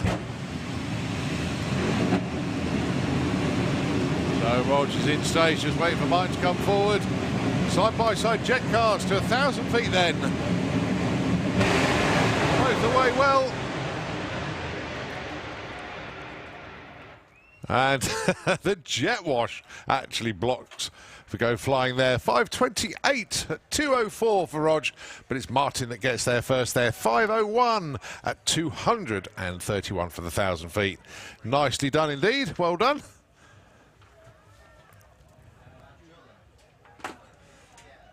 Great entertainment from our jet cars. But we're not done yet, as we do have now Julian Webb with the new Spider-Man jet making its full event debut this weekend.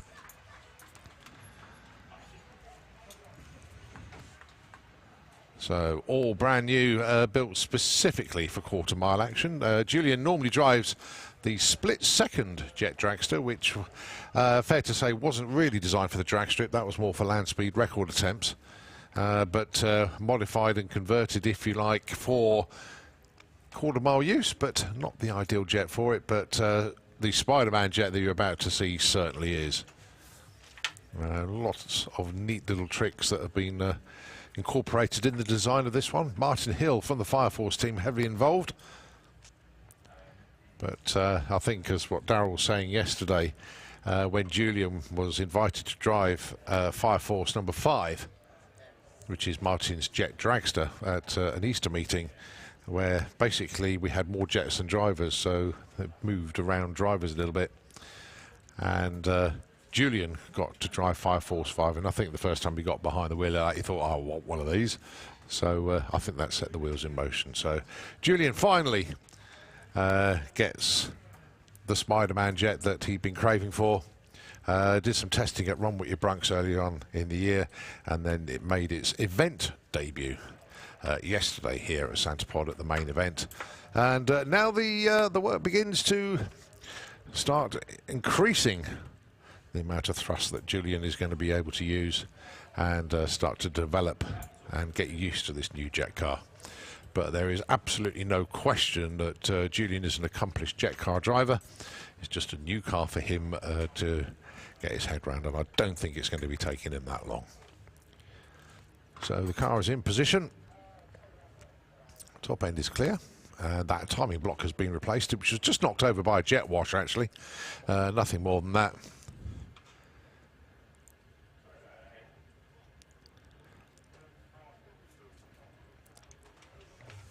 So at least we can see this car, because obviously the jet dragsters are a lot longer than the jet funny cars.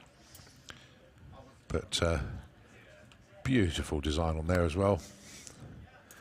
Done by P. Walters.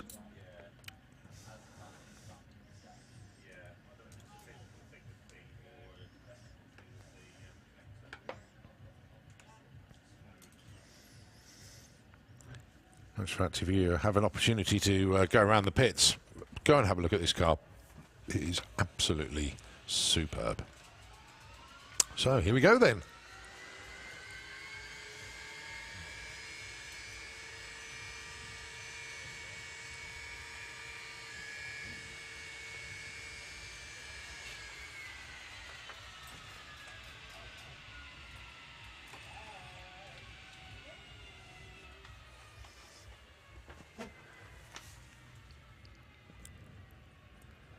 Well, we can hear the relevant noises down there, but I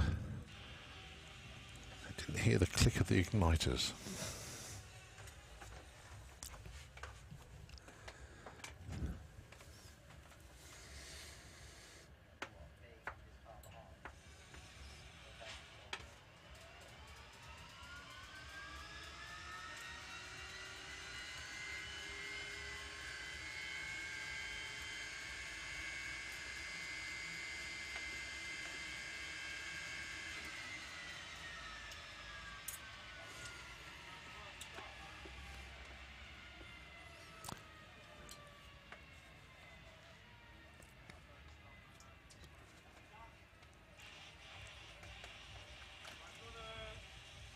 Well, the turbine is certainly going over, but it's not coming into life at the moment.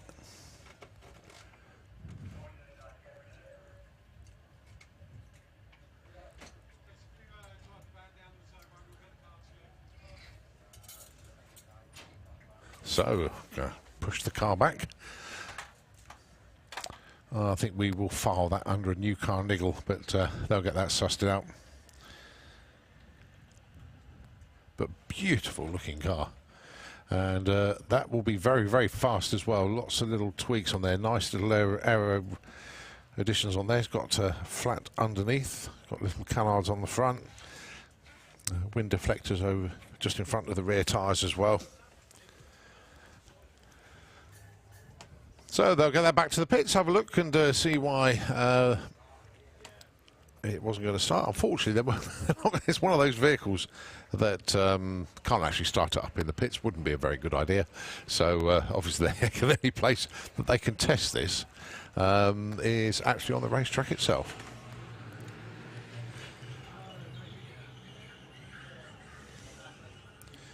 Well, we have got, just having a look into the lanes there, I just can see it tucked around the corner there. The electric car is down there. And that is what's actually next on our schedule.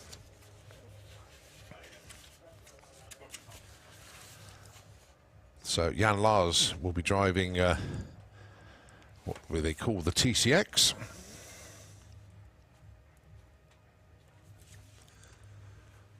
There's a rather frustrated Spider-Man team go back to the pits. Will know they're going to get that one sussed, and hopefully we'll see them back out again later on today. And that's fact, they will be down later on, which is good.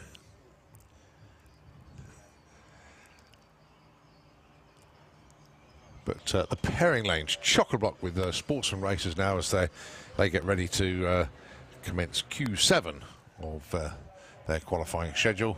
Not far away at all, so you're going to see quite a lot of action in a very short space of time as all of our sportsman cars make their way through.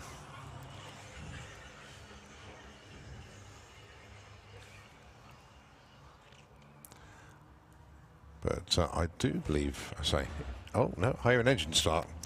Also down there is the two-seater dragster, and that is actually the next one that's coming around the corner actually. So Steve Warner with the two-seater dragster is the next one that's going to be coming around the corner. The passenger is a chap called Kevin Hardcastle. He's from York. It's a birthday ride for him, and he is aiming, get this one, to be the fastest DPD driver in the country. So a little plug for DPD there.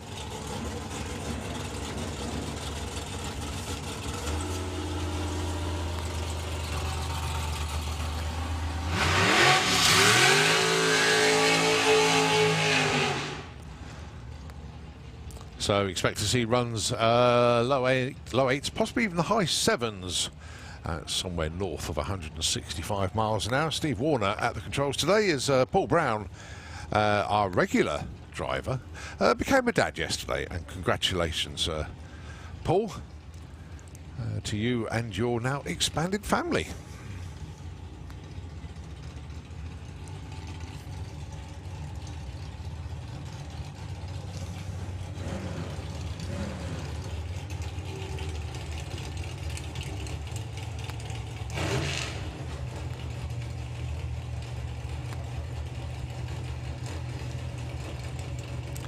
So to Paul and of course Zoe, massive congratulations.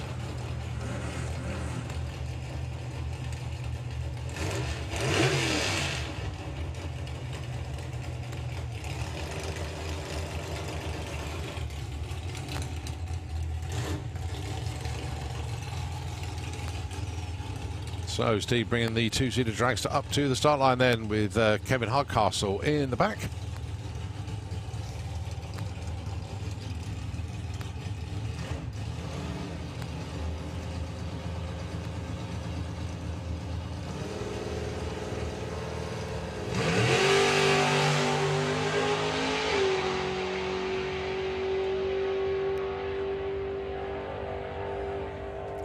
.792 at 168 miles an hour. Nicely done there for Kevin. Right, here it is then. Jan Lars with the TCX. The electrically powered car with two 11-inch forklift motors and 960 LiPo battery cells in there. Has run the quarter mile in 7.98 seconds, which is a class world record, and 4.89 to the eighth. Let's see how he gets on here. 5.18 to the eighth, and at the quarter mile, shoot out early, 9.16 at 102. 60 foot or 1.16. Very impressive indeed. So here we go then. It is sportsman qualifying, and it's Pro ET qualifying session number 7.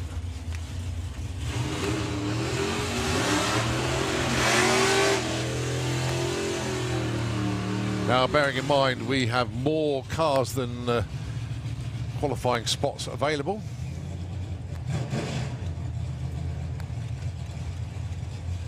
We have 37 cars that have put times on the board so far, only 32 spots available. Basically, you need to get within a 10th to get qualified. On the bump spot at the moment is Dave Fulton. So here is Guy King. He's not qualified at the moment. Wasn't here at all yesterday. Getting his first run of the weekend. Going alongside Alan Schofield. He's certainly qualified. He's in the number 3 spot. Darlings then, 8.94 and 10.08. 8.91 breakout, 10.53 for Guy King. Well, he gets a number on the board. Now he needs to start working on it. Carl Goldsmith and Thomas Bublitz up next. Carl with the Golf, he's not qualified at the moment. 10.60 is where he'd like the Golf to be. Thomas, he's in. 10.18 is his dial-in.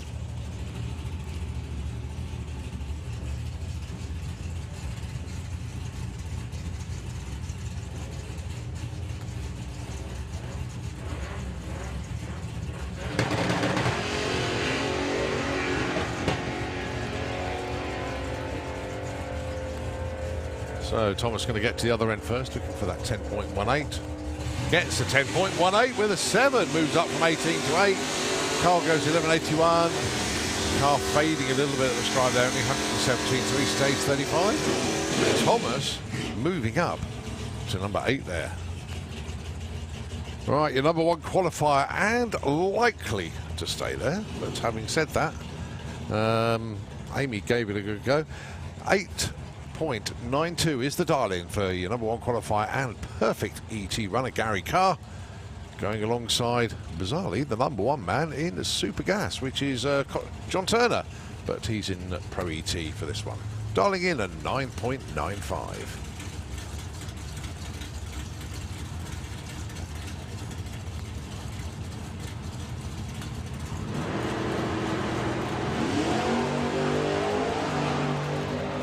Nice launch once again for both of them. John Turner wide awake club off the line.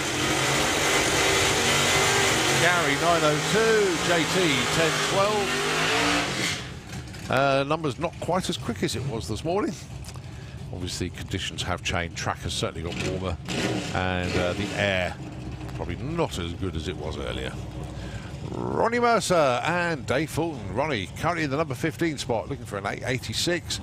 Dave Fulton looking for 9.90, which is actually the Supergas index. But weather has totally changed from earlier on. Yeah, you still got that crosswind, but it is weakening a bit. The flags aren't completely horizontal now. They are sort of fluttering, not as much as before, and the wind turbines yet still going, but it's just not as strong as it was earlier. So Ronnie will get there first, looking for 886. Gets an 887, nicely done. Dave Fulton, he's exactly a 10th off, goes 10 flat on a 990. Andy Garnett with the Millennium Hawk Tesla, going alongside Dave Rudd with the Cobra. Andy currently at number 21, dialing 1104. And Dave Rudd, 965 with the Cobra. He's currently number 25.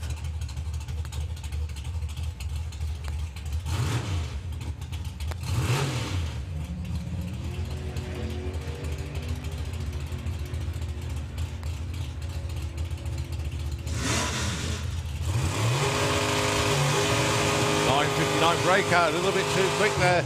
Andy Garnett, 1108. He's the right side, just 400s off, but no improvement. Stayed at number 21. Right, Marie Mills with the 23.4 Model T little comp altered.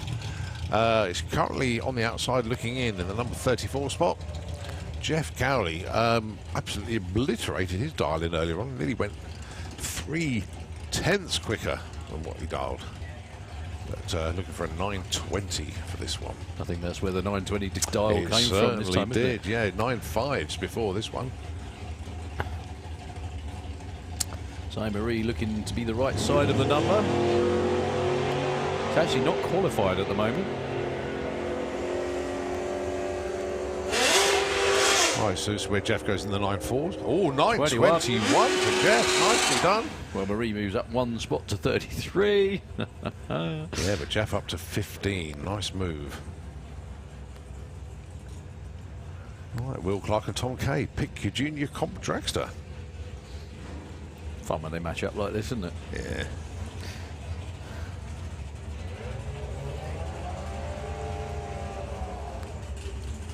.1000cc engine in Will Clark's dragster. 1300 in Tom Kay's machine. The dial-ins though, Will 979, Tom 10.12.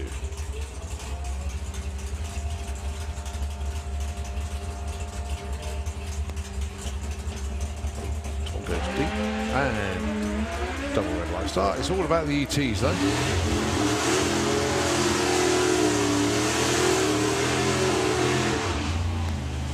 Will gets there first. 9.74 breakout by 500ths. And 1500s off the other way. Not so much help. Tom. So Simon Goff at the moment is in the most unusual position for him, but being dead last in qualifying. Number 38 for the package Camaro from down there in Burnham on Crouch. Hi to Sharon and the Fur Babies if you're all watching in. So looking for 8.57 in the Auto Eliminate, 9.05-ish for Warren Watts. It's still got the ish on it.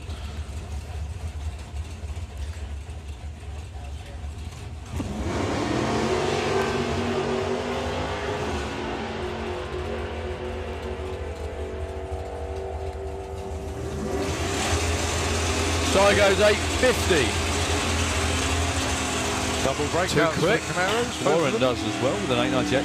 The only thing for Simon is that is the very quickest you can run in Pro ET, isn't it? I think if you run quicker than 8.50 or the quickest time twice, you get politely asked to move class, don't you? Yep. So Right, 10.03 the dial in for Dan Fulton. And it's 9.1 for Pete Dodd.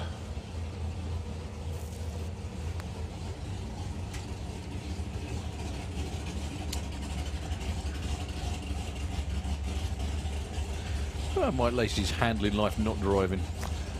Do you know, I don't think he minds too much. He's still obviously heavily involved. It's good that obviously it's good that he's still involved with the car, isn't it? And good he got it sold. Pete Dodd on the money on the tree.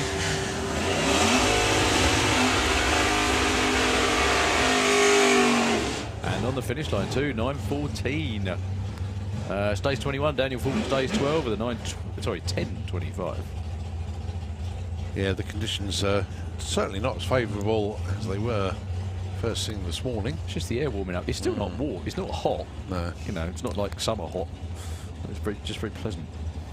So John Bean, another one of the 00 cool kids, fifth qualifier at the moment. 9.43 for him. 10.64 for Al Medley.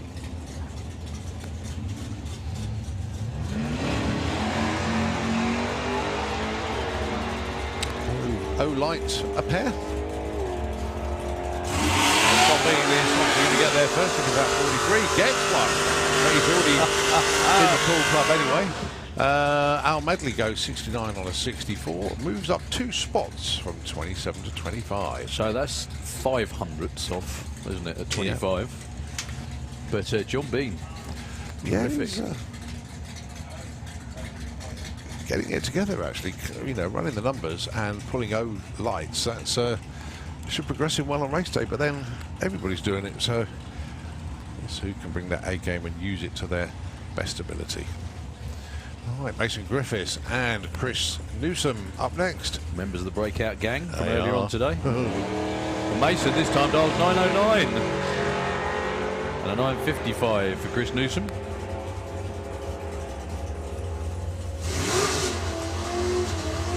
9.11, not bad. 9.51 is a breakout for Chris, though. Stays at number 14 as Mason Griffiths. Still a great run, though. And an 0.1 light and 0.2 off. Kind of thing that takes you rounds on race day.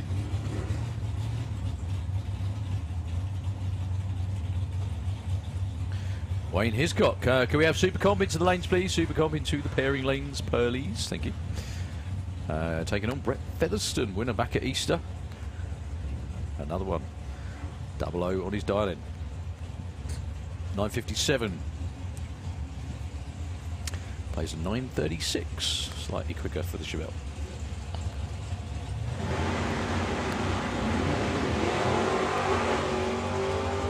Oh, problems there for Wayne. Pulling over to the left-hand side straight away. Brett on one here. Goes 9.57 with an 8, but then he is already in the cool club, isn't he? Junior Dragster into the lanes, please. Junior Dragster for Q7, I think. Yep. So unfortunately, Wayne is going to be covered. No fluid under the car at all. Seemed to lose fire.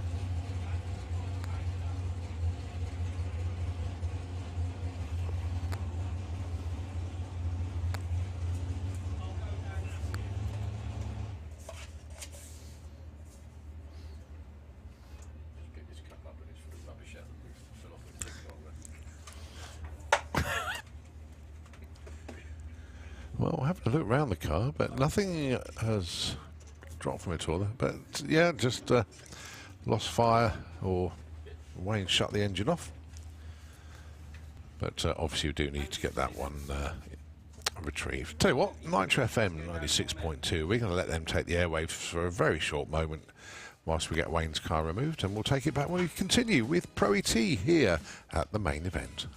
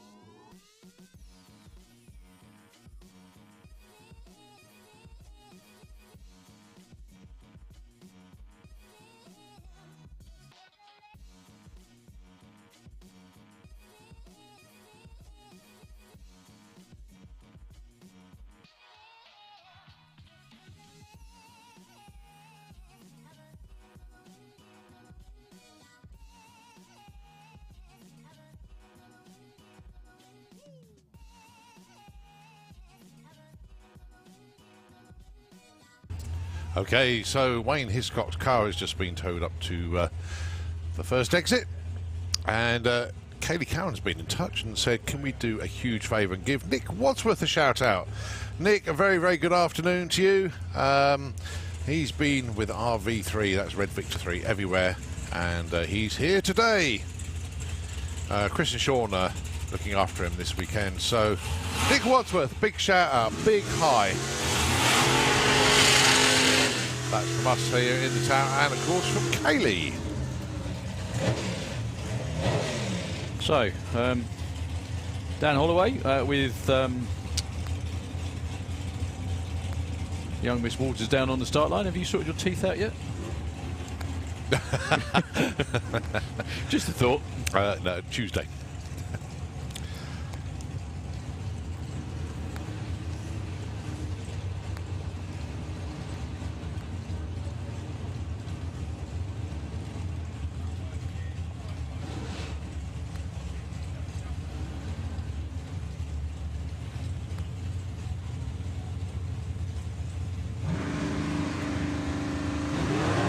So the dial-in said 9.54 for Amy, 9.13 for Dan. Amy almost took the number 1 away. But missed it by 2/10,000ths of a second. Goes 9.52 and breaks out this time. And Dan Holloway breaks out by less than 100th on that one. 9.13 was his dial-in. Went 9.12 with an 8.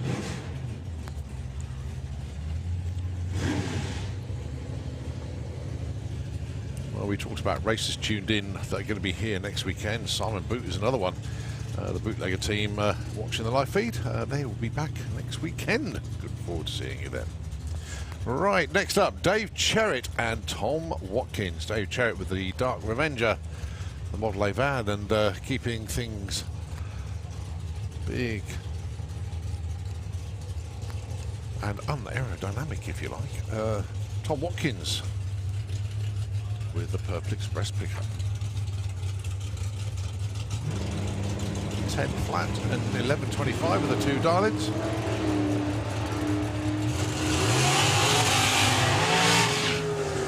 I'm just thinking, actually, we do have a purple pair quite often, don't we? 10.19, 11.26. Tom Watkins, nice move, 31 up to 11. Yeah, we do, don't we? We have the purple pairing quite often, actually, in the last couple of days. So, Mark Huxley, 9.97 this time for Mark. He went 9.95 earlier on. He was actually double entering and running in Supergas as well, wasn't he? But he was struggling a bit to run on the 990. Yeah, having ignition problems with electronics, but looks like they've got that all sussed now. It's Bailey Ashdown in the dragster.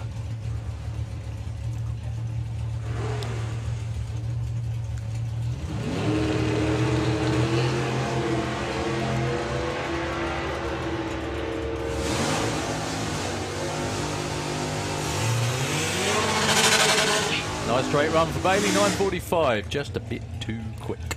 10.01 for Mark that time. Well, Liz Malcolm, another one of those that's hit a number. Dialing in this time, 10.94, wow. Keith Herbert looking for a 9.54. That was one of the quickest runs I've seen him make, actually, earlier on.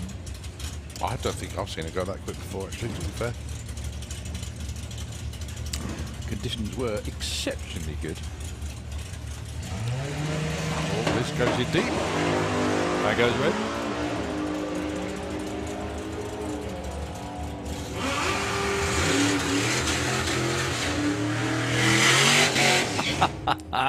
$9.52 with a 5.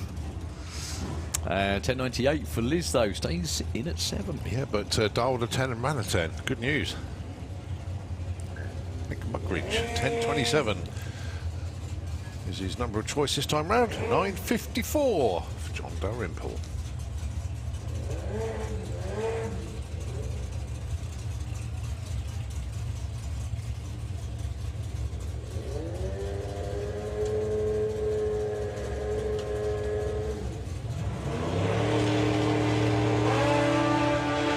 That was a good reaction time for Johnny. 001, very nice.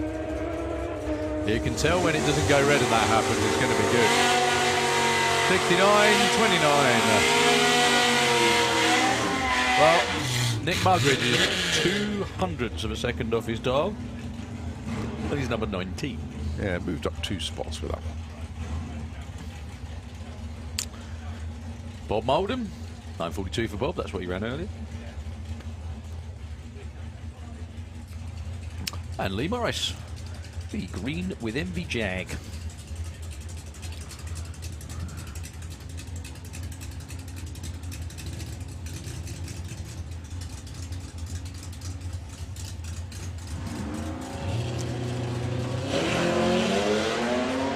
Last couple of cars in Pro 2 before we get into Super Pro. Bob goes through with a 945. Right side of the number. Actually gets bumped back one spot because Lee Morris goes 10-12 with a 6 on a 10-12.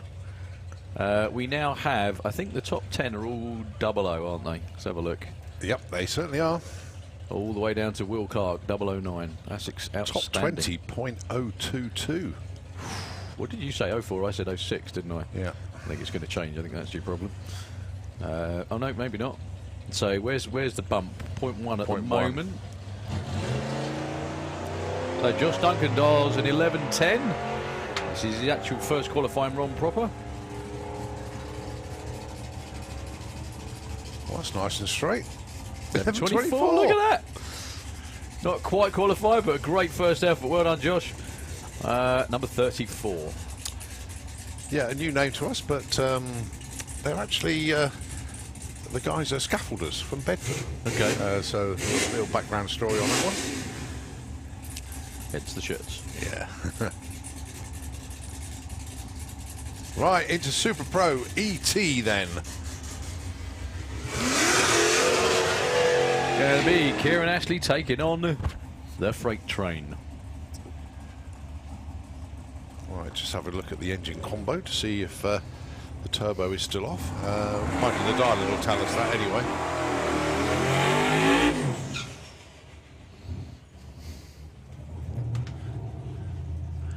Mark Todd with an 8 flat again. Yeah, low turbo and 899 dialing. Went 950 without the turbo last time round.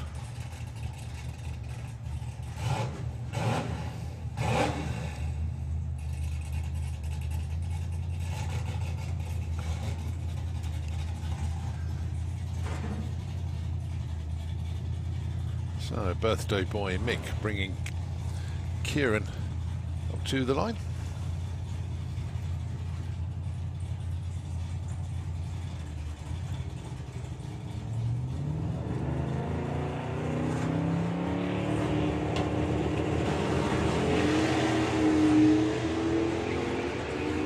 A little quicker on the 60 for Mark at 130.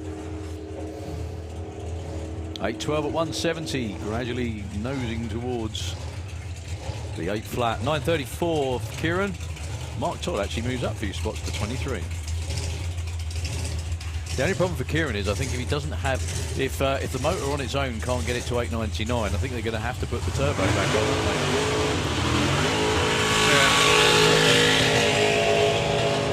they? Strange situation there for Kieran. It's not working too well with the turbo. With Look the at the dialing for Ron. He's found something, or what? I don't know. Well, that's Mark's. So No, it's 816. on the back window.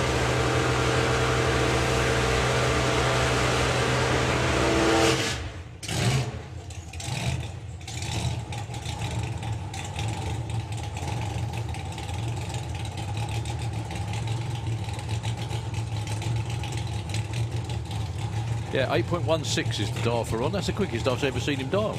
I think that would be a I think that was PB. from this morning, though. I mean, I think that would be his PB if he runs that as well, wouldn't he? Taking on Dave Russell anyway, the van with no name. Looking for 872.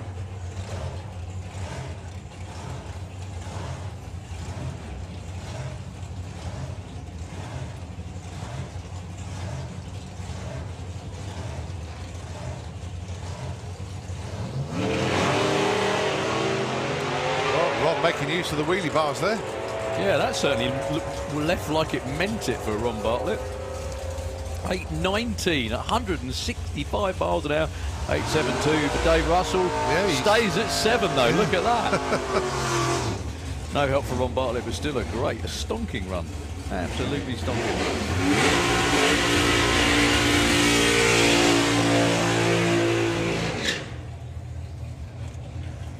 So, Christoph Burfeld with the Nova. We haven't seen him. I didn't think we saw him earlier today, actually. Taking on Mr. Thomas Haas, who has been bang on his dial almost every time.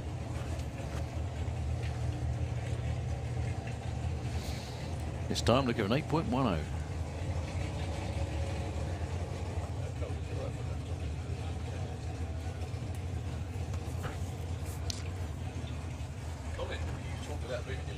The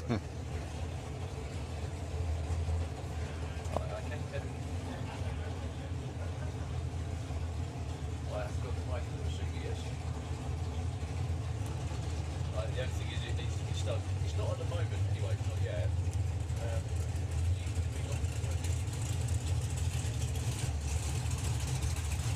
It's no big deal, mate. In all seriousness. Right, Thomas Haas on his way looking for an 8:10. And Christoph looking for an 8:55. Oh, 8:10. He does it again. Oh, he's going to be one to watch this weekend. 8:67 for Christoph Berfeld. That's a bit better. Moves him up to 24.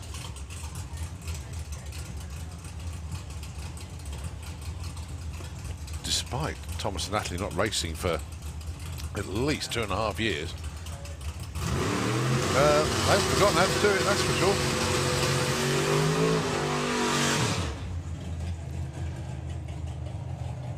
So Thomas stays free, but Christoph there with his 8:67 moves up from 30 to number 24. All right, Colin Morris, he's in at number 8 at the moment. He's one that's run his number. Joe, he hasn't yet. He's only been 100th off. That's because the top 12 are now all bang on.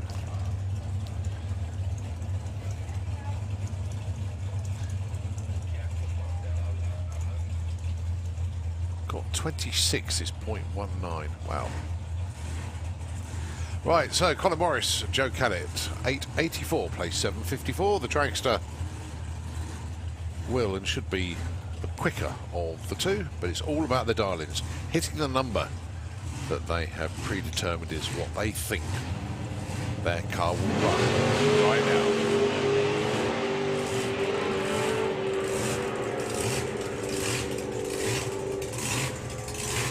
$70 for Joe, 86 for Colin. They stay 8 and 13. Joe clipped that a little early, actually. Only 150 miles an hour. Yeah. Steve Johnson with the Motor Mouse, the blown Chevy. Last time out had a great run going, got a bit of wiggle on past half track and had to back out of it. But when everything goes right for Steve, it'll go in the 6s. Lee Darby underneath us burning out.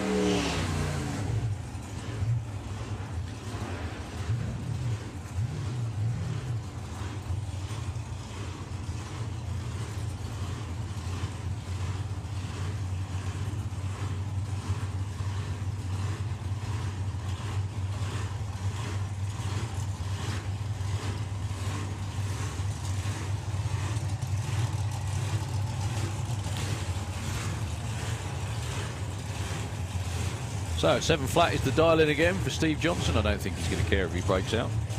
Hopefully the car gets from A to B without any tyre shake and any wiggles going on up the top end. Yeah, same here. It's a polarisation. Yeah. Oh no, you superise now. It can't be that. Okay, so 8.99 for Lee Darby. He's number 18 at the moment.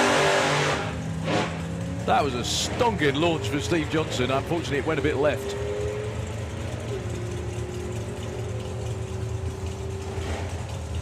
$9.05 on an 8.99. Lee Darby.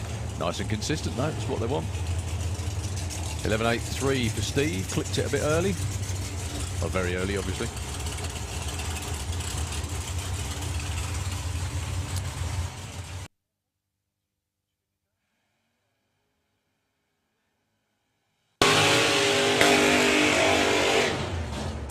Right, I'm not going to be responsible for breaking it.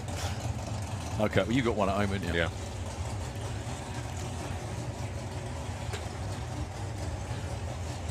Okay, so Jens Konecki, number 22 qualifier, ran his first ever. Look at that. Dials are 790. That's got to be the poshest thing we've ever done, that has.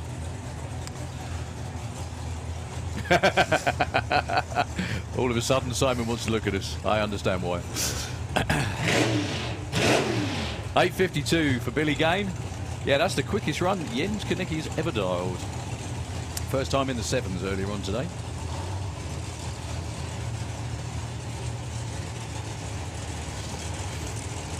The only thing about having air conditioning up here, Cole, I wonder how long it's going to take the jet car to knock it out. That's the only slight problem. Oh, yeah.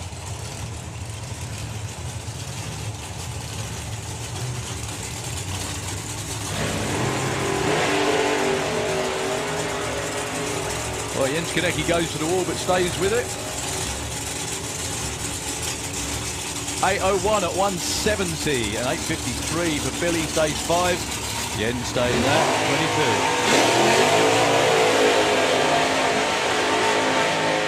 22. Totally nonplussed with that 8:01 now. So 2 supercharged cars coming your way. What's hanging off of Pete's wing?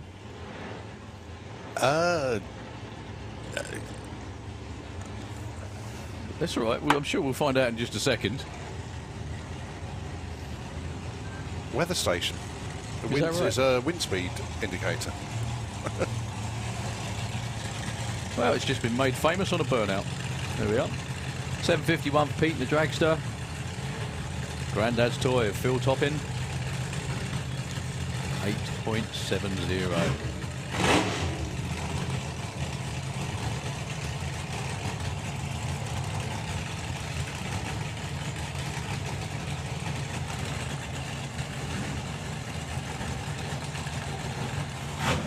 See, it's working. You see that piece of paper fluttering over there. That's good, isn't it?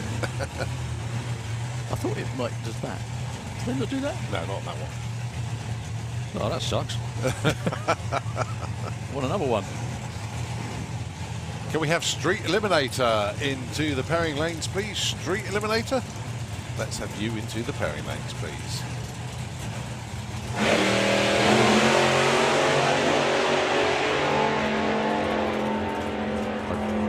I'm sure you can do that. Yeah. 7:51, 7:58. 8:70 though for Phil Toppin. Up to number 4. 8.7 over the 2 and 8.7.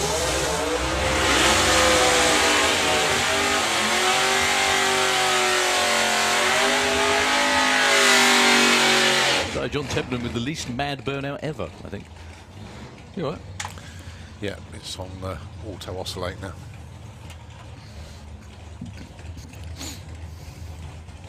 God, we sound posh. John Tebb, well, you don't because you've got one in your house anyway.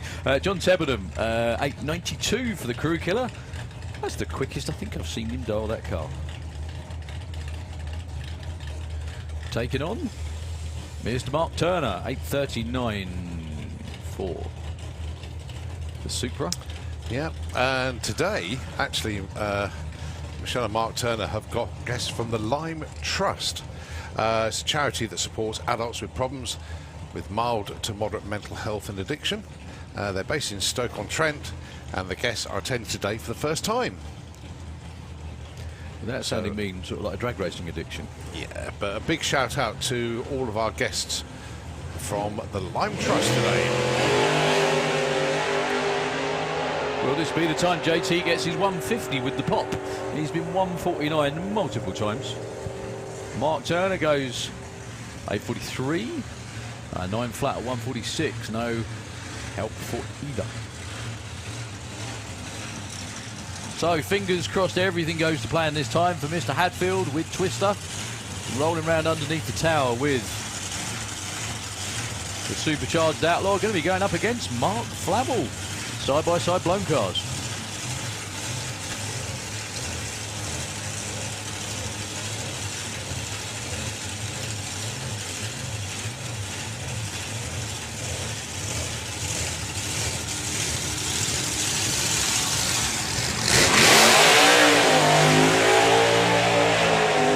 That's more like the burnout we expect to see.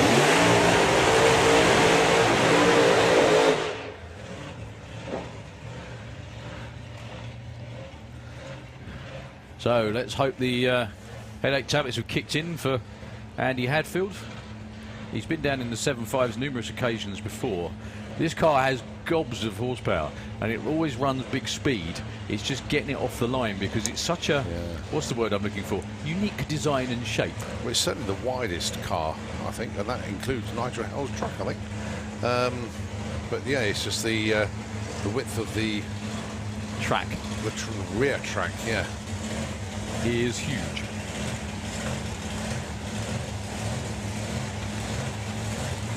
Kind of juxtaposed by the tiny figure of Charlotte backing him up. Yeah, back with a normal roll instead of for VP last weekend.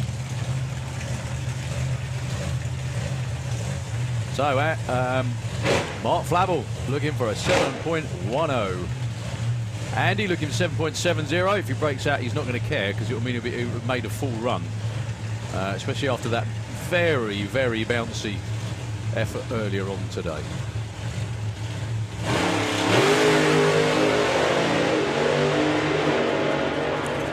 Much softer on the launch for the Fadster. 7.08 at 183. Wow. Quickest run ever, I think, and fastest for Mark Flavel. That was a lot more like it for Twister. 8.11, 147. Still comparatively soft, actually, for Andy Hadfield. Yeah, but he didn't hit the wheelie bars hard. 145 to 60. That's not the normal launch he would have, but yeah, just respecting all the work that's just taken place on the back of the car. I was just going to say that. It's like it was just making sure everything worked after goodness knows how much grief. But well done to the Twister team. Well done for keeping at it. That's something to work with now. So, Dave Smith. It's possibly the car least designed to bracket race with ever, isn't it? Well done to the Flavel team. Congratulations on your 7.0. That the quickest run ever? Certainly looked good. No, not quite. They're still happy about it, though. Good thing is, though, they've got a consistent hot rod by the looks of it, which is a good thing. Dave Suicide Smith, he's qualified 26th at the moment.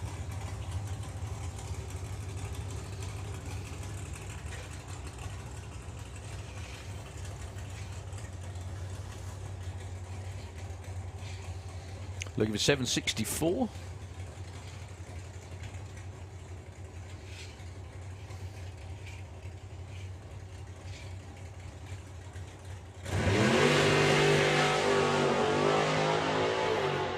Whoop, little bit of a wiggle about 330.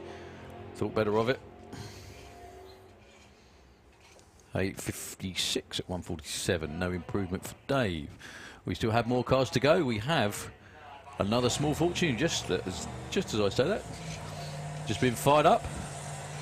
Ashley Bell as well.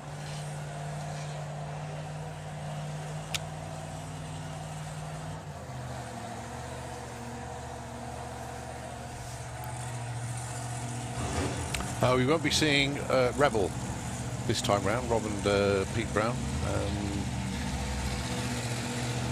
I think it could be Manifold.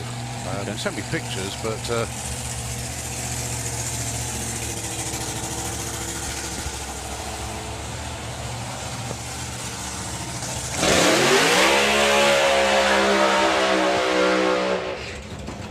big old burnout from Sid.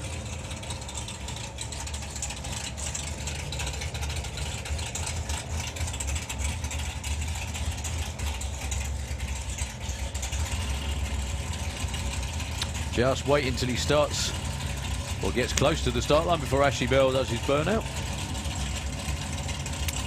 We've still got Scott Hauser, Mark Bailey and Barry Giles that I can see around the back.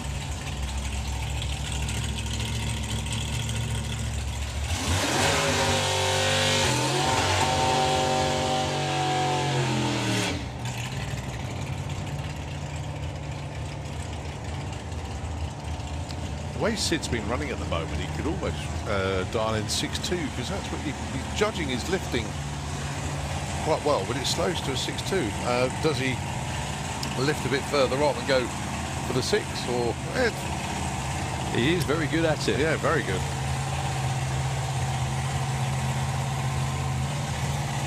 So Sid currently number 27, but Ash number 15.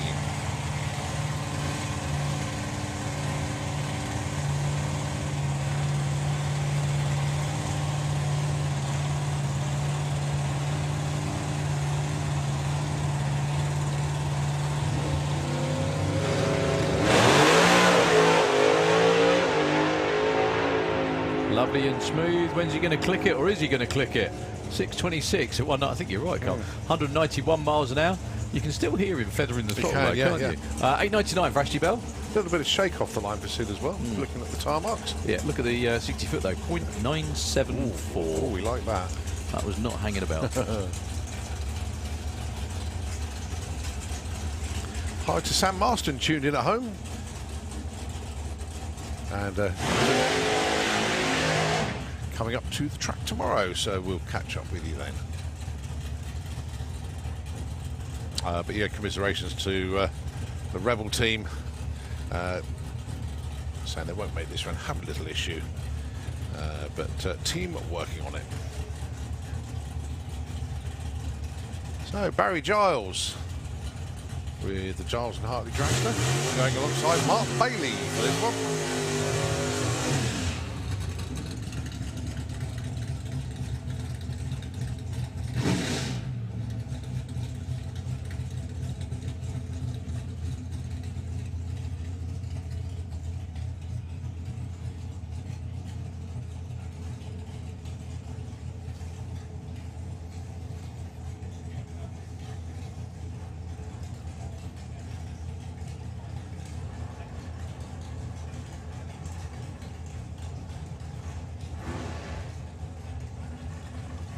Darlings for this one, 7:38 for Barry, 8:79 for Mark.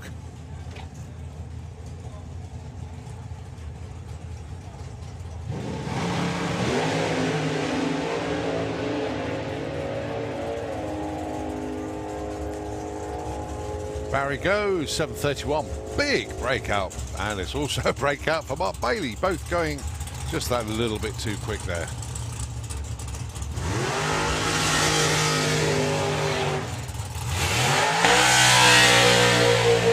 Just wanted to check with the race director regarding scheduling, because obviously we were due our second pro session at 2:30. That's been moved to 3:30, so we're still going to run through all the sportsman stuff. However, obviously don't go anywhere at all, because we have Eric Taball hanging about around the back of the tower as well, and we've got all the fuel cars again. Maybe one or two less top fuel cars, but we've got all the funny cars again, hopefully, and everybody else as well. So stay with us, and the electric bike and the electric car. So, two dragsters going at it this time. Yeah, put your hands up if you've run your number in Super Pro, and half the field are going to do that almost. Nick Good, number 7 on the qualified order, went 7:58 on his 58 dial-in, but with a 3 on the end. Scotty Hauser was perfect, 7:42 with a 0, but only good enough for number 2.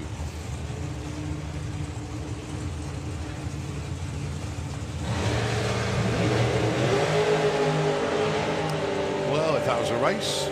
Nick Good would have won that. Whoa, Scotty getting a little bit close to the wall on the right hand side. 7:50 flat for Nick Good. He breaks up, goes a bit too quick. 8:05 off the throttle at the strike there for Scott Hauser, but nothing. Just focusing on Nitro FM. The second session is going to be about 3:30, so I'll be going up the top end in about half an hour. Yeah. On to Supercomp, qualifying session number 7. Be faster, or be faster. Andy Clifford, title sponsor for the class. Sorry, Andy Clifford with Snake Eyes over there. Run a best so far of 9.30. He can run closer to that number. Steve Hill can run way quicker. Way quicker did than last time. He went 8:25 at 157. The trouble is, though, obviously they are entered into Supercomp this weekend for a bit of fun. But at the same time, so if it's on a good run, do you think, do I try and run? Nah, sod it. Just keep That's going. it. You got it. Basically that, yeah. The right foot takes over.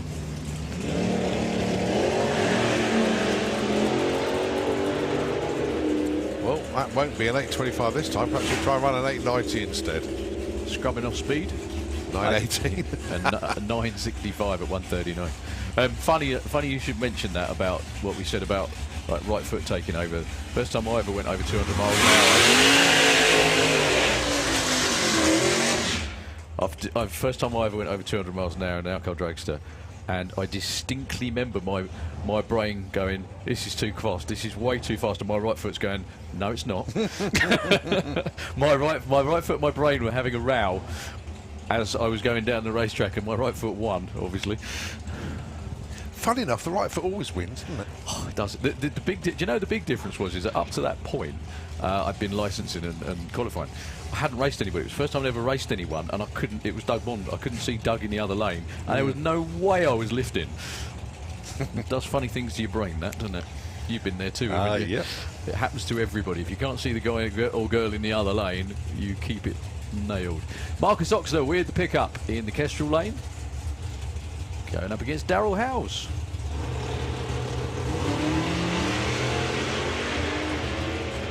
I didn't actually catch Darryl's big wheelie yesterday. That looked quite high.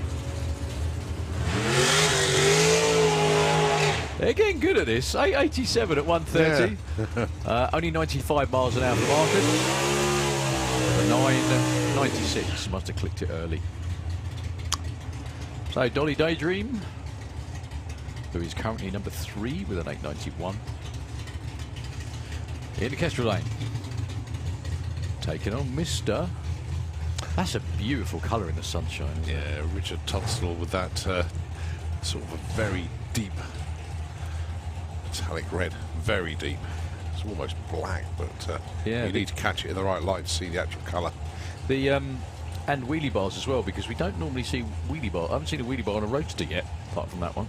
It's a smart move. Yeah. Saying that, Martin Kirby's is coming around with one. Yeah, like buses, aren't they? Something like that. Oh, and Steve Hudson's put the wing back on.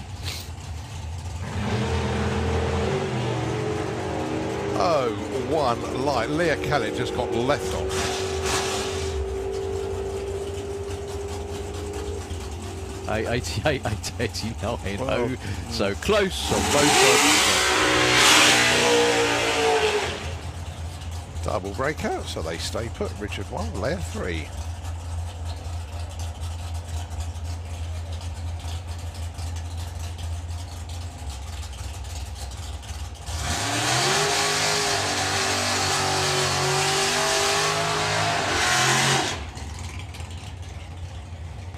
So the absolutely gorgeous roadster of Martin Kirby. There's quite a few of these now, aren't there? Yeah, there's 5, well, 4 running this weekend now, as we've lost one of them, which is Simon Fulton. But yeah, very, very popular. As I say, there was like a dry spell of them, if you like, but now come back in vogue.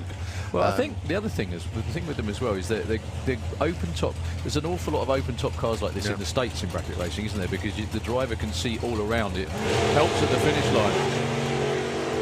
Martin Kerbishley with the Fix Auto.com Penzance Brogy Roadster using the wheelie bar to full effect there. 001 red for Paul Hudson, and he's all over the place again. 971 and 9 flat.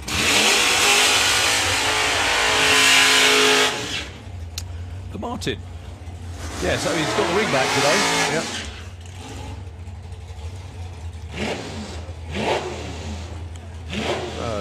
Steve Hudson currently number 5, and Schofield number 6.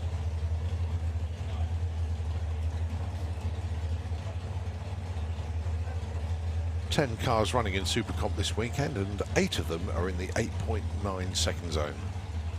And the other 2 are just on the outside looking in the 9s.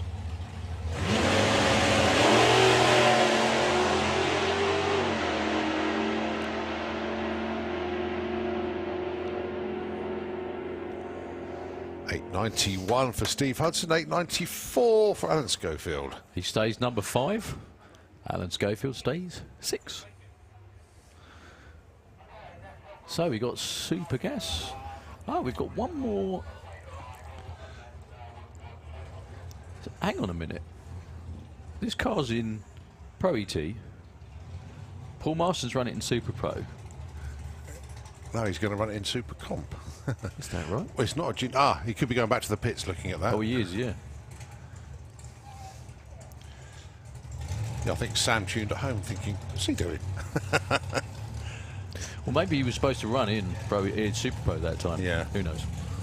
So you got Junior Dragster, I think, coming forwards, yeah. It is indeed, It's Luke. And Finlay Fag coming round.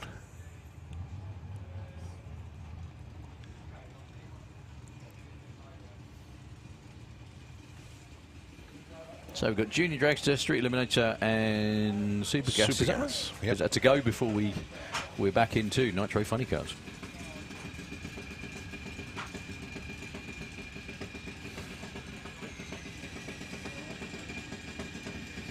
Right, let's have a look then. The Double O Club. There's 7 of them in there at the moment. Well, I'll say that 7. There's 6 of them because one of them's in the Triple O Club. That is your #1 qualifier, Harry Peters. He's the man who's leading the way at the moment. Luke Fulton, he's in at number 4. Finlay in at number 10.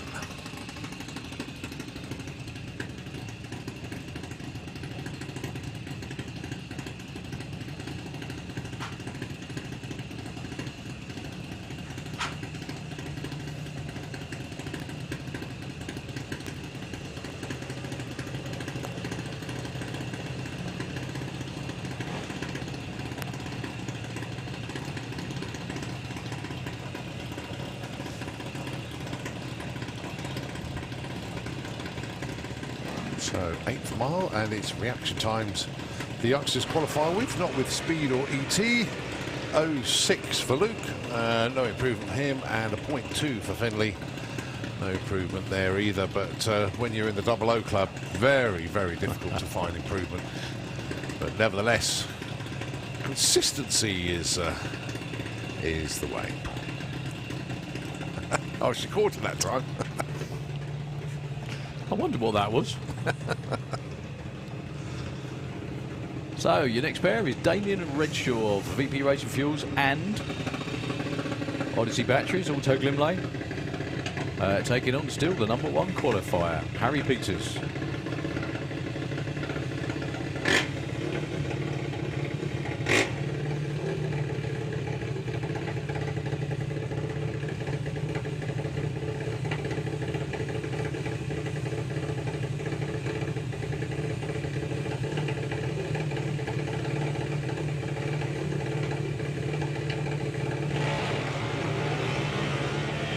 I don't think that's going to help either. 07 for Damien.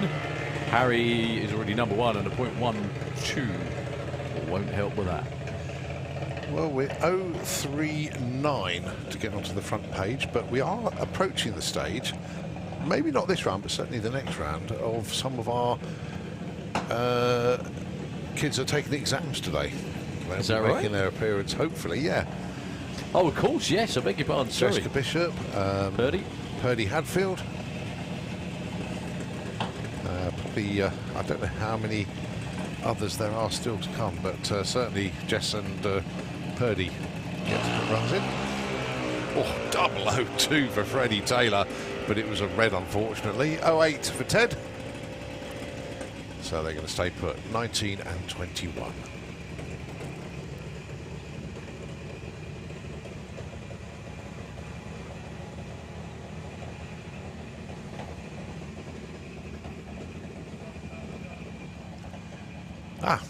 Here's one of them, Jessica Bishop.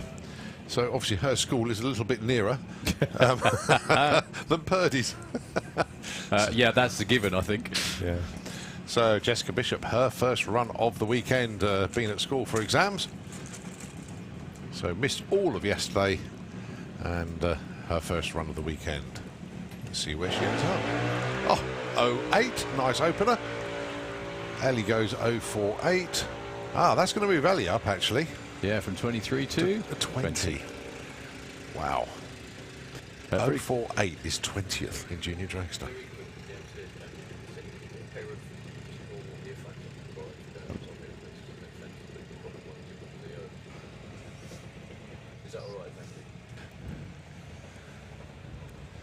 Neve Deavy and Chef Check It. Neve is currently number 25. Nice to see Caitlin on the start line. Going alongside Chef Check It with the Flame Game Junior Dragster. Nicely qualified in the number 6 spot.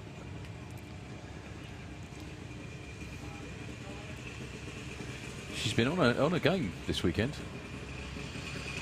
just about everyone. Oh, has Purdy made it as well? Because Andy's down there too. Oh, right. Really? Yeah. Well, I just saw Andy. I didn't see Purdy. Oh, 28 for Neve. Well done. Yes. That's more like it. So having Big Sis on the line for you. Yeah, he is. Purdy's made it. Chevy stays at 6 with an 0.36. Still another very, very good line. So, first qualifying run of the weekend for... I was going to say, have they got a substitute driver in for Purdy? But no, because Haley's down there as well. So, nice to see Haley has made it as well. Currently riding quite high in the UK Championship. Oh, 07 red, doesn't matter. She actually gets qualified. That's the important bit. She's been thinking about that for the last couple of days. School doing exams, isn't she? 27th. Now, she's got 3 runs. No, still another one today. And 3 tomorrow. Haley catching up with everybody. I think Ian's saying, I'm glad you're here because you can calm him down.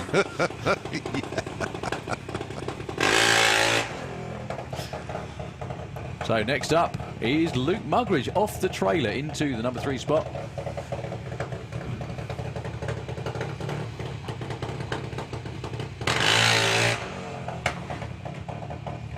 Another quick test launch up against Ellie.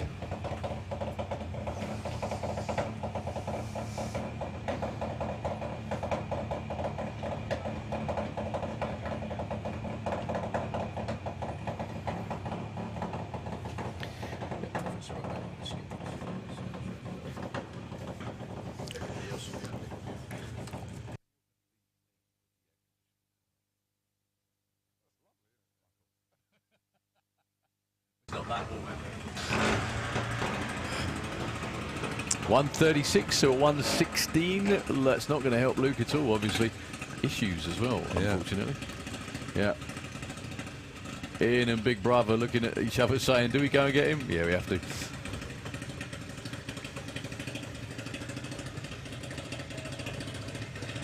So, going to be Bandit 1 up next. Doing a good job again this weekend is Harley Coulsell. Marky Turton down there with the crew. Shout out to actually Philippa Turton. She's tuned into the coverage. She normally does. So, Philippa, I hope you're keeping well. Tuned in probably from Spain. Unless I've got that completely wrong.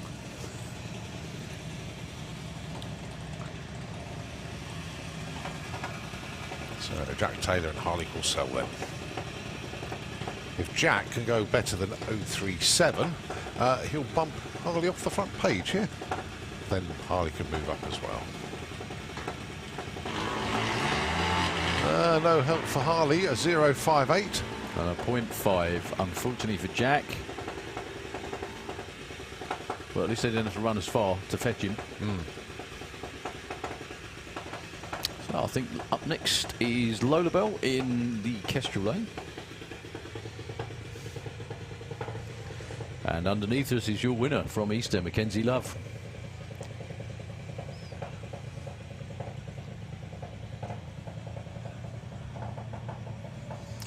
Well, we seem to be collecting juniors behind us now.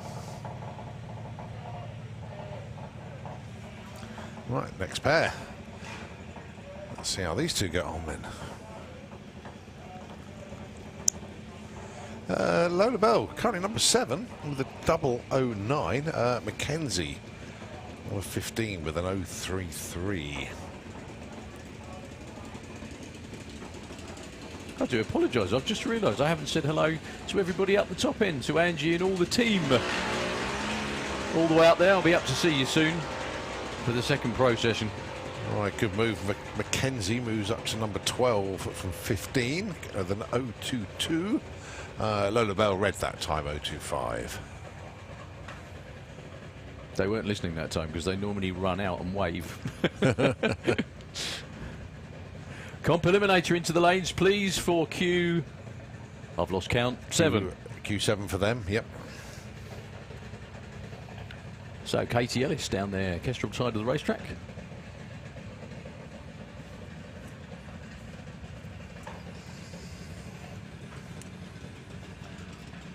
against Liam. KT 9, Liam 8 at the moment. Liam, he very kindly invited any kids that want to go and have a look at his car to sit in it as well, didn't he? Sent us a note up earlier. Of course, yeah.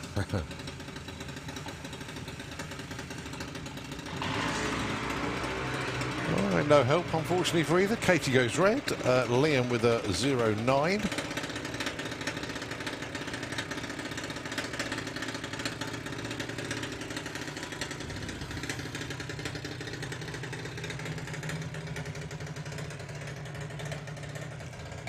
Teddy Howe and Jake Cooper up next. Jake, another one of those 00 qualified cars.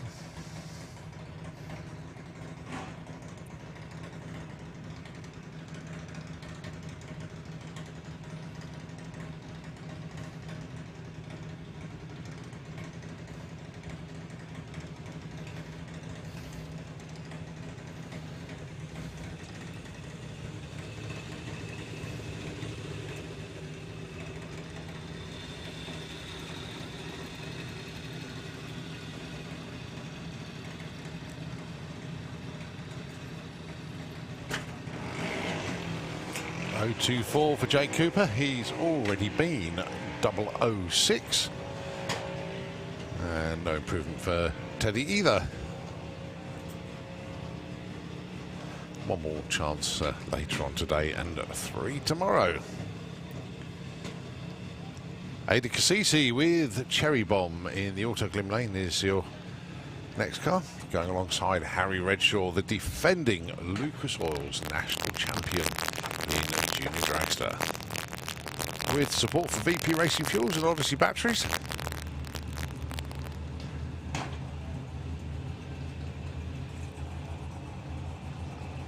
Ada currently number 11. She's been 0.22. Her reaction time, her best so far. And it's Harry wants to get onto the front page.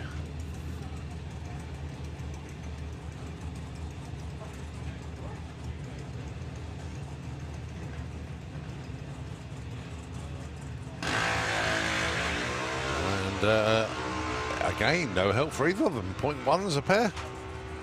Trouble is, they've been so good before these two particular runs. Very, very tough for them to get better.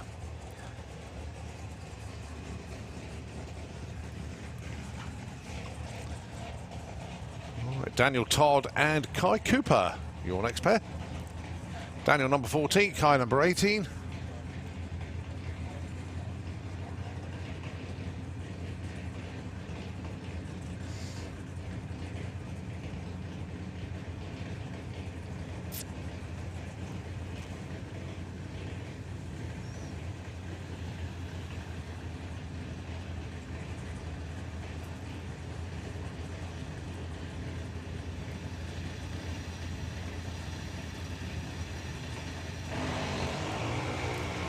Well, 0.42 for Daniel Todd. He's already been 0.26. No improvement there. Kai Cooper goes red, unfortunately, with an 0.45. Again, just that little bit too eager to get it done and just reacts too quickly. And what happens then is the red will come on the tree instead of the green. In effect, a jump start. And we can't see sometimes if it's a super tight red, but that's why we have a timing system to tell us. All right, Lara Bartlett and Grace Smith. Lara number 2 at the moment. 0.05 is her best, alongside Grace Smith with the Boost Monkey Junior Dragster.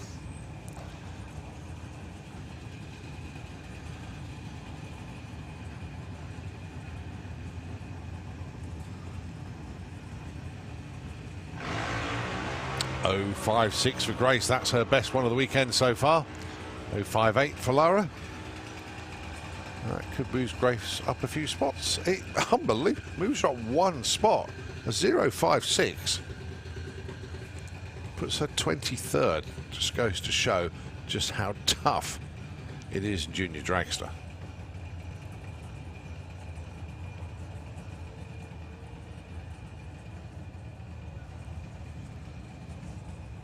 we've seen Lara go through. Here's Jacqueline. Currently number 13. A 0.26 is her best so far.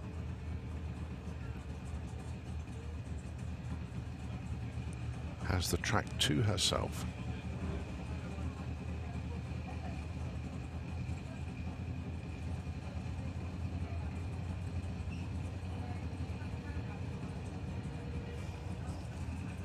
Oh, just inching up towards the line.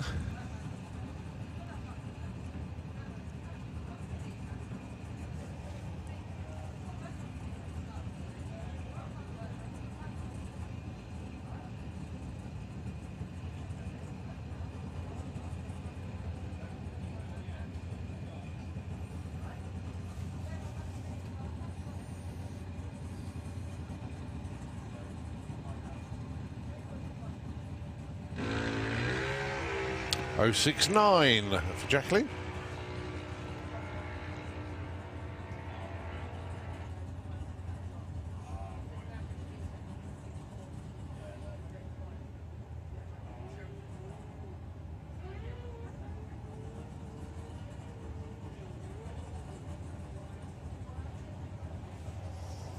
Okay, we move on now to Top Speed Automotive Street Eliminator. Qualifying session number 7. A massive congratulations to Tony Higgs getting into the 7s for the very first time, and didn't just knock his way in. 7.86, just barged his way in there. Outstanding run. Number 1 though is the man appearing in the Auto Eliminator. This is the ugly sister of Andy Bond. Going alongside Paul Morton. New PB for him earlier on today, 9.22.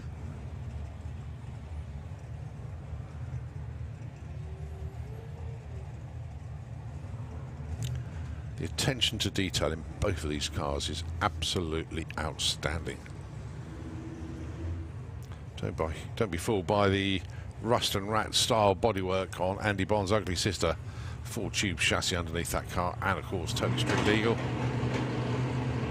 Does 200-mile-an-hour runs at ease. Oh, blazes the tyres on this one though. In actual fact, they both lose traction off the line.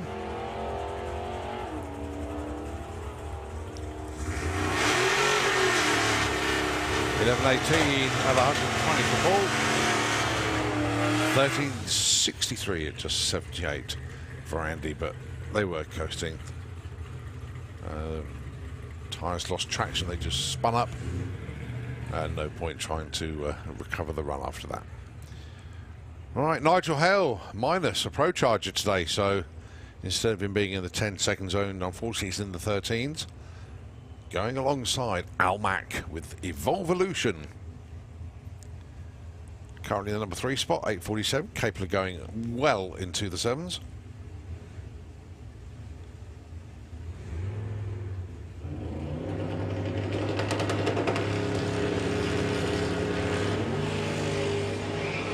Oh, once again, Al just losing traction past the 60-foot mark. Does well to recover it quickly. Still goes 9.19, but well off the throttle by then, 116. And 13.68 at 97 for Nigel Hale, but short numbers for Al, 118 to 60 foot.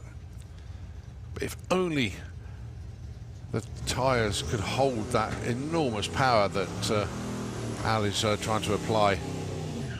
But they'll find the sweet spot, and when they do, those numbers will tumble.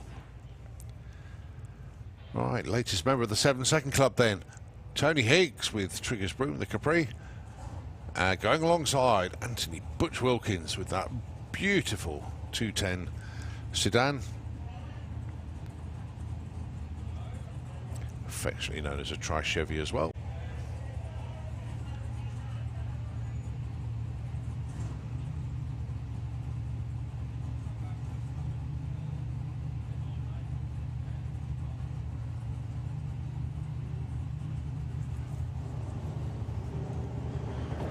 Tony just bumping into stage.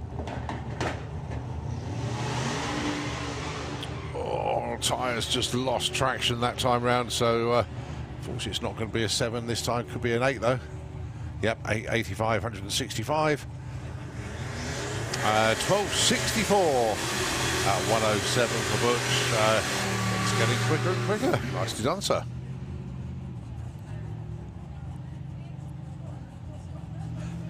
Elliot Day and Ash Cooper.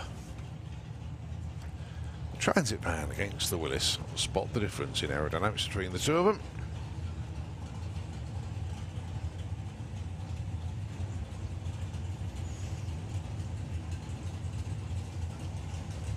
Elliot so far on a 976, but the quicker of the two is the Transit, 964. They will go on a cruise on Saturday night, around about 26 miles, including a fuel stop, which they didn't do previously because there's a big shortage of fuel, but I think they'll be doing the fuel stop proper this time round.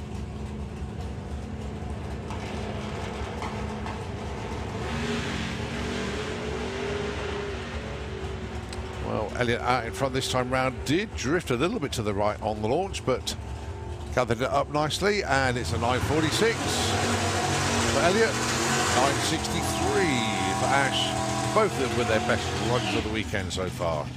Nicely done. We move on to Super Gas.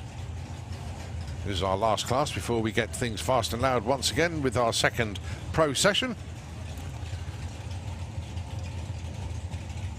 Number 4 qualifier in Tony Morris Carburettors Super Gas is Andy Dibley, and it's Andy Harrison who's in the number 10 spot at the moment. A very, very good afternoon from Santa Pod all the way to Florida to Tony. We know UK arm of the operation, Dave Gibbons, is around here somewhere supporting the customers and of course all of the racing community. So the aim of the game is 9.90.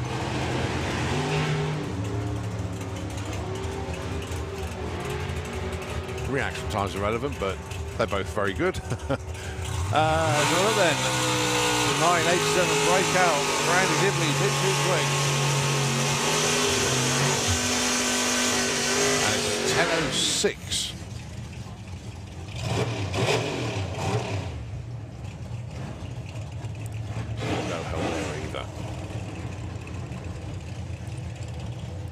Right, now I know why that Dave Fulton was trying to dial in 990 in Pro ET, because obviously that is the index for Supergas. So trying to run that number in Pro ET gives him another chance here in Supergas, going alongside Tim Moore.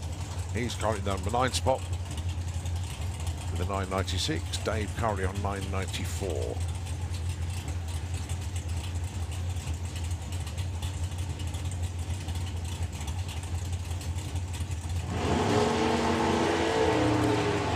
Zero light for Dave, 0.1 for Tim. But to be honest, it's all about the ETs. Dave Fulton goes 995. Breakout for Tim Moore, 987, just a bit too quick. So they stay put, 8 and 9. Morris Boys Racing.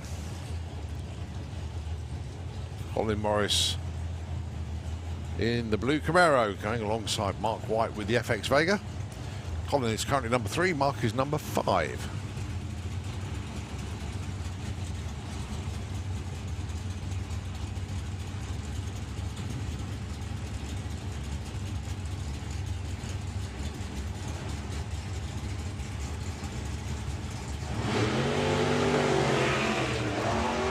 Well, zero lights once again.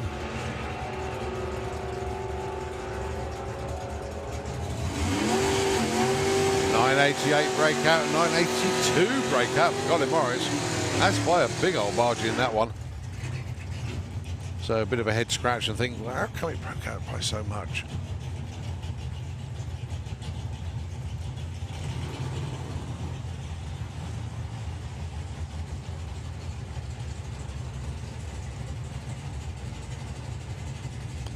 The Greenfish Barracuda of John Turner, and it's Bob Molden with a white noise Peugeot 205.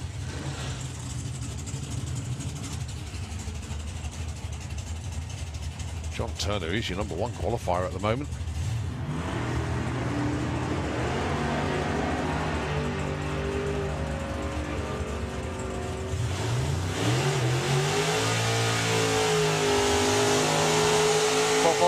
10-14, 10-10 for John Turner. So again, they're going to stay put.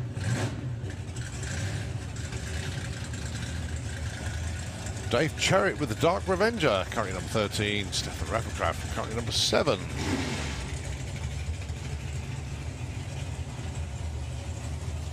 Well, 14 cars entered into Supergas. 11 of them have run at 9.9 something.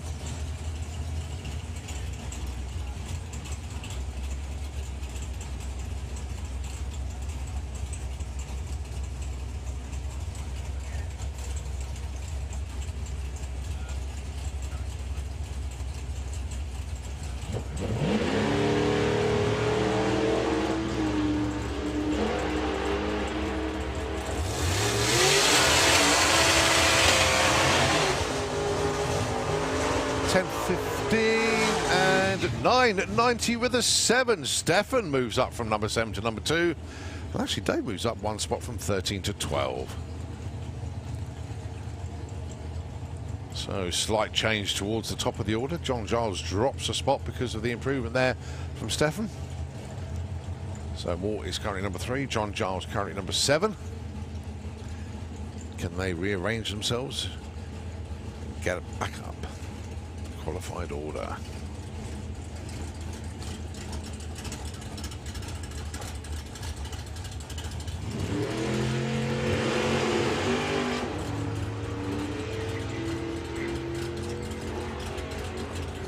.03 light for John.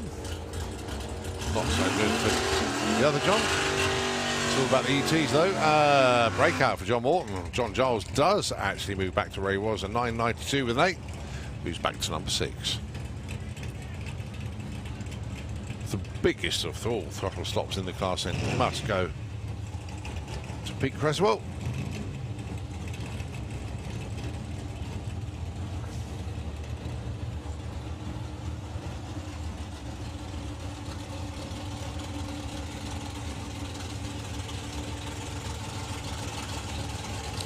So bringing the full Monty Mustang up to the start line then. Pete Creswell currently number 13 spot with the 10.15. Would like to get a lot closer to the 10.90. Has been way under, but wants to get close now. Big throttle stop, kicks in, still in, still in, still in, still in. There, it releases. Charge to the top end at over 150 miles an hour with a 9.95. On the right side this time. And moves up from 13 to 9. Well done. Okay, just a ride for the two-seater dragster. And did actually have Paul Brown get in touch. Paul, a very good afternoon. And once again, congratulations to you and Zoe on the addition to the family. And Paul Brown just wanted us to say a big shout out to Steve Warner, the pilot of the two-seater dragster, for basically dusting off his race suit and coming back out. Well done.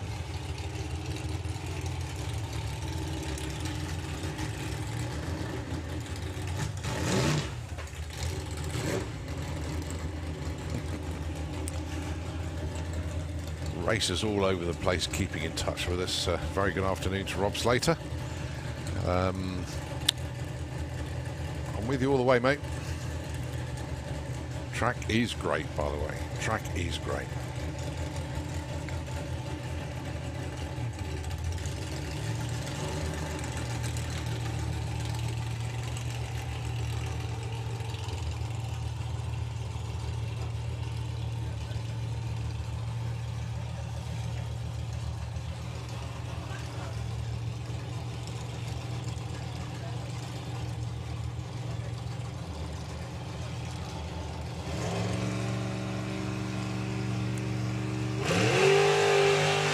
So Steve Warner then, another 7-second pass at over 167 coming up probably.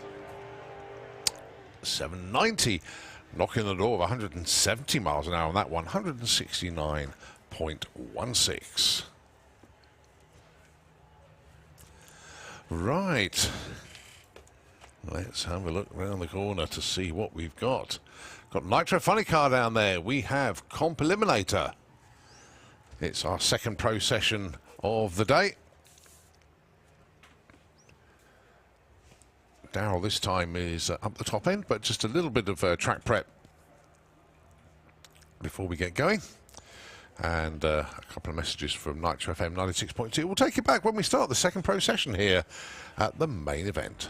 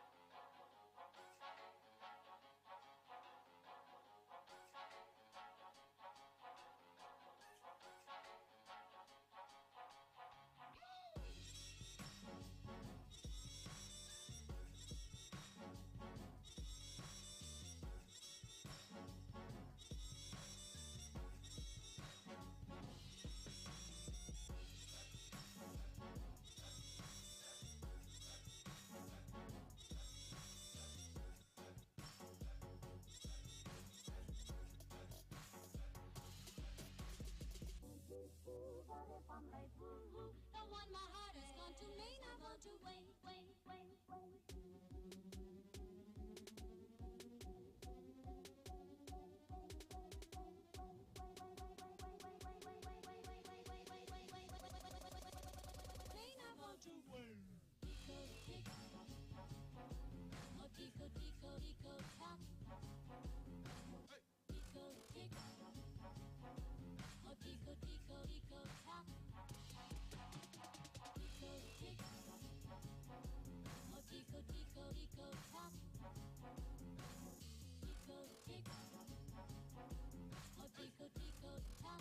He's a cuckoo in my car.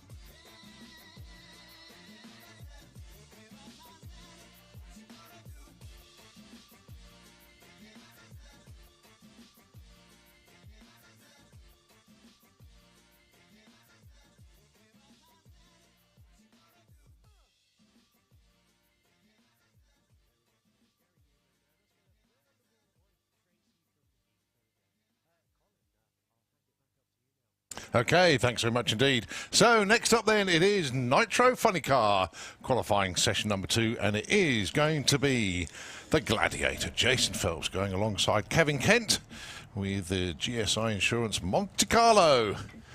Once again, massive thanks to our track crew getting us ready for this second session. Darryl Bradford has made his way up to the top end for some top end interviews with our stars as they come around the corner, those that you can catch up with, of course.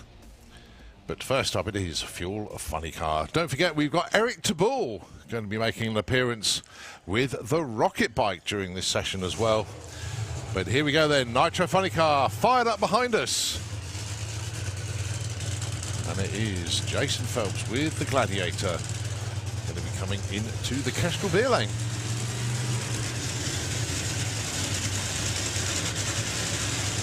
And of course, Kevin Kent in the auto lip lane. Side by side, the Nitro Funny Car here at Sandspot Raceway for the main event.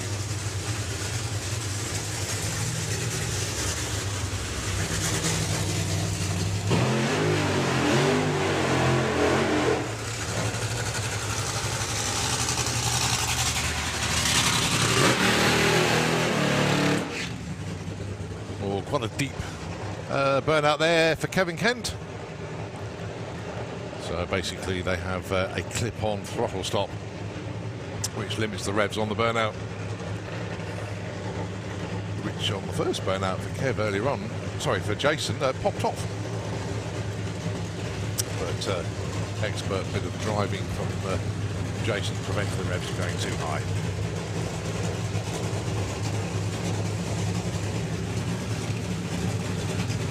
All of our Nitro Funny Cars on the premises have been in the 4-second zone for 1,000 foot. If you look towards the finish line before we get there, you'll see the 2 orange markers at 1,000 foot. That's the race distance for Nitro Funny Car and Top Fuel dragster these days.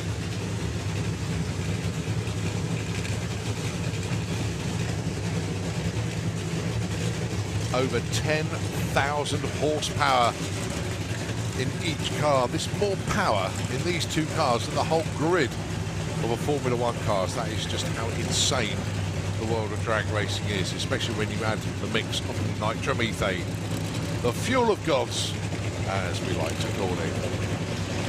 So then, for the second time today then, Jason Phelps with the Gladiator, car owned by Jackie and Mark Hawkins, going alongside Kevin Kent, GSI Insurance. The West 10 Motorsport team are in the auto glim lane. It's over to the drivers now. The crew chiefs move out the way. Jason is pre-staged, so is Kevin. Here we go then, folks. Hold on tight. Shoots out a half track there for Kevin Kent. Jason just basically stood up on the tyres.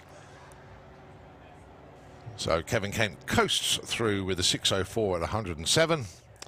And Jason there, a 14:06, not representative, but then when you stand up on the rear tyres like that, you're not going to get any forward motion whatsoever.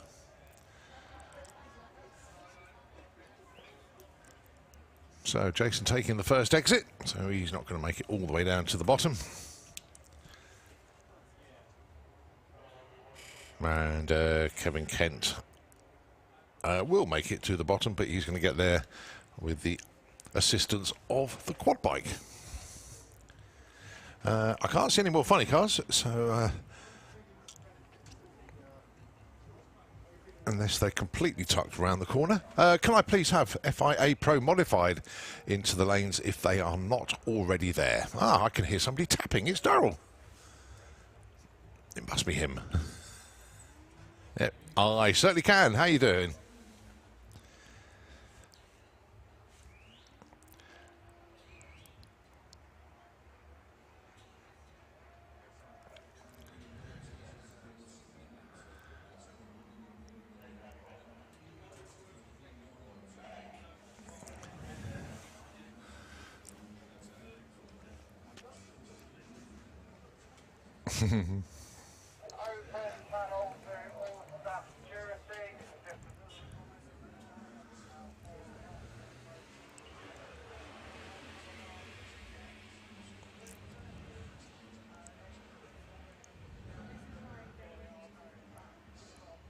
Yeah.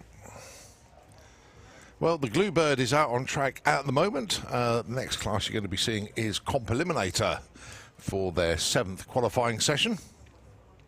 How are the turnout crew at the top end there, Daryl? Because we haven't seen them this weekend yet.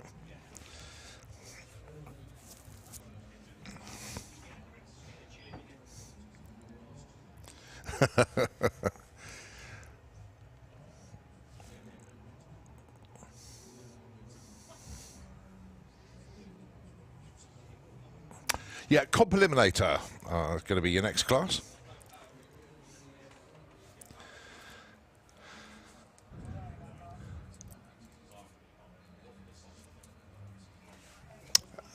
Dave Smith and the Soul Man, Kev Perkins, are the front two.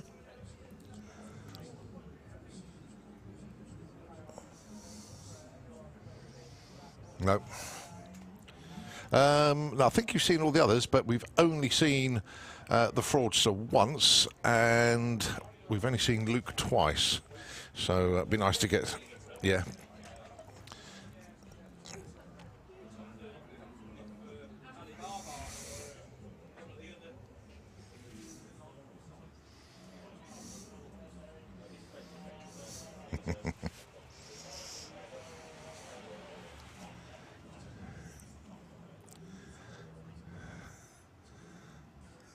No problem at all. Okay, well, as I say, we've got the Bluebird out doing its thing at the moment. And once the Bluebird's finished, it will be time for Comp Eliminator. So we'll rest the vocal cords. No, I am lying to you, actually. It's not going to be Comp Eliminator next. Scratch that. Eric Taball is coming up to the start line.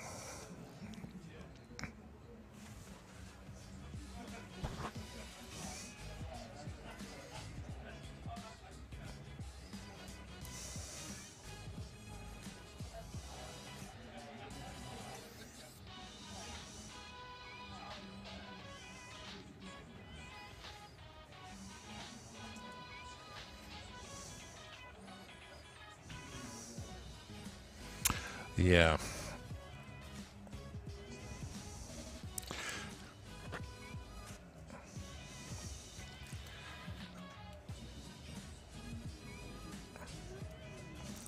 Yeah. Well, he's just doing his stretching exercises, and it's time to give him a warm welcome. Ladies and gentlemen, please raise the roof and a big cheer for Mr. Eric Taball. The crazy Frenchman is in the house. And the respect to the man above. So Eric is just putting his crash helmet on, and he will climb astride this incredible machine, the rocket bike. And as Darryl says, his last season on the bike. Makes you wonder if Dale Leaks will get hold of this afterwards. But I know he'd love to have a go on it. But the track is all Eric's for the time being. And don't forget, when Eric does his run, we like the traditional Santa Pod countdown. And when we get the thumbs up from Eric, it'll be the 5, 4, 3, 2, 1, and then you just shout go at the top of your voices. And then Eric will launch himself down the quarter mile. And of course, this will be Eric's first run on that super smooth shutdown area.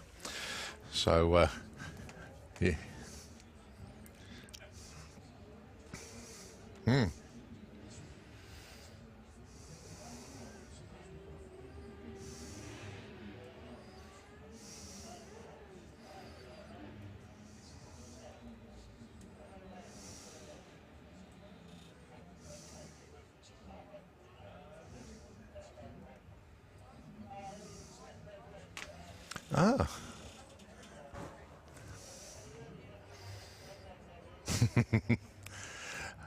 Well, I don't think there's any question that Eric is going to make the last exit. As, he now just sits astride the bike. And what they do is they push the bike back towards the water box when he does the first couple of blips. Don't forget, this bike runs on hydrogen peroxide.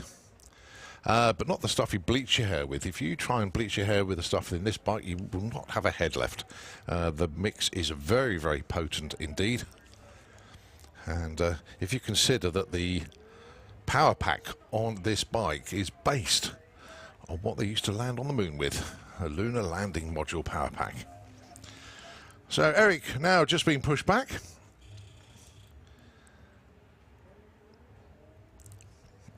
It looks like steam that comes out of the back, but in actually fact is hydrogen peroxide.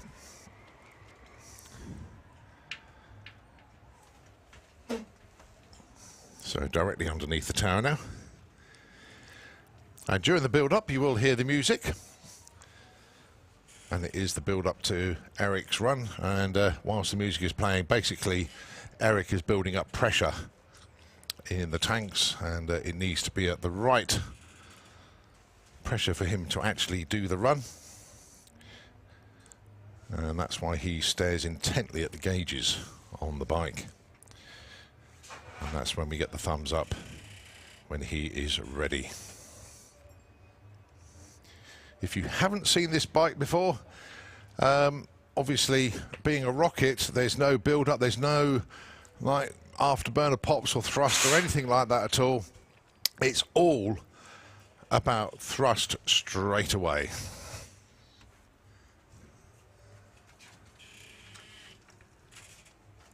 Okay, so Eric moving forward.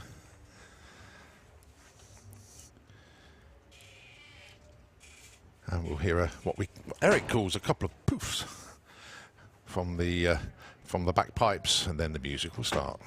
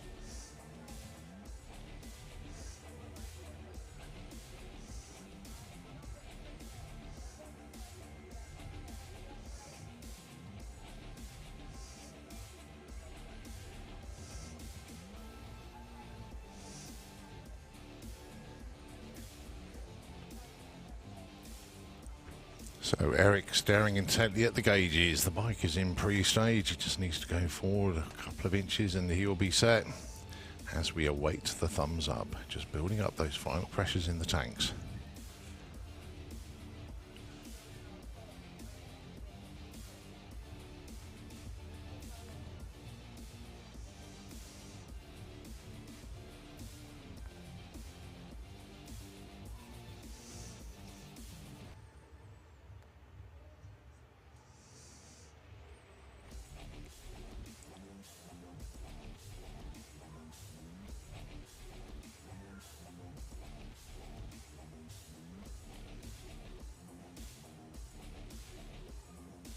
So quite clear. Here we go then. 5, 4, 3, 2, 1, go!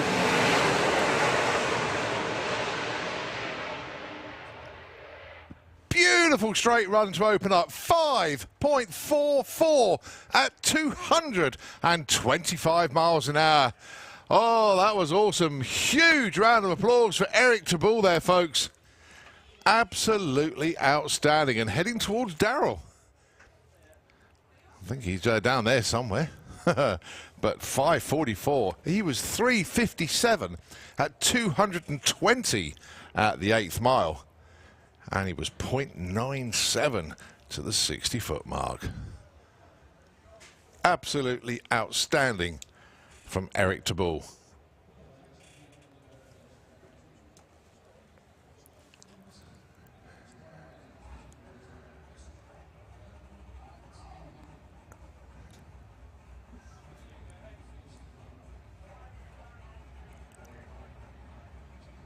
Yeah.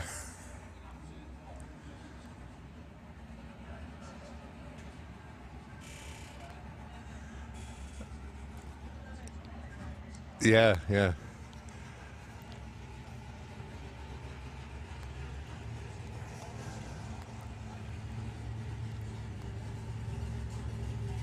Right. Okay, in the meantime, Comp Eliminator is coming underneath the tower. And it's Soul Man, Kev Perkins, that's going to be first to go. Currently the number 5 spot with a 763.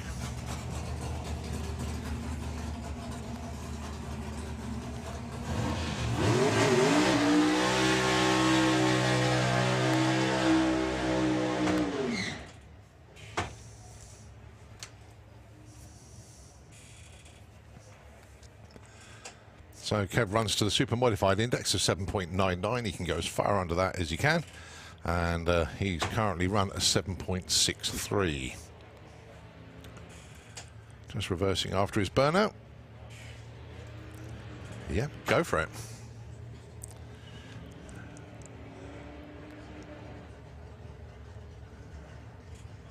Okay.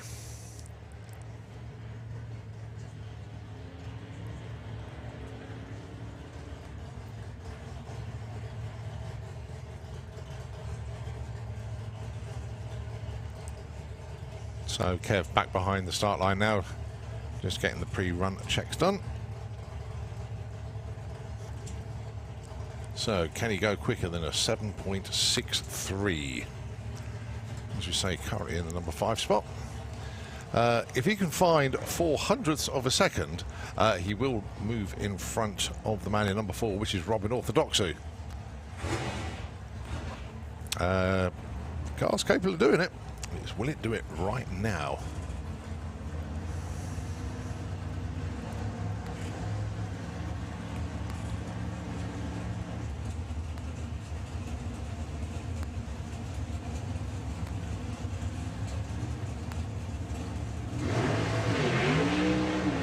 Whoa, tyre shaken, weaving all over the place there is Kev. Still open the taps all the way at the stripe though. 8.24 at 1.75.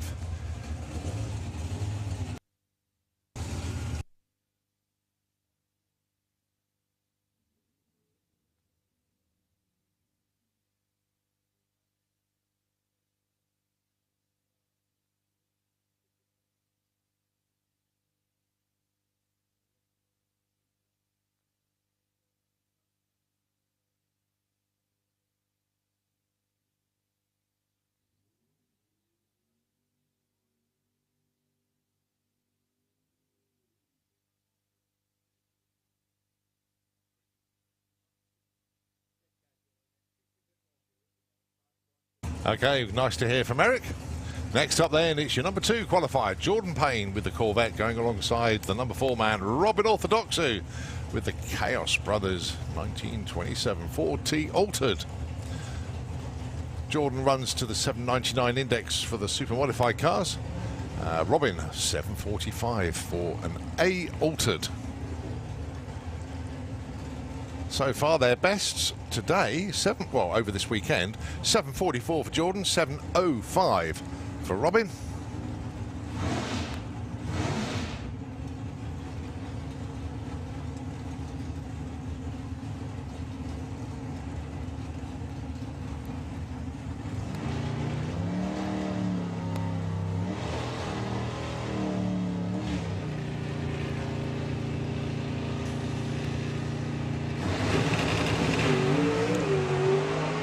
Whoa, Jordan losing traction off the line. Robin arrow straight to 7:08 at 191. Just 300 slower than what he'd been previously at 7:05. Jordan, an aborted run there, 14:55.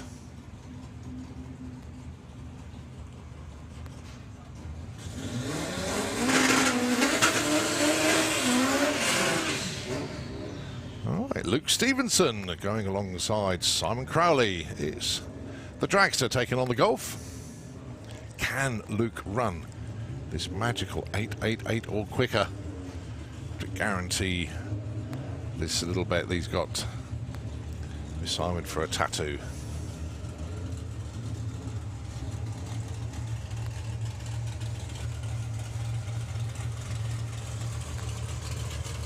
$7.52 is the index for Luke, $8.70 for Simon. They can go as far under as they like if they can.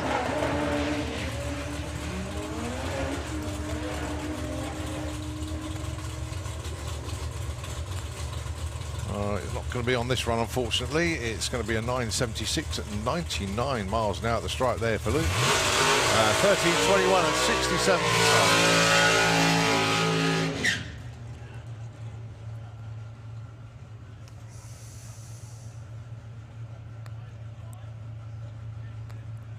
Well, we've seen this car in Super Pro. Now it's back out in Comp Eliminator. This is Dave Smith with the Powerflow exhaust Jaguar.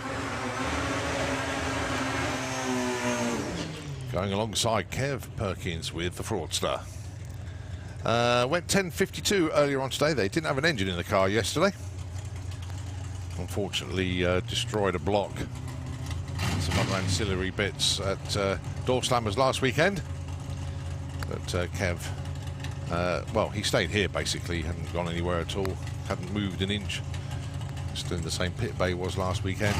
So I managed to get everything repaired here with it refreshed, or a new block to him. So car can run in the sevens. Going alongside Dave Smith then. The Jaguar XKR, so far a best of 768, and he's in the number 7 spot.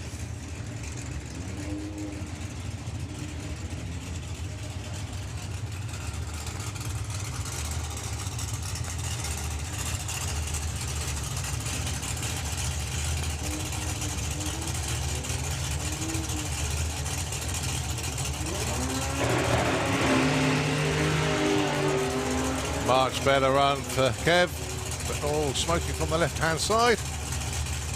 Nevertheless, he still goes through with a 7.63 at 181 miles an hour for the Fraudster, 7.68 for Dave Smith. Yeah.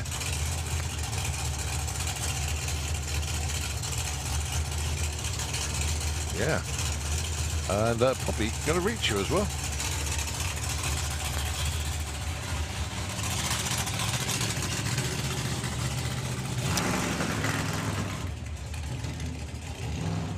Well, I've got good news and bad news. Good news is that Chris Orthodoxu with the Apocalypse Viper is on the line, but the bad news is that he went for the throttle to do the burnout and nothing happened. It's just crawled forward on tick over.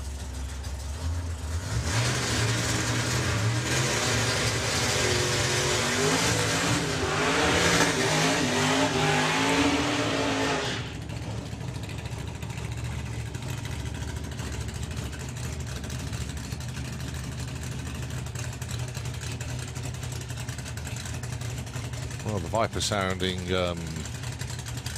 well, not happy. Needs to get a number on the board to be qualified, basically, but it's sounding almost agricultural. Just churning away and obviously no burnout whatsoever. So Chris just going to get a number on the board now. Can I please have FIM Super Twin into the lanes, please? FIM Super Twin into the pairing lanes, please.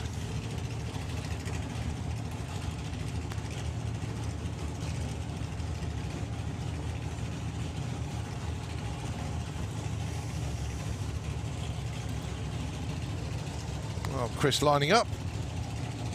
Needs to get that number on the board. Dave Swift on the other side of the racetrack in the Kestrel Beer lane with the AMC AMX.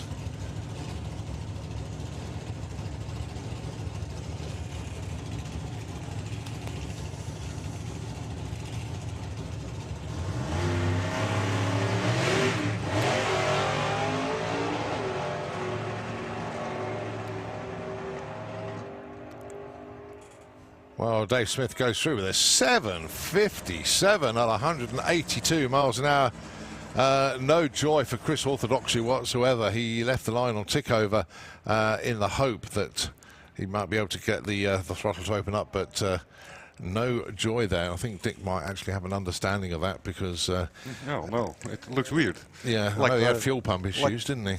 No, it was something with the throttle cable, actually. Oh, I was just there. Just came from there.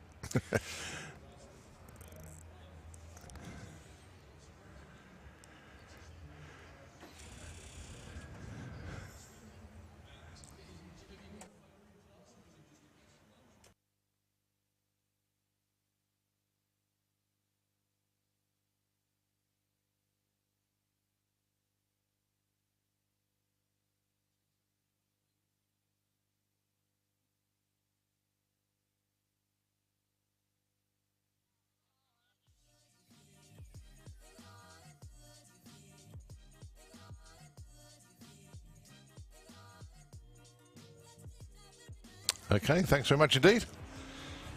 So looking round the corner, going to be Matt Peters. Oh, go for it, yeah, it's still down to you. Okay.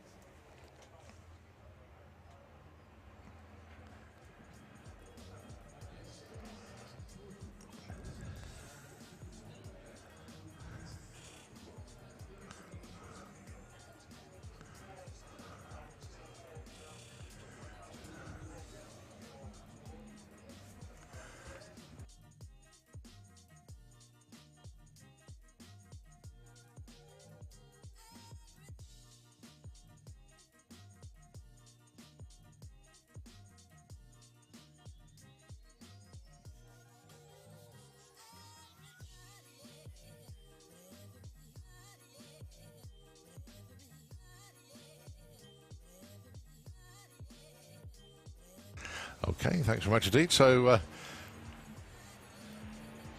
the Viper just being towed up to the finish line with the quad. And as I say, looking around the corner, it will be Matt Peters with the Avenger up next. And I think he could be the last car in comp to go, unless there's more tuck around the corner, but we can see Pro Modified in the lanes.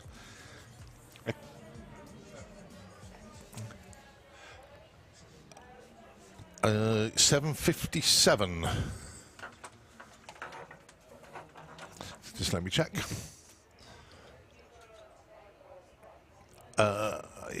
Yes, you have. Yeah, it hasn't updated. Sorry, I haven't got a speed. Sorry.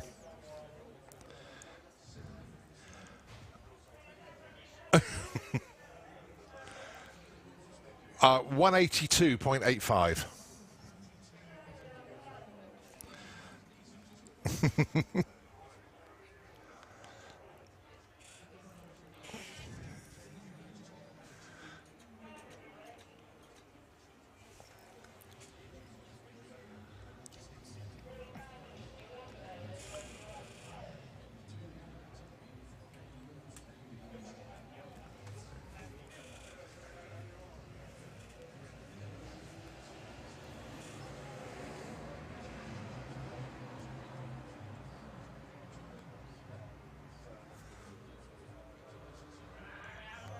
I'm not surprised with those numbers. Very, very good indeed. So a little bit of track concern, actually. If you look over around the wall towards the start line down, you'll see some of our track crew in the Kestrel Beer lane. Right. Well, the reason I was at the top end, Daryl, is that after the run of the Pro Modifieds, or all the Pro classes, they check the safety device.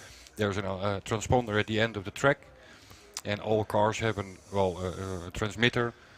So if it passes that transponder, automatically the chutes will go out, the fuel will be shut off, engine will be shut, and stuff like that. And there's one car where it didn't work. Guess whose car that was? David's. David's car. You're wrong. So yeah, he won't be out because we can't fix it. We have no idea what's wrong. Oh no. We changed the antenna, 2 antennas. We changed the main box, and nothing seems to work. So then you're not allowed to run, and you don't want to run, because that's a big safety issue. How bizarre. So hopefully we find it tonight, so we can run tomorrow.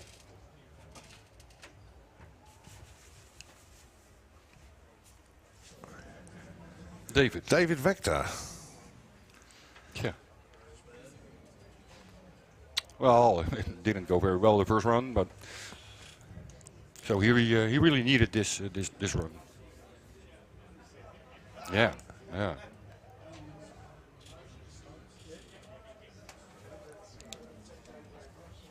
Oh, that's nice. Yeah.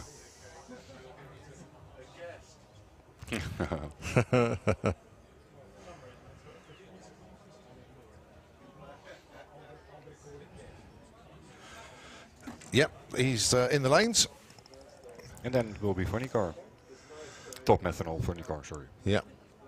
I see Sandro down there. But as I say, there's only one more comp car to run, which will be Matt Peters, and I think they're just about getting ready to start the car up. As the track is now clear. But Ian isn't back yet. That's right, we've got Dave down there.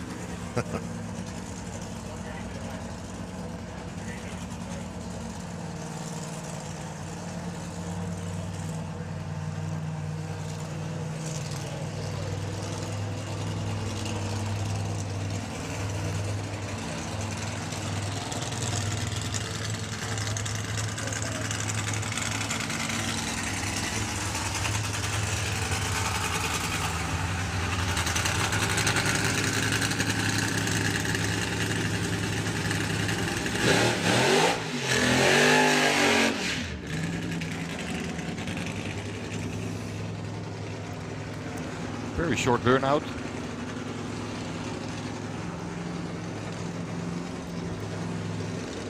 Doesn't always mean the run will go wrong. Well, I think if you look at what happened last weekend, Jan Eriksson didn't have a burnout at all on one of his runs, and he still went 5-8. Yeah. So, but the track is absolutely awesome.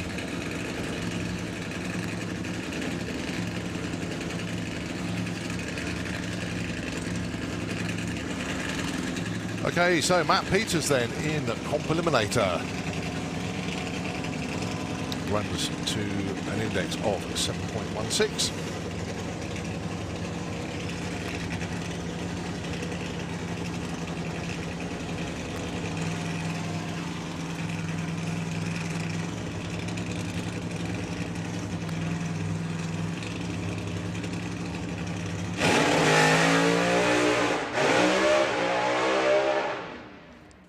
Wow. That was a wild one. 113 to the 60 foot and coast across the line at 9:53 at 95 miles an hour.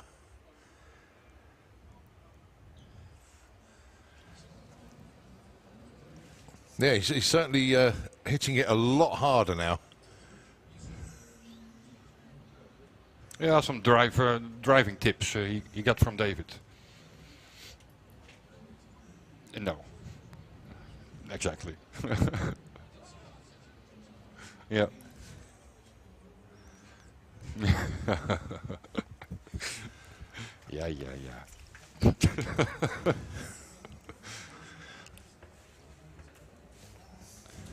Yeah. Yeah, we had it before, but then it didn't go well.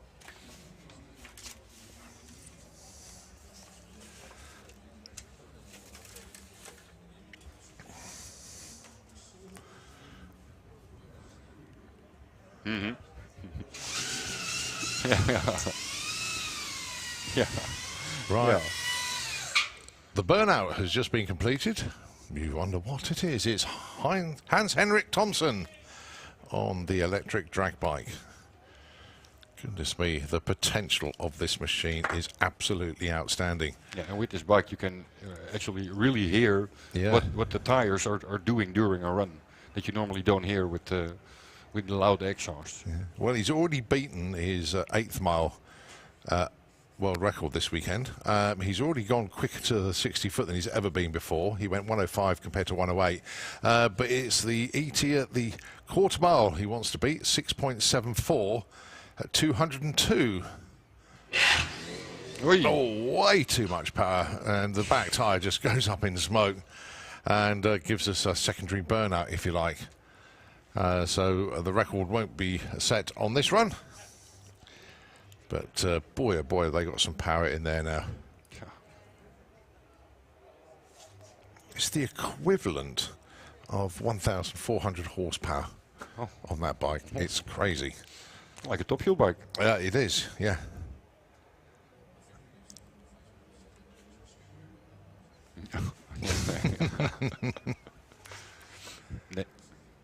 Yeah. Yep, Danny Bellio first. Or Danny Sandro. Well, we can't see her. No, I think it's just one. There's no car behind there. Yeah. But there's a lot of pro mods in the lanes, though, which is good news. Well, one of the most bizarre first sessions in Pro Modified, which we get to in a moment, but it will be Sandro coming first with the top methanol funny car.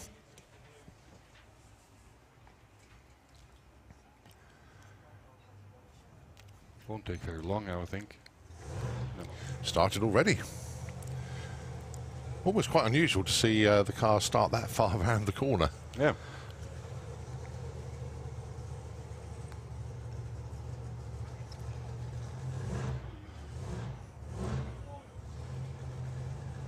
And that is one very cool tow van as well. Do like that.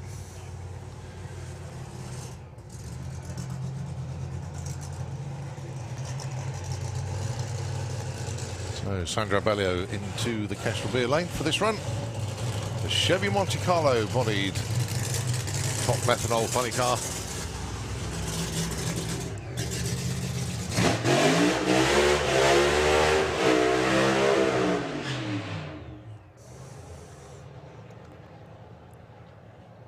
Mid 5-second car, this one on the conditions are absolutely right, and the car is set up to perfection. But bearing in mind that Sandro hasn't driven this car for at least 2.5 years, and his run earlier today was the first run since then. So very frustrating indeed for a lot of the drag racing teams that haven't had the opportunity to run. But that was the wonderful world of the virus that we're coming out the other side of now. It's still about, but it's, there's other things more important now.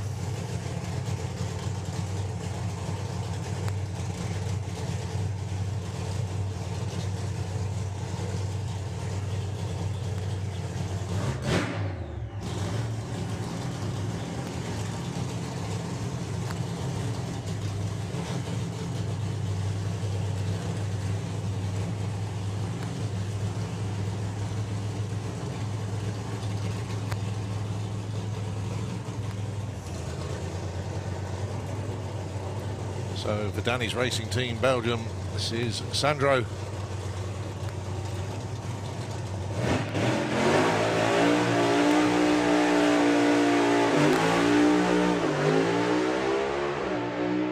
That is a beautiful looking run into the fives. A 5:54 at 249 miles an hour.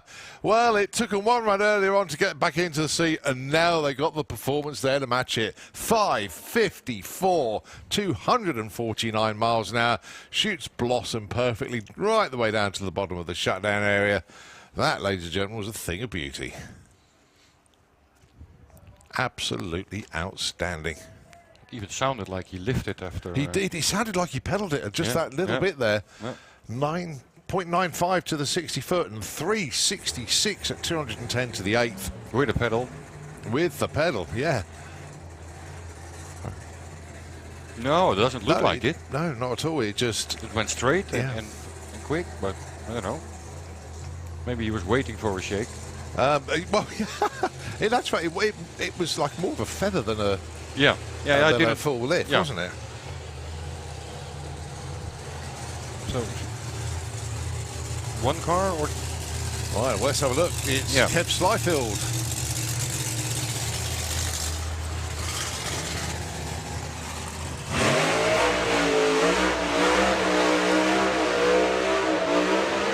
Well, fair to say that round one of FIA Pro Modified was a little bit bizarre, to say the least. Yeah, it was bad.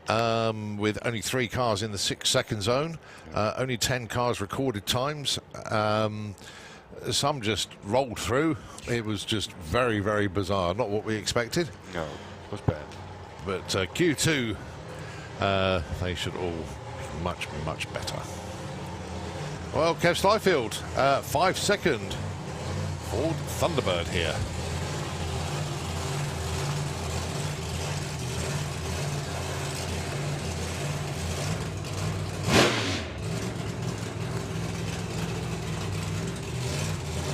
Took the UK Pro Modified Championship last year. It was all down to the last meeting with him and Nick Davis fighting it out. But it was Kev that took the title in the end. But now would be a great time to slot a 5-second run in. Either that or a very low 6. So the Blown Bird. Oh, drive through, big shake. 1 flat to 60, and it's in the 5s. 594, 237 miles an hour. Ah, superb run.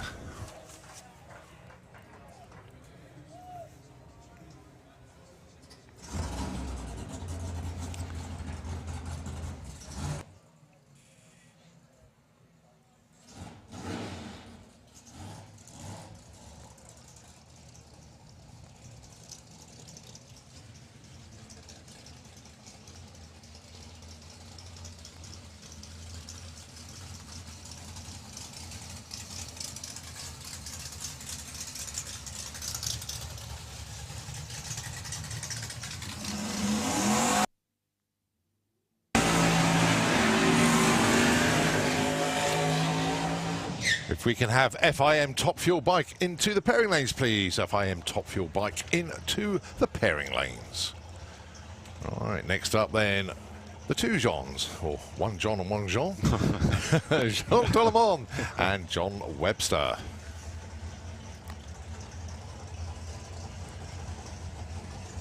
think Sean also had a lot of upgrades during the winter on this, all the complete engine actually, I think. Enormous machine he has in the front. 2 bottles of nitrous.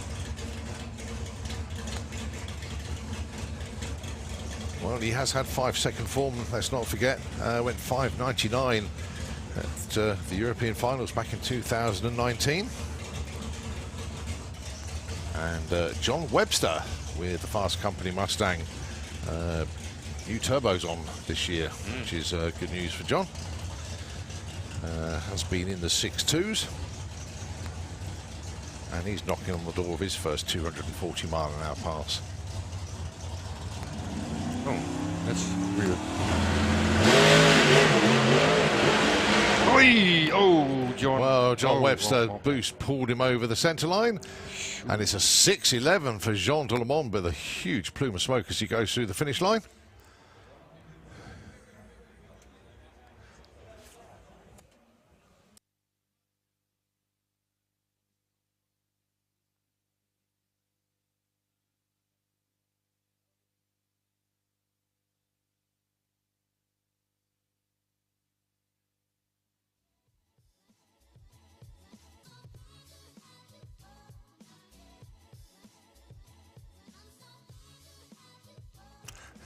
Yeah, switch the mic off quick. Okay, then. So Jean goes through with a 6.11 at 2:35. John Webster, massive, massive deviation off the line. Crossed the centre line about, well, it's about 150 foot out. And it really was suffering huge tyre shake. The marks that we can see down here. Yeah, unbelievable. Yeah. Absolutely incredible. Well, I was glad he holded it. Went pretty fast to the wrong lane. Well, good job. He was only a 1 second reaction time there. Jean was long gone actually, 101 to 60 foot and 404.192 at the 8th mile. Yeah, John was in stage first. Yeah. That's not normal for a turbo For a turbo car, yeah. You need some time to spool up the turbos. Normally you see the other way around. Blower cars or nitrous cars go in stage first. So the turbo cars can wind up spool up the turbos. Well, this is a bit of a dream matchup, isn't it? Jan Eriksson and Bobby Wallace. Yeah, Bobby had to shut off his engine in the first round for a fuel leak. But they fixed it.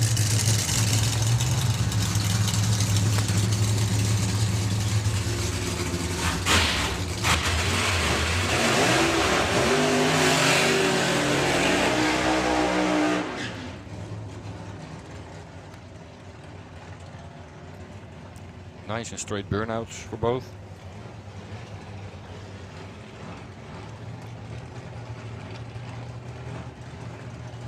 Camaro and Bobby is not only cool in the front but also on the back. It looks fast. Well, we know the history on this car. It has been super fast. Didn't take Bobby long to actually get a 5 second run out of the car. He actually did it in a test pass at the national finals back in last year. Jan Eriksson is shut off. Oh, what a shame. Copybook weekend it certainly isn't for Jan Eriksson. Probably enjoying spending 10 grand too much during the week from winning door slammers. Yeah. Well, he has some spare now. Spare cash. Yeah. So the track is all Bobby Wallace. Based in Bedford. So late model Camaro. And his sister just bringing him up to the line. So a complete family outfit, this one.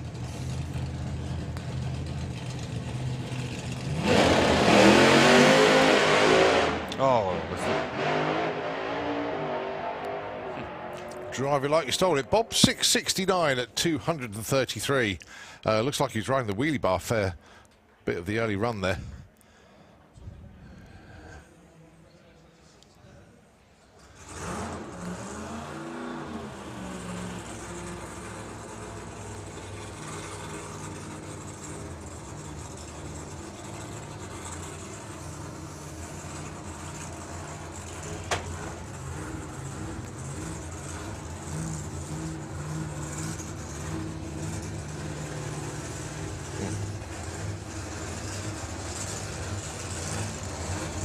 Thank you very much indeed. Bobby 669, 233. FIM Super Street into the pairing line space. FIM Super Street bike into the lanes. and here's one we missed in round one, Marcus Hill. We haven't seen him yet. No.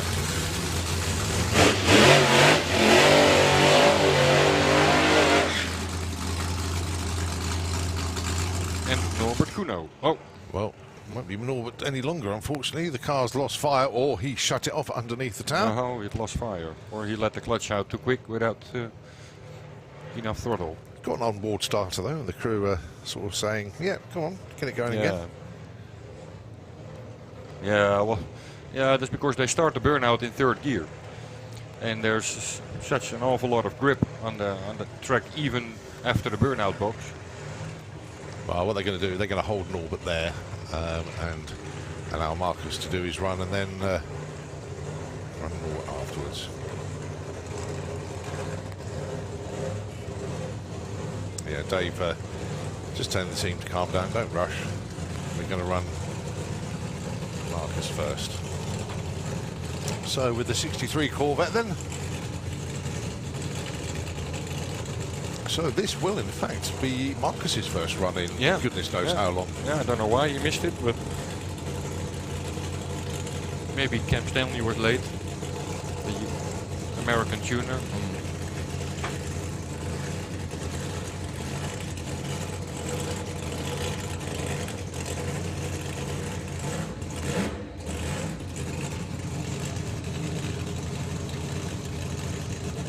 Well, funny enough, he set his best ET last time he raced at the European Finals back in 2019. Got 6.15.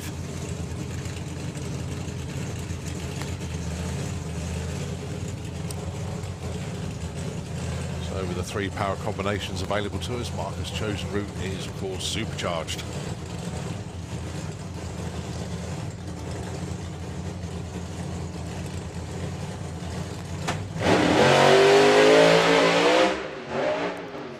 Just been pulled over to the centre line a little bit, so just corrected it, but no visible shake, and a 109 60 foot.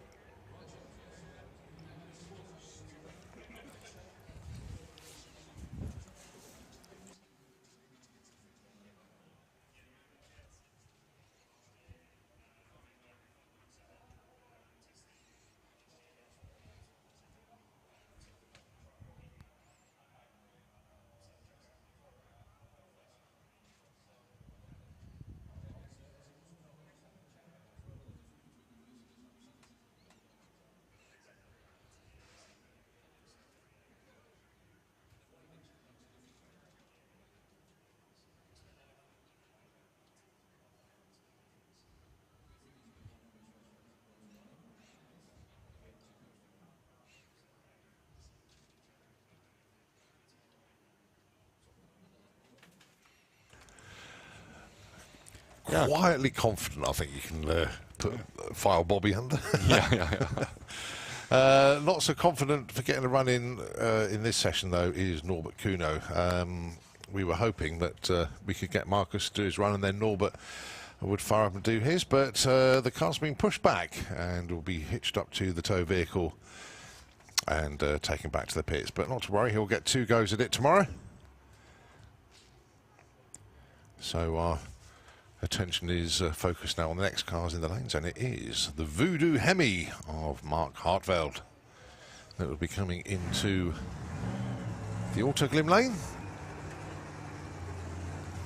And Nick Davies, I think. And Nick. Do you know what? I could sit here all day long watching these two line up together. Yeah. Really could.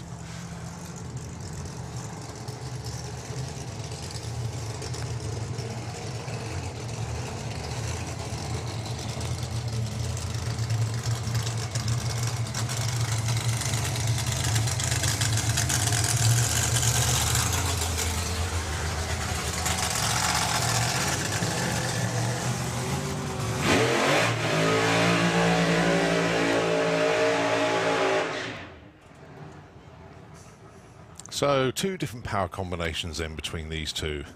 You have the turbos powering Nick Davis, and of course the blown motor for Mark Hartweld.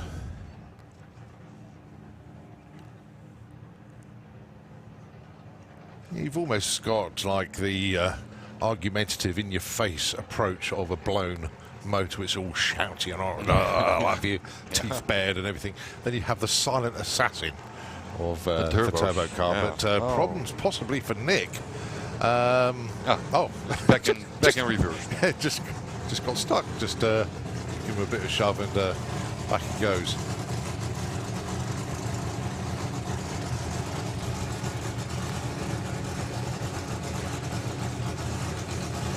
But it is a balancing act, trying to get the performance levels settled between the turbo cars, the nitrous cars, and the blower cars.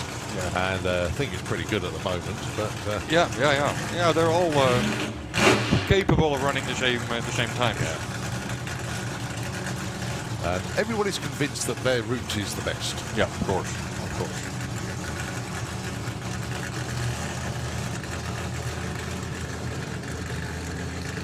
And I think they all cost about the same.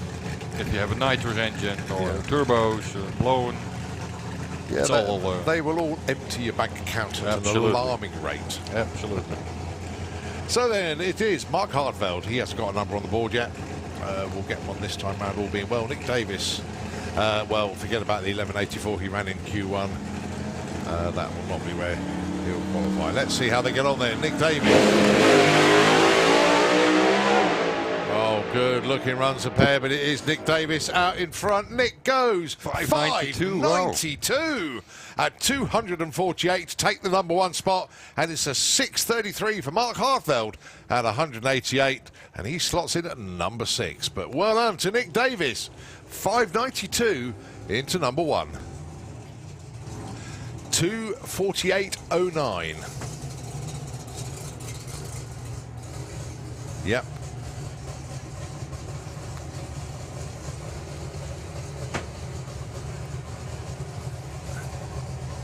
Yeah, it must have been. Yeah, just he left with quite some tire shake, and he ran a 6:33 with only 188 miles. So he must have lived just well. Yeah, he was 2:04 at 1,000 foot. So yeah, yes, yeah. Well, I think he was off at 1,000 to be honest.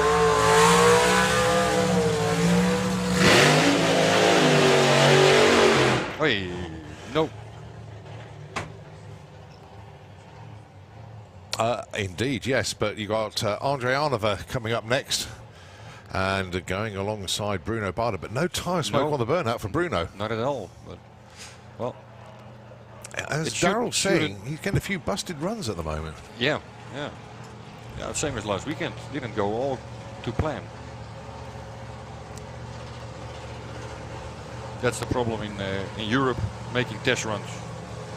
You would need so many more test runs, but it's just not possible. There is no other track with this traction. Yeah. Well, Bruno was one of the fortunate ones that did manage to come over and see us at the tail end of last year and did the door slammers and events like that. So, so the Gotham City vet taking on the Mustang from Estonia, Andre Arnova. Lovely character. I had a good chat with Andre. It's a nice guy. Yeah, he's full of life, full of enthusiasm, and will chat to anybody. I think just happy. One of those happy guys.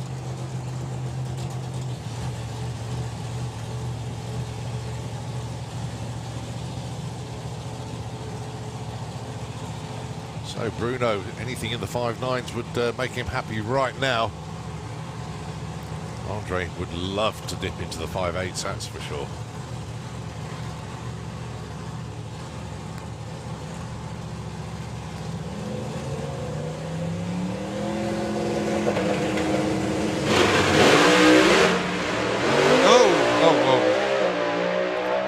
Well, good pedal job for Bruno. Goes 667 at 223, but the 110 60 foot and the big sachet towards the wall on the left-hand side. A good, strong pedal for Bruno to bring it back online. 8:47 for Andre Arnova, a 1 second 60 foot, but again, the shake was a lot later for him. It was done by then.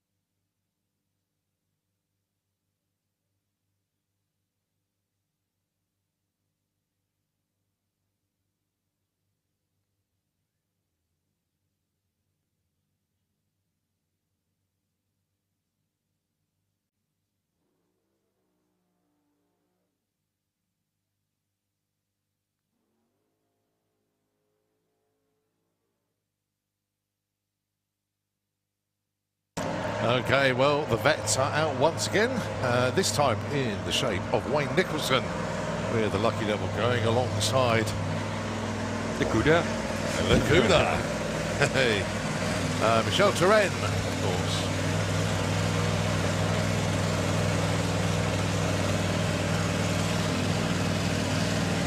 I'm still surprised that so many are struggling to get the traction, especially on the right lane. Yeah. And all cars tend to go left. There are enormous marks of tire shake on it. As you say, the witness marks on the tyre shake is evident in both lanes, quite visible.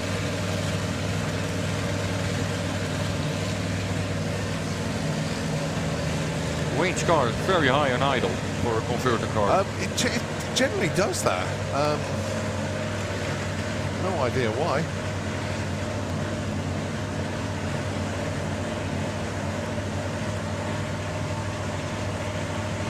Yeah, Wayne has issues with his, the front end because it's going so quick. And the front end is too long, so it goes over the ground at the top end. Tyre shake for Wayne, but Michel Turenne on a good-looking run. Is he going into the fives as well? Oh, no. Nearly 6:04 at 238, but a 60-foot of 0.96. Again, wow. And it was far from straight to run. Yeah.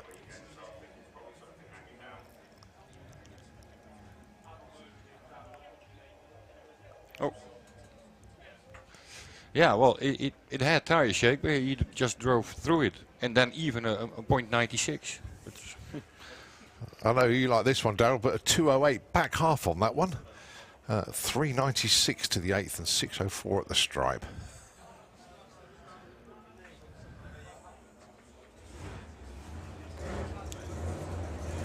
Yeah. Yeah.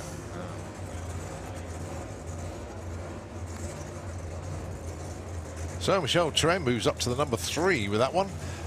Wayne just slipping back to number 8. It's Lightning McQueen up next. John Tevenham going alongside another one from the UK, Andy Robinson, with anger management to the Camaro. Well, he was number 1 coming into this session. He's slipped back to number 4 now, is Andy.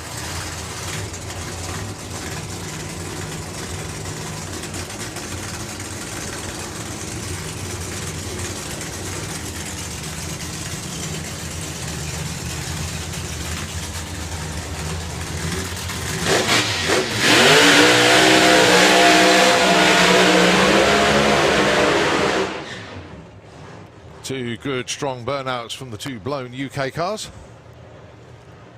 Both tuned by Luke Robinson. Of course, yes.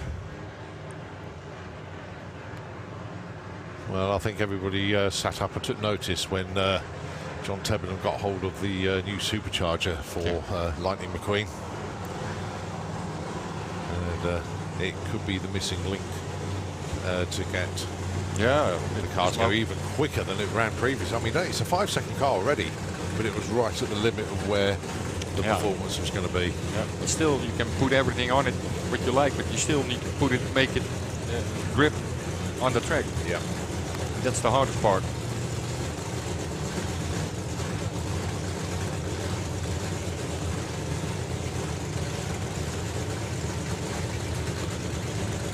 Somebody's losing all his money or paper. What is it?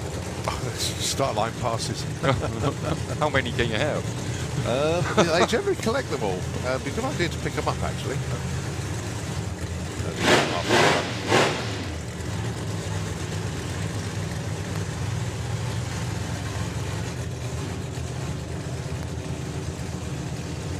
So John Tevenham already run a 6.20. So the number 6 spot, Andy Robinson, has already been 6.06. Side-by-side fives would be really nice here, but we are finding quite a few cars suffering tyre shake at the moment. Have they tuned their way around that?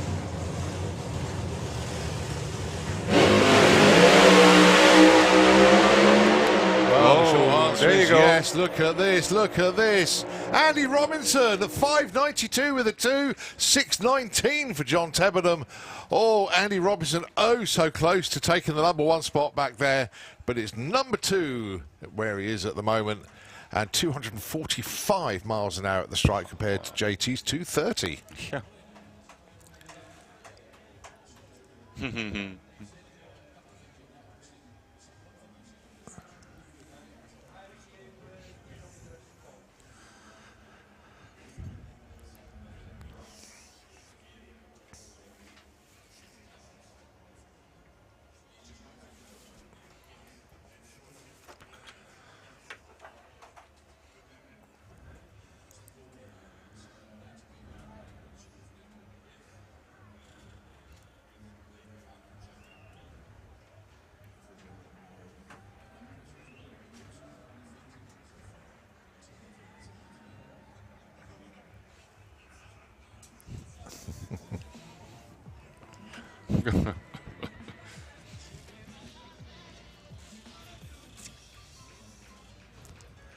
Okay, so after Q2 in Pro Modified, it is Nick Davis for the UK in the number 1 spot, 592 with a 1. Andy Robinson, number 2, 592 with a 2. And it's Kev Slyfield, 594 with a 1. He's in the number 3 spot. Michel Turenne, that Dow was just speaking to there, in at number 4 with a 604. Jean Delemont, 611. At number 5, John Tebenham, 619 at number 6.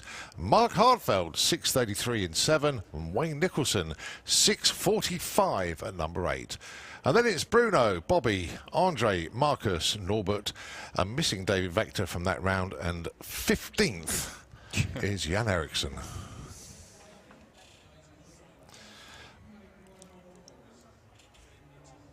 Yeah. No.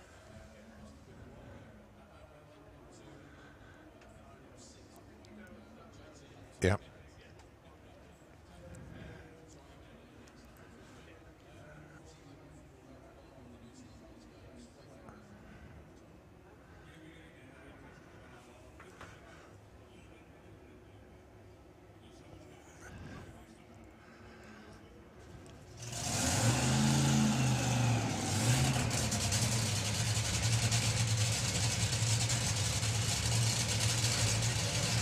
You can indeed. Junior drag bike into the pairing lanes, please. But yep, the fuel car indeed of Suzanne Callen for Slick Tricks Racing, the Draper Tools and Santa Fog Raceway.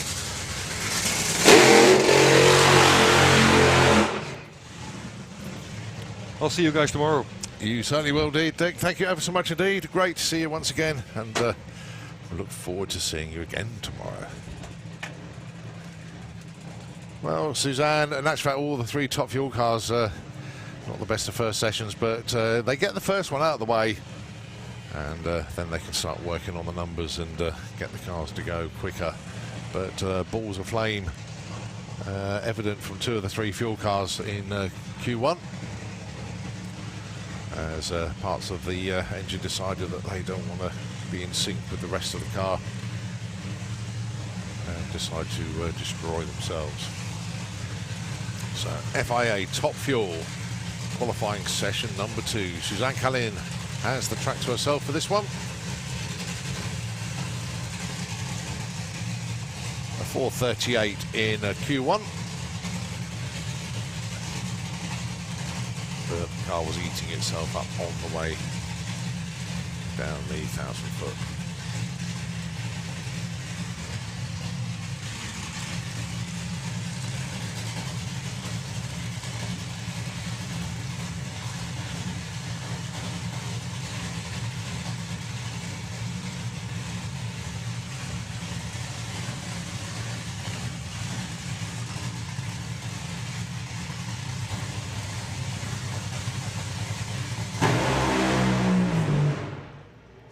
Similar to the previous run, ball of flame from the right-hand bank as she got to just past the 60-foot. It was a 0.85 to the 60-foot, but Suzanne clicking the engine off early and just coasts across the line at 8:04 at 68.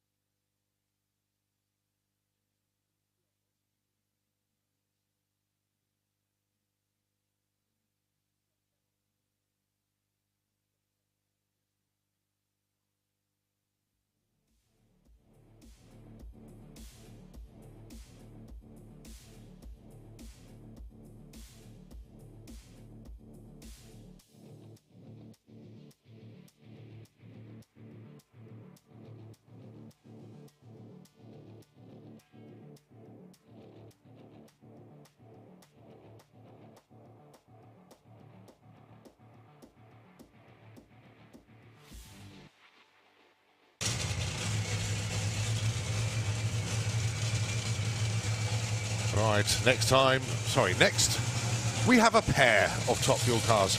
So the Runefield Motorsports team have been working their socks off as lots of issues after Q1, but we've managed to get all 3 Top Fuel cars down for Q2.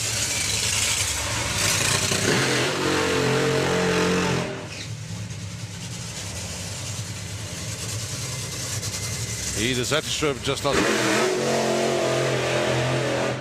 in the Kestrel Beer Lane. Anti-Auto already done his.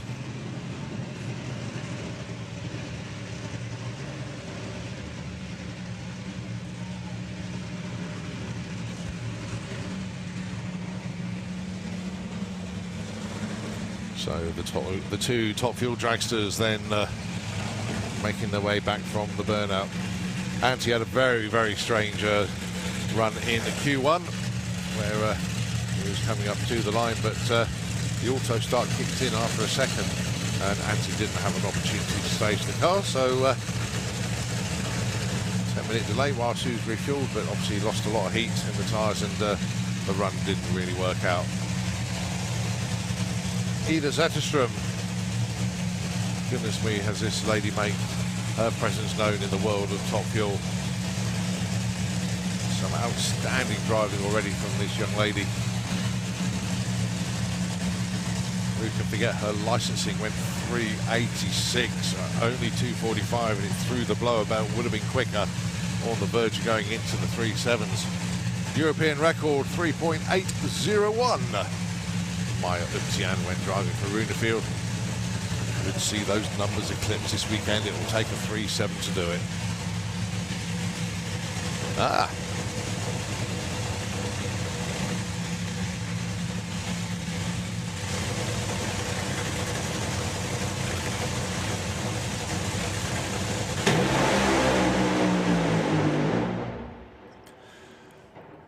Outstanding launches, goodness me. Ida Zetterstrom, 0.83 to 60 foot, bettered by Anti-Auto, 0.828. But they were both off the gas by the 8th mile, and eventually a 4.75 appearing on Anti-Auto scoreboards at 151, and a 5.43 at just 114 for Ida.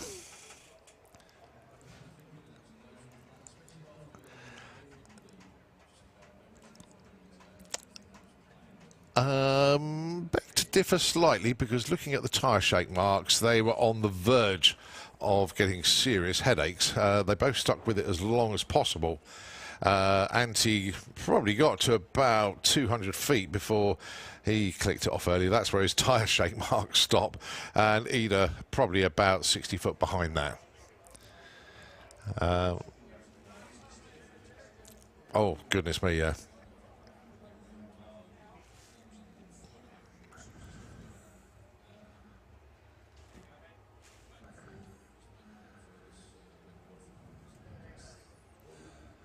All right, well, I can call Junior Drag Bike into the pairing lanes, please. But we have our 2-wheeled warriors now coming around the corner. And it'll be starting things off with Pro Stock Bike. But I do believe you have 2 fuel cars on the track still. Indeed you do, yes. Just had a look through the binoculars. So, yeah, we need to clear the top end first. And it will be FIM Pro Stock Bike, the next class that comes around.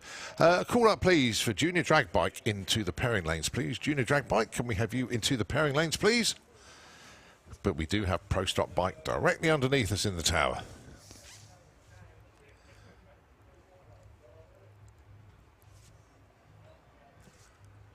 But I've got a suspicion we could be a couple of moments, actually, because the 2 fuel cars... one of them's moving, actually. And actually, no, I think both of them are moving. And they are taking the second exit, so they won't be reaching you, Darren, unfortunately. As Ida's car just takes the exit to stage left.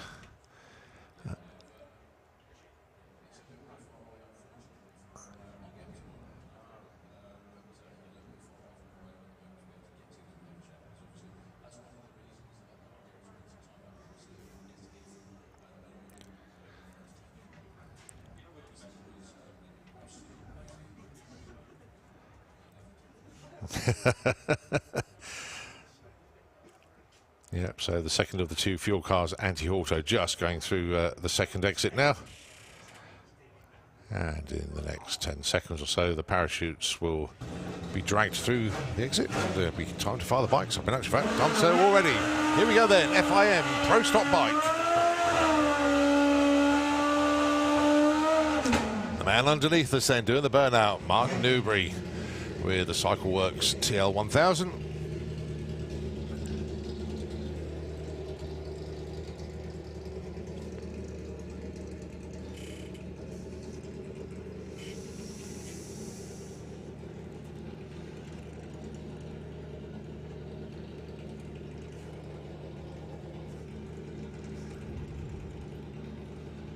Or a few what we call busted runs in round one, so a good opportunity to get our bikes back on.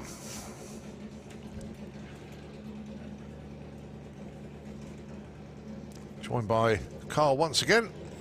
Always a pleasure, never a chore.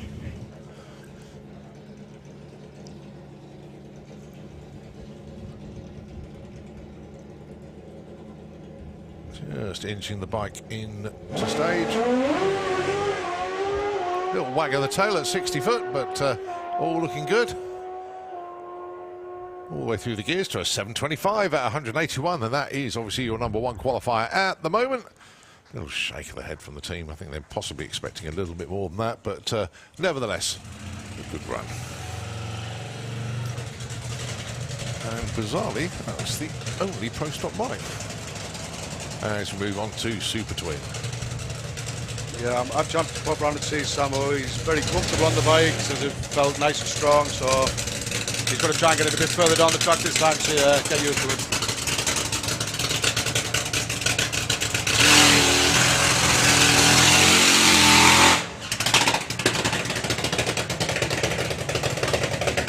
Just to advise all of our sportsman racers, I'll get this message read out after this bike puts us running.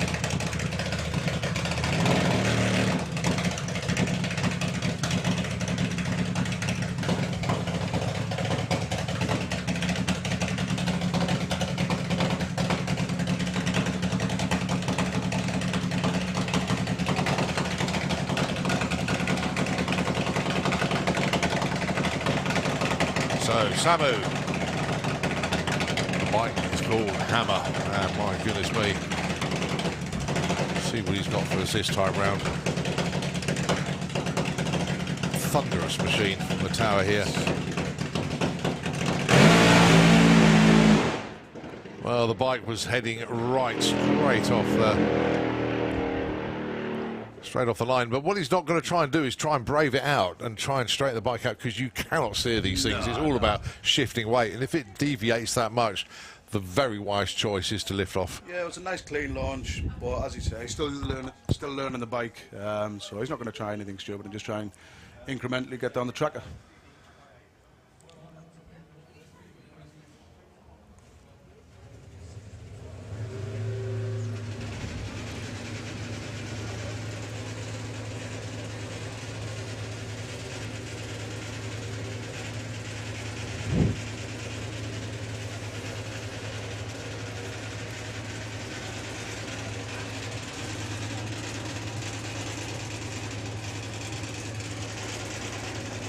Okay, the message I was going to read out, just to advise all of our sportsman racers, qualifying session number 8 will not be taking place this evening. Will not be taking place this evening. So you can all pack up, and it's beer and barbecue o'clock Beer and barbecue for our o'clock. sportsman racers.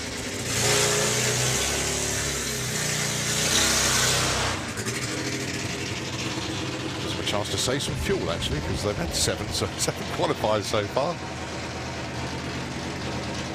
Right, Chris Van Nimmen. Chris has been happy with his bike. It's doing exactly what he wants, reacting how he wants, and he's really comfortable on the bike. He's really enjoying himself.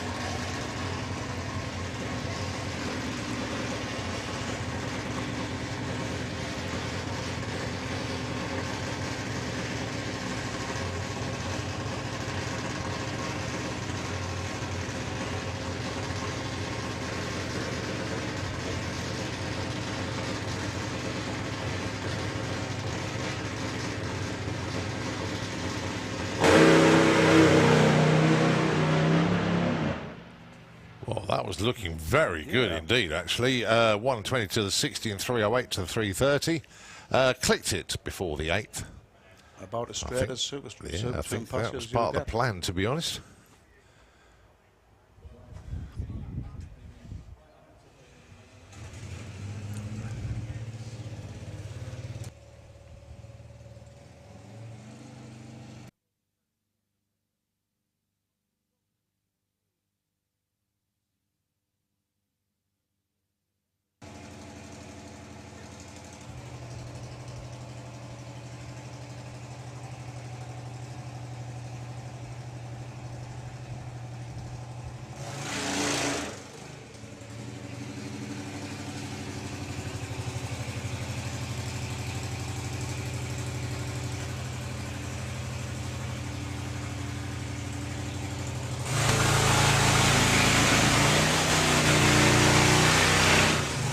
Yeah, obviously we got you, but we didn't get Samu then, was it? Unfortunately. Right, Martin de Haas then, 696 in Q1.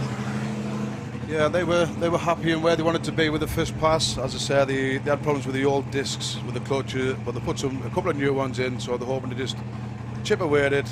Small steps was the word they said. Which probably means I'll go something like 6.665 on this one, but let's see what they've got for us.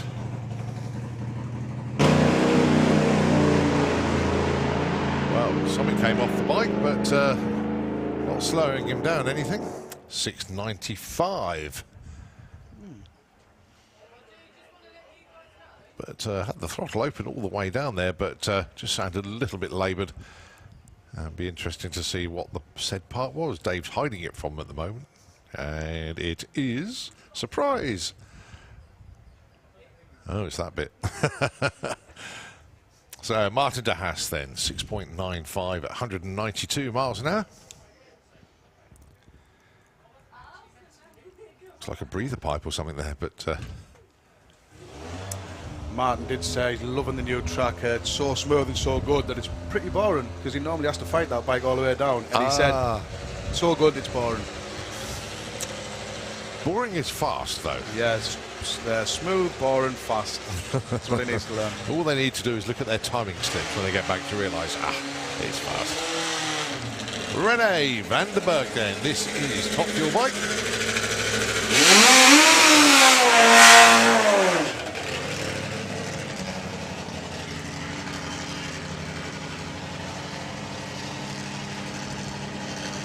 Well, it looked like a little fluid leak, and then when the bike was pushed back, we saw the pool of oil as well. We thought, uh-oh. But thankfully he was shut off before any further damage was done.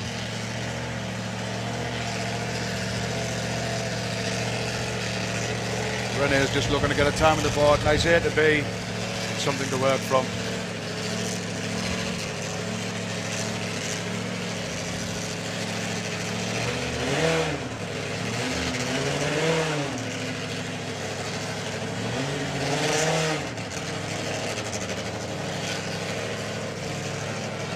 Right, a whack on the back then says go get them. Rene van der Berg then in the auto-glib lane.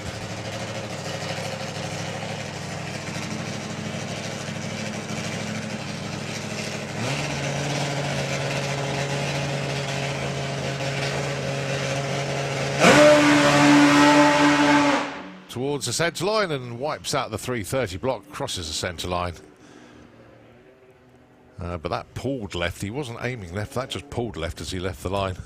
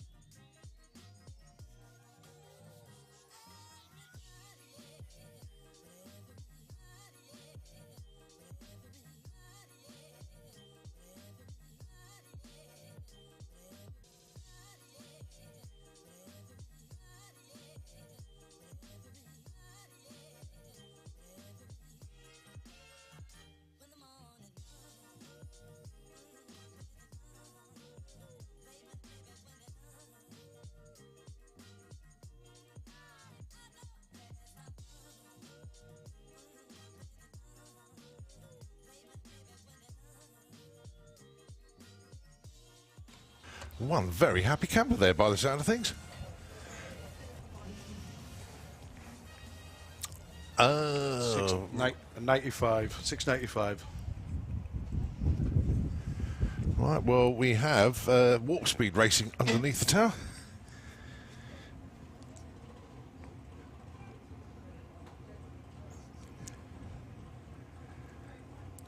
And it is Lightning Links, and a very welcome return to Dale.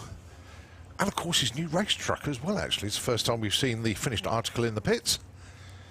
Those of you that followed the Santa podcast during lockdown, Dale was one of our guests on that, and very amusing character, to say the least. To say the least. I mean, who else puts their girlfriend on eBay? Yeah, yeah. I wonder if I can do that for mine. Risky. could be life. I was going to say life changing. It could be life ending. One of the two. So a little bit of a concern in the Kestrel beer lane. So the tractor has just gone out on track to do a little bit of work out there. But our track crew possibly have spotted something there. So I think we're going to be down for a couple of moments. Gives us a chance to rest our vocal cords and hand the airwaves over to Nitro FM 96.2. We'll take it back with a continuation of qualifying here at the main event.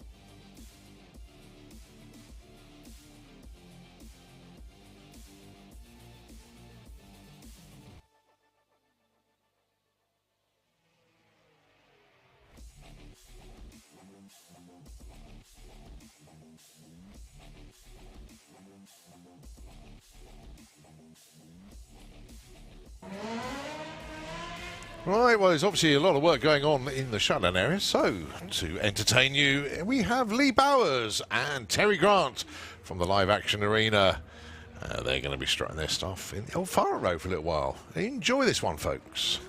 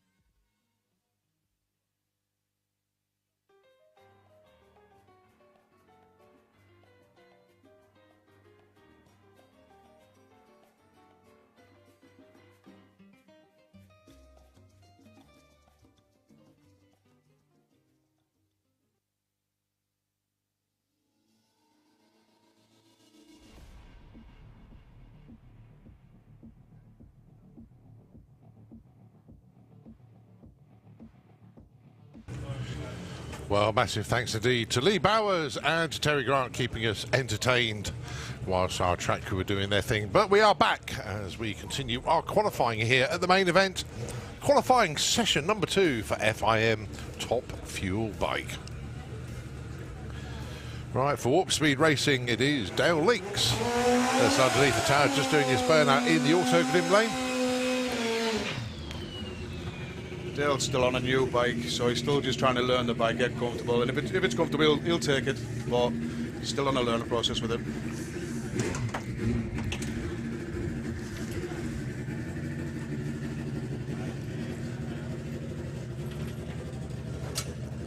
So he's one of the craziest people on the planet that you're ever likely to meet, but one of the nicest guys as well. Very busy man indeed with the Leaks Landscapes. Picked up a few key contracts for some very nice housing. I'm not saying housing estates isn't the right word. That was at your house, wasn't it, Colin? No, I don't live on this estate, but I have a constituency. You have an estate. His place is too big for Dale to sort out.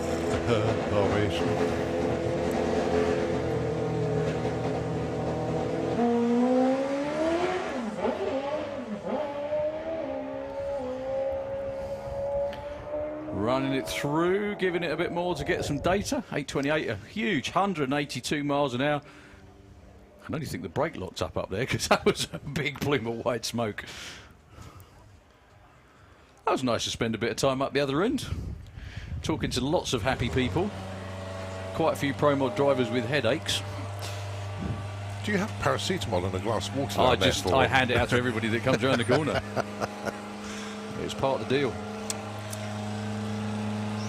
Okay, so once again the Goose is going on side. This is sort of Pure like, engineering, isn't it? honestly, boyhood dream type stuff for Goose, isn't it? Yeah. I should think. So Midgley done exactly what he's told.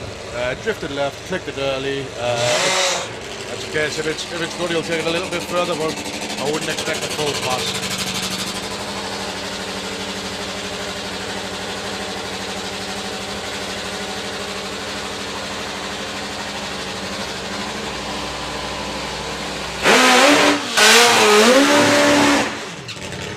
Also noticeably burning out and lining up way out of the... Way out of the grove. Yeah. There's a few been doing that today, I've noticed. It's got to be... It can only be a deliberate thing, to be honest. Because earlier on he did that, staged up a little bit further to the right. But if you notice, it's to the right every time. Now, it may have to do with the wind. Yeah, watch out. Because then if the wind moves you over a bit... That's why you're sat here, and a lot of people here, Mr. Bradford. Well, funny enough, the thing is, though, when Rickard made his run earlier, he did drift left a bit, but it still wasn't that bad, was it? No. Or the track's exactly how they want it, so they don't come back in the tight tracks. So, Goose ran 7:16 earlier on. Yeah, it's not bad, to be fair. But he's really got to step up now. Got to get that bike into the 6s. So, Midjo, let's see how far down the track he's going to run it this time. He's still in the groove, just.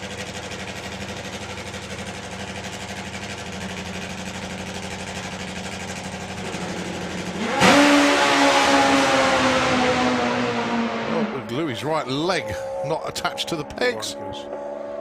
Oh, 7:05 at 182 for the Goose. Terrific. Is that a PB? Very close too, I think, isn't it? It's certainly close. Well, he was also doing a pretty good job of keeping up with Neil Midgley. Actually, he was out in front of him because he left on him. Look at that. 4:43 at 1:55 to the 8 for Goose. For Neil Midgley, one flat to 60 foot. He was off the throttle by the 8th mile, 4.10, only 154 mile on a bike. Rolls over the finish line at 7:41. But that was another good, strong, confidence-building run like that for Neil Midgley. Yeah, and the interesting one for Louis, that's not his main engine. Oh, is that right? Yeah. I think he's saving that for when he really needs it, but that was outstanding, 7:05 for the Goose. It looks like we didn't have Al Smith this time round, unfortunately. I've seen Smithy about. Well, he's not in the lanes and he's not under the tower, so we've got one Smith down here, but he's not Al. So Rickard very happy with his pass. He's just going to add a little more clutch this time, see if he can just chip away at it. But like he needs it. Yeah, there you go. Very happy with his run. Well, Loves the track. the ironic thing was back at Easter we had four top fuel bikes, and like the slowest was a 625 or something like that out of 4 of them. Rickard's number 1 with a 583. Number 2 is a 681. Wow. So we got no Stu Crane this time as well, noticeably. Just to confirm, Stu hasn't run a 6. His PB is a 701, so he's still searching for the 6 himself. Who's that? Sorry, Smith. Smithy, sorry, yeah. Oh, Rickard's switched off. bike goes silent. That was like instantly silent as well. So it will be Mark Smith on a bye run with another one of the Warp Speed racing machines. Oh, so close to a 6-second run. Had a great run going earlier on today. Went 7:11. Well, problems for Rickard.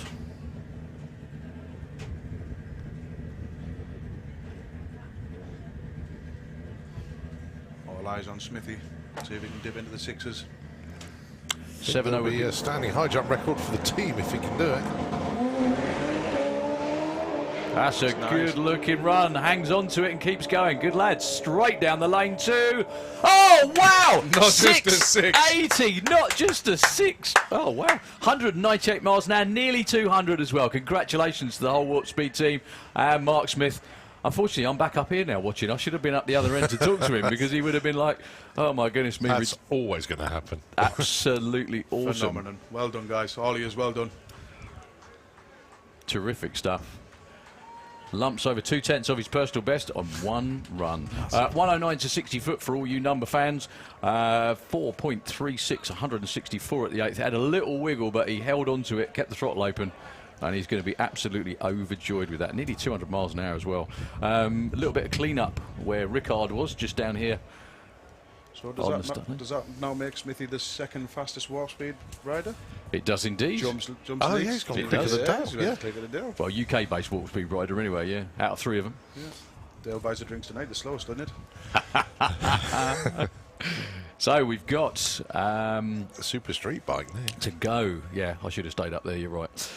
We didn't know how long the delay was going to be, so we thought we'd pack up and come back. Sorry about that. Just in case you didn't hear it, there's no sportsman qualifying after this. So we've got the bikes, we have the jets, and potentially the electric quarter-mile machines as well, or one of them. Oh, is that right? Okay. But we have a bump spot in Super Street Bike of 10.44. We expect that to tumble. Yeah, not quite where we thought it was going to be, but Well, there's they've only only one had one session so far. Well, and quite a few of the quick bikes didn't actually make it off the start line, so.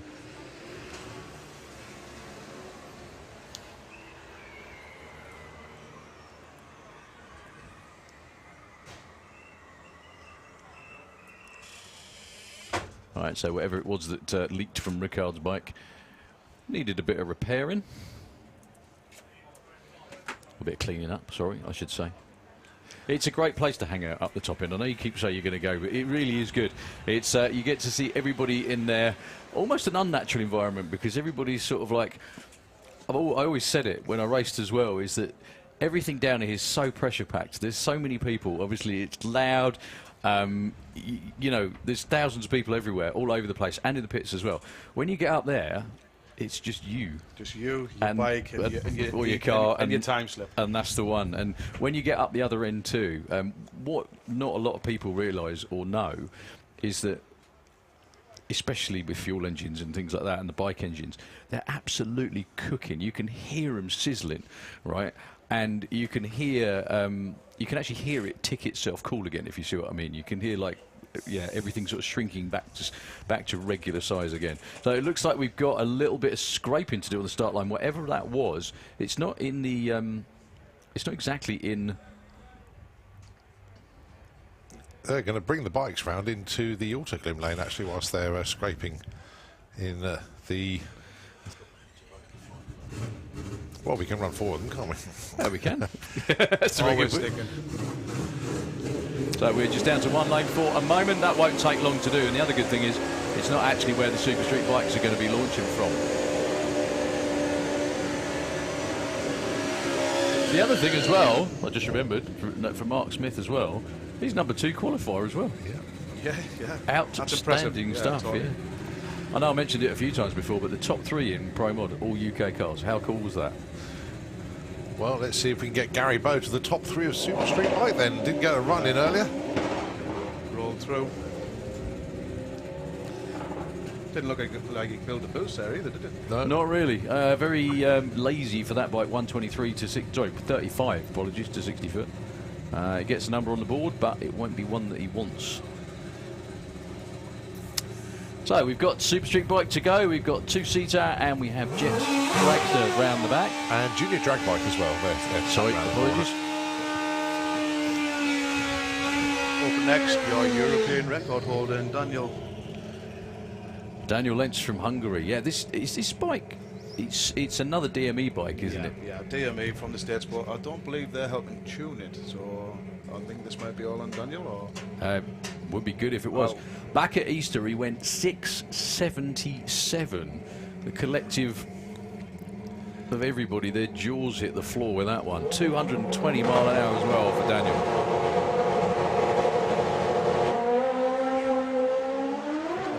Only 130 to 60 foot.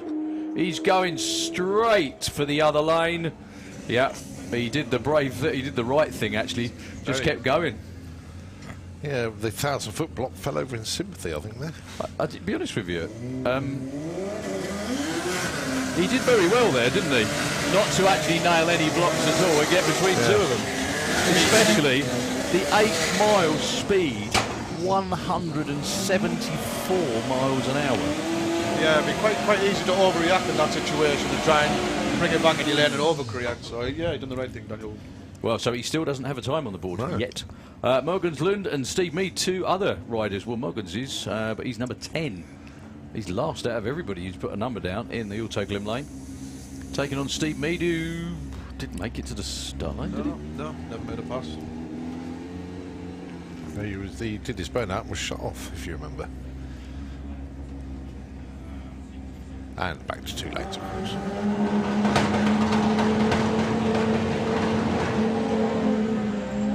Well, Steve's not going to get time back in. Well, this is bizarre. One of the weirder days I think we've ever had, full stop, actually. There's so much funky stuff going on. And I don't mean music. So Morgans goes 17.82. Only 38 miles an hour. Steve Mead left before the tree was activated. Well, they've got 2 more shots tomorrow. The weather is very similar today tomorrow, but with a tailwind. This is where you looked at your bum spot and went, "Oh, we'll have a 7:05." That's the one. He did. He got his weather app out. He goes, "Tailwind, nice weather. That'll do. That'll do." Yeah, that's the one. Oh, well, the thing is, if it's a headwind, it's never going to be quite as quick because obviously it does affect them. So we got Ross Morrison under the tower. Well, we still need to clear the bike from the top end. Going to go through the first exit. The gate is open and the bike's just been pushed towards that. There we go. And through it goes. Just watching on the live stream as well, rebuilding Top Fuel motors, or what's left of them. It is like musical engines, isn't it, all the time?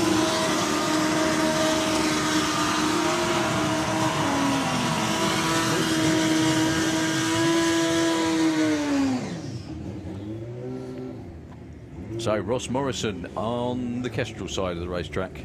He's on the bump at the moment with the 1044. He can go way quicker than that. Up against Steve Wood, who went in the low 8s, went 8:08 earlier. What I love about any class in drag racing, but so many people celebrated when Steve ran his first 7 last year. Even he's been pulled over to the centre line. No problems for Ross. 774, 177. Try and say that when you've had a few, which I won't be doing again.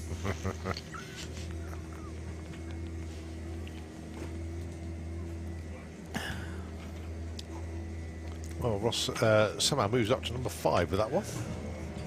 For now. I'm watching that that pit shot up there on the screen. It's very interesting to see it getting hammered back into place. Literally. So, Margot Schmidt, he's number 8 now. She's on the bump with a 9.58, looking for way, way more than that. It's good to see Margot back over from the Netherlands. Going to be taking on Al Morrison Jr., one of our previous 6-second runners, and possibly one of the moments of the decade. Was that last year or the year before? Last year. Last year, the finals. Just unreal, that was. Oh, the back end just stepped out a fraction there. Gathered it up quickly. 7.35 at a booming 205 miles an hour. Problems again for Margot. Unfortunately, the bike left really well, though. 127 to 60 foot. Only a 9.53. Well, bump spot drops to that 9.53. It's going to do a lot more than that soon.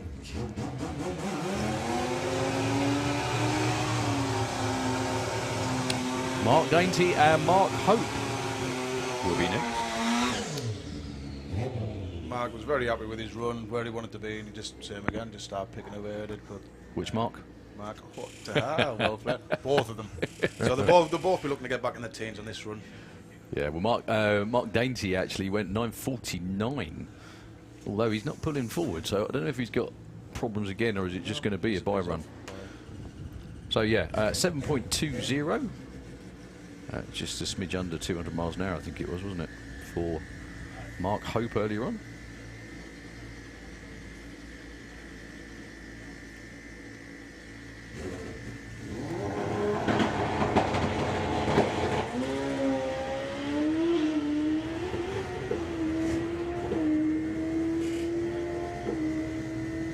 .719. A couple of little miscues on that as well. 199 improves his time, not his position. So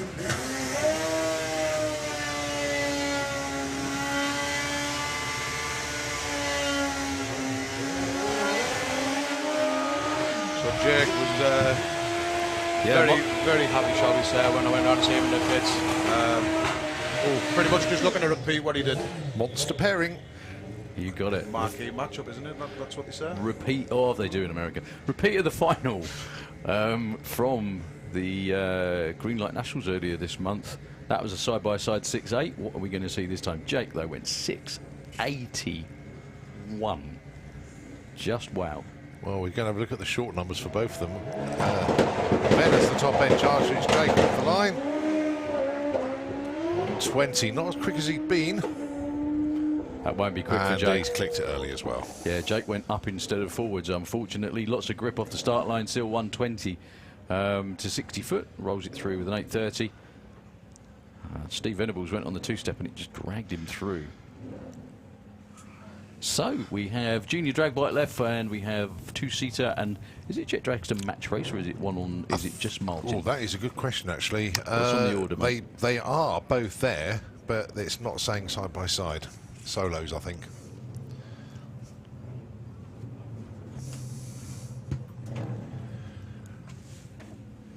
Well, Jake Michelle is going to go overnight, #1 qualifier in Super Street Bike. And there's a whole host of bikes that haven't qualified yet. 2 attempts tomorrow. So, junior drag bike. Luke in the #2 spot at the moment.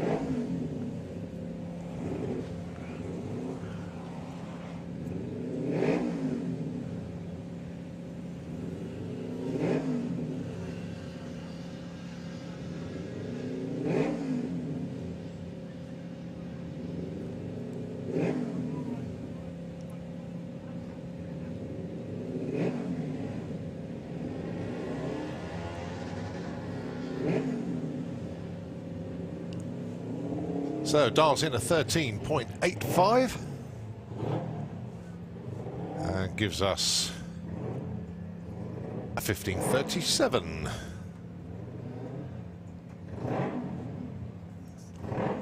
All right, Meg Talbot dialing in 8 flat. That's basically what she ran in Q1 when she dialed in 750. She'll probably dip into the 7s this time around. Going alongside Holly King, dialing in a 10.95. But we need to clear Anouk first, just crossing the finishing line for the quarter mile. Don't forget the junior bikes run to the 8th. Oh, and it's actually stopped. Completely.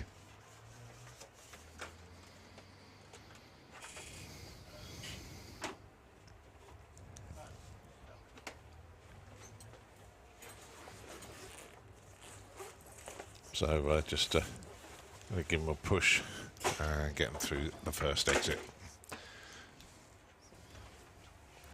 So the last two bikes of the day.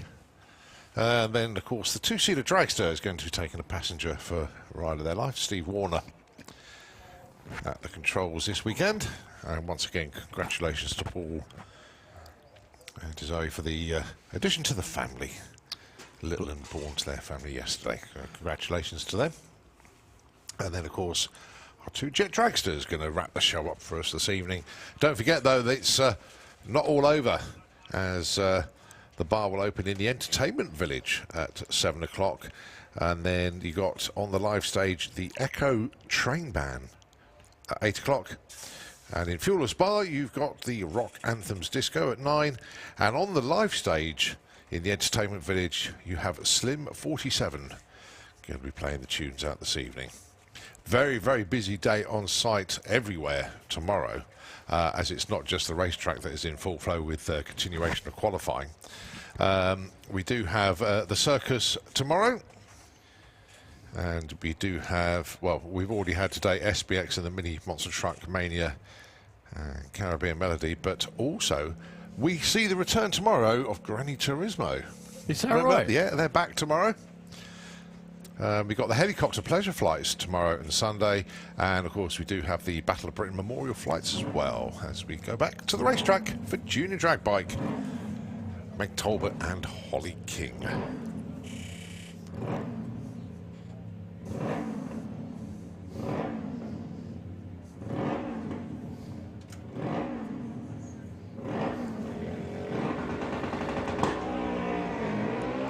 So, Meg, you're looking for an 8 flat, 10.95 for Holly. That is a very good launch for Meg, actually. No issues at all. Will she be in the 7s? She will be. 7.94. Holly goes 10.95. Look at that. Holly King. 10.95 with a 1 on a 10.95 dial-in. That is your number one qualifier. That is going to be tough to beat. So, well done to Holly King. Very, very good indeed.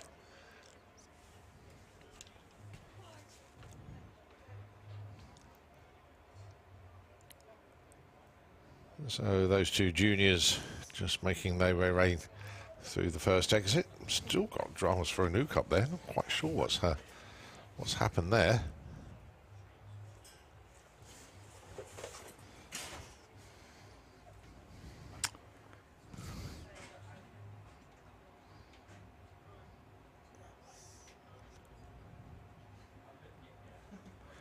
But that bike now through the exit as well.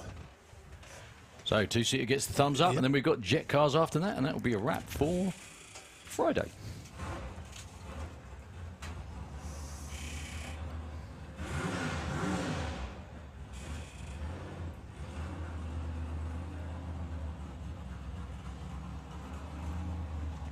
Remember, we were discussing Mark Flavel earlier on with the funny car. The car has gone 674 at 197, but it did have a Lenko in the clutch back then. Ah, okay. Before that, it was 704 with the Big Block Chevy. Thank you very so much. the 708 is a PB with the Hemi and the power. I was just going to say, I didn't think he'd run it. I didn't think he'd run a 60. I do apologise. Looks like it's just Martin down here with the jet dragster this time. Close out the day. First time we've seen 545 actually this weekend. It is, yeah.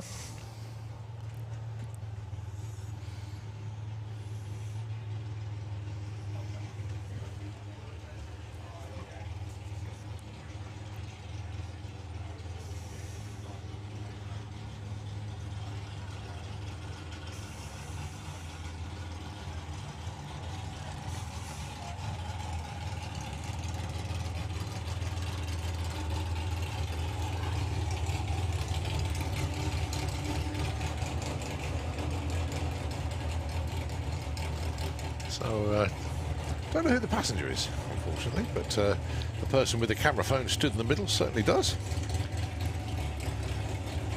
I was lucky enough to be in the right place at the right time up there as well when the two-seater came around the corner earlier on.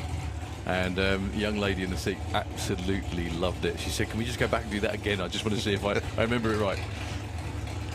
That's got to be one of the best interviews, surely. When you get It had. someone. We didn't have, unfortunately, we didn't have the mics up at the time. That's why I couldn't do it. But yeah, any time I've managed to catch one of the two-seater. Oh, we got all the Jets. Beg your pardon. We actually got Roger Goring as well. Oh, cool. And they are there. And Spider-Man for Julian. Yeah. So yeah, some of the most amusing ones I've had before have been obviously passengers because they don't know what to expect. Well, Steve's fired back into the tree. Look, 008 off the line. 798, 168 mile an hour. Nicely done for Steve Warner. Well, that's the end of the engine-driven propulsion part of the day. Now it's just down to the jets. Martin Hill with Fire Force 5. The Spider-Man jet of Julian Webb is back down. And, of course, Firestorm with Roger Goring.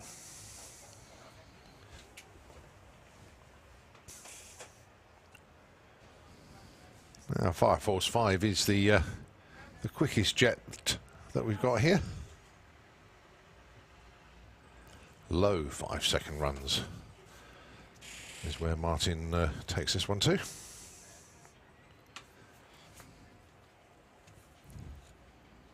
Just a quick reminder, actually, those of you that haven't been there yet, please visit the pod shop. The latest FIA merchandise range is in, and also there's loads of other merchandise that's just been released as well. A lot of it under the Slick Tricks Racing banner, and obviously a lot of it under the actual Santa Pod banner itself as well. So it's certainly worth checking out the pod shop. If you haven't been in there this year, then you're in for a big old surprise. The refurbishment that's taken place in there, very, very good indeed. I must admit, I was very surprised when I walked in there. Very impressive job indeed that took place in the closed season. So the pod shop, the place to be. Also, get hold of your race weekend programme if you haven't already got it. £6 from vendors on the site. Well, when I say vendors, it'll be the pod shops. The main pod shop is in the pits just past half track, secondary unit in the catering area, then the third one just past the live action arena. It gives you a rundown of everything that's going on site, a map of the venue. And don't forget, if it's your first time here and you're on the banking, you're more than welcome to go into the pits and have a look at the race machinery and see all the stuff that's behind the tower as well. Quite a few traders here, and some sideshows as well, including the Wall of Death, the motorcycle display there, and also got the aero engines as well. So it's not just about the quarter mile, you've got all the sideshows as well, and not forgetting live action arena as well. And of course you see that as you come into the facility behind the banking. And as if on cue, Martin Hill with Fire Force 5 fires up.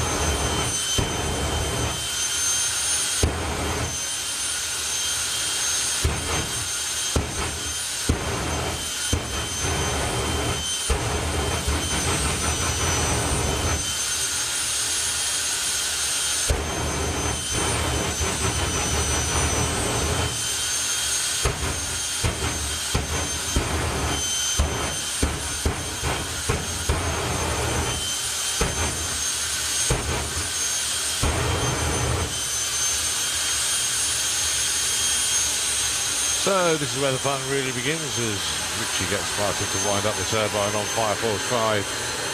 The afterburner pops will get louder and fiercer.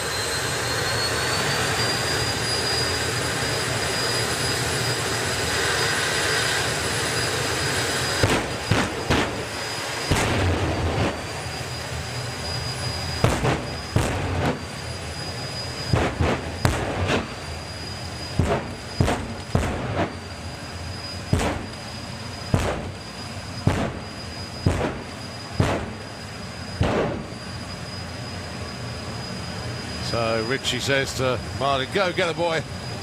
Give him a huge wave as Martin gets ready to go down the quarter mile here in Fire Force number 5. Builds up the line and gives it full welly off the line. Shoot out before the strike. Still goes. Look at that, 5:57 at 197 miles an hour. He was doing 222 at the 8th mile. And he got there in 3.64 seconds. Outstanding stuff. So we've got Roger next with the funny car, and then Julian. I'm going to find it quite amusing, actually, when Julian gets a proper handle on the Spider-Man jet and starts going quicker than Martin. Martin's going to go, I know I'm going to lift anymore.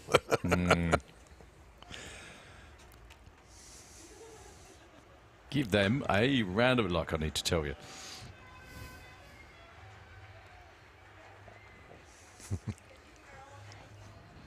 So 2 more jet-propelled machines. Landlocked jet-propelled machines, I might add, coming up. The next one is Roger Goring with Firestorm, the funny car, the centre-drive funny car.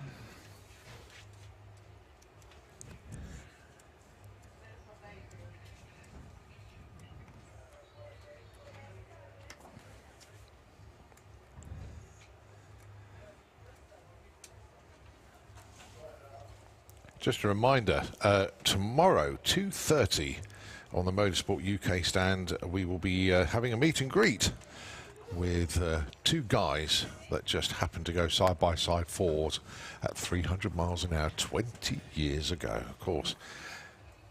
Andy Carter and Barry Sheevels will be here signing autographs and having a chat with people and everything, so come and meet 2 great stars of the sport from 20 years ago. Bless you. Thank you. Yeah, Barry was actually the first to 300 by all of about 0.05 of a second. They both did the same thing at the same time, pretty much. But because Barry got there first, it was Barry that always would be Mr. 300 mile an hour. But both of those guys were part of history. I remember that run very well because you know where I was? Sitting in my car around there waiting to finish my licensing. And I remember one of the crew saying to me what had just happened, and I thought, oh, Jesus, how do I follow that? So, we can hear Firestorm underneath us.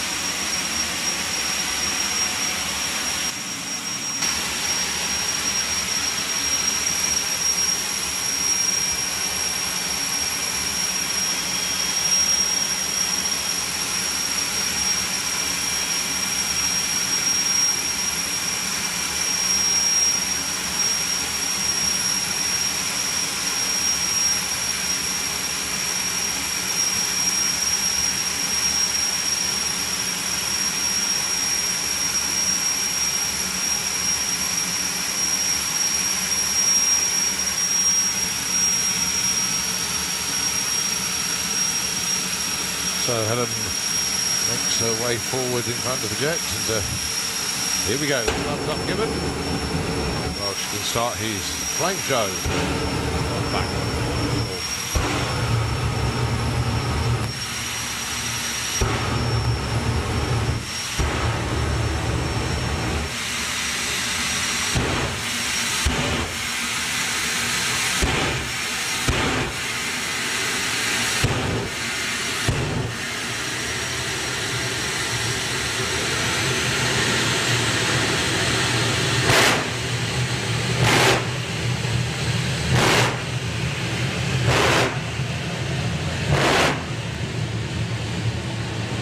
So Rog with Firestorm then brings the car up to the line. Low 6-second pass would be really cool. He's practicing his reaction times as well for the match races. Almost all the way through to a 6:13 at 233 miles an hour. That'll do nicely. Lovely looking run from Rog. And we have one more jet car to go. And it's the newest. I'll give the team some appreciation there as they go to collect Rog from the top end.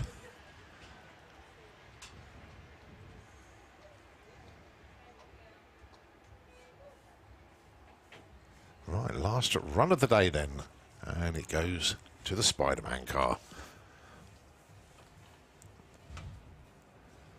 Making its main event debut here this weekend. Julian Webb. It's making you actually wonder if we'll see split second on the quarter mile ever again, but obviously all the Good concentration point, now will be focused on this car. I don't think he's got room in the trailer for 2 jets. That being the biggest problem, I think. I think it would be. Unlike Martin, whose unit I think is here. Yes. So he can bring a few round. And a slight shortage of jet pilots as well. That's the other problem. issue. Well, you could just put your hand up. What do you reckon? Let's say the space for 2 jets. You can't get me in. You'd need 2 jets to get me in. That's fun, though. Say, that's a good point. What about you? Do you fancy of course. going a jet car? Absolutely. Yeah. 100%. What the hell not?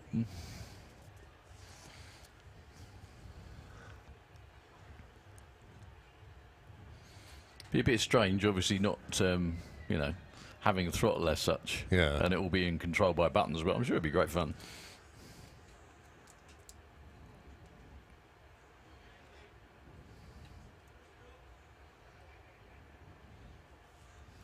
So Julian just getting set ready for the start procedure, but that is a beautiful looking car actually. The little design cues that have come from Fire Force and have made their way over to this one. And here we go, as you can just hear the. Hope it fires this time. There we go. Yeah, no issue at all this time. That's what we were waiting for.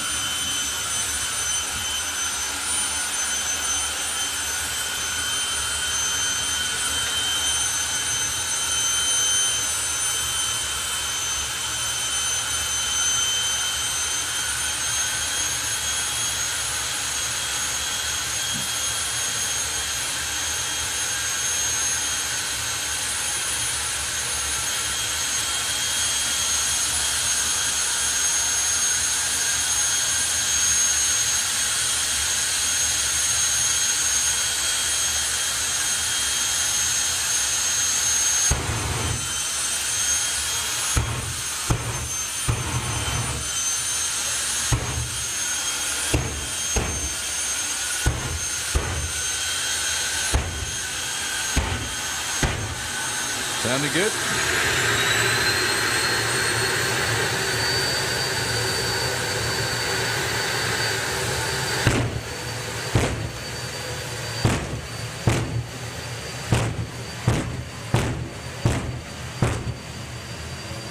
So this could well be about a half-track run for Julian. The run yesterday was about 3:30 in pulled the chutes. just to make sure everything worked okay.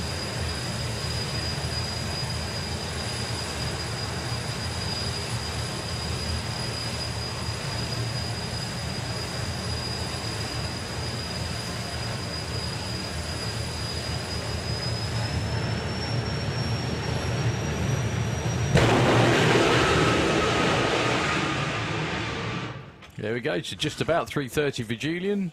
Cruises through the top end to a 754, still goes 170 miles an hour. That's quite bizarre, actually, because he clicked it at the 8th and went 150, and then he was still accelerating at 170. Obviously momentum, yeah. I guess. That can only be what that was. Perfect timing, Luke. We're just finished. See you later. Oh, yes! that's how I roll. I clocked in, though, so, you know. Something like that. So was it what you thought? Yes. Ah. Gears? Just that gear that I broke yesterday, but one of the actual gears in the rear axle I need to get machined. Oh, joy. So if anyone's still watching out there that owns a machining shop, or any of the racers that know where I can get a bit of hardened steel machined down just to a flat surface, because we've made it a little bit curved. Okay. And then we can be fixed again for tomorrow. That would be fantastic, because you've been well, no, you haven't, have you? But the team have been working their tails off again, haven't they? Well, no, yesterday they sat around most of the day. Why? Well, because I had to drive to Stoke and back to go and get the gears.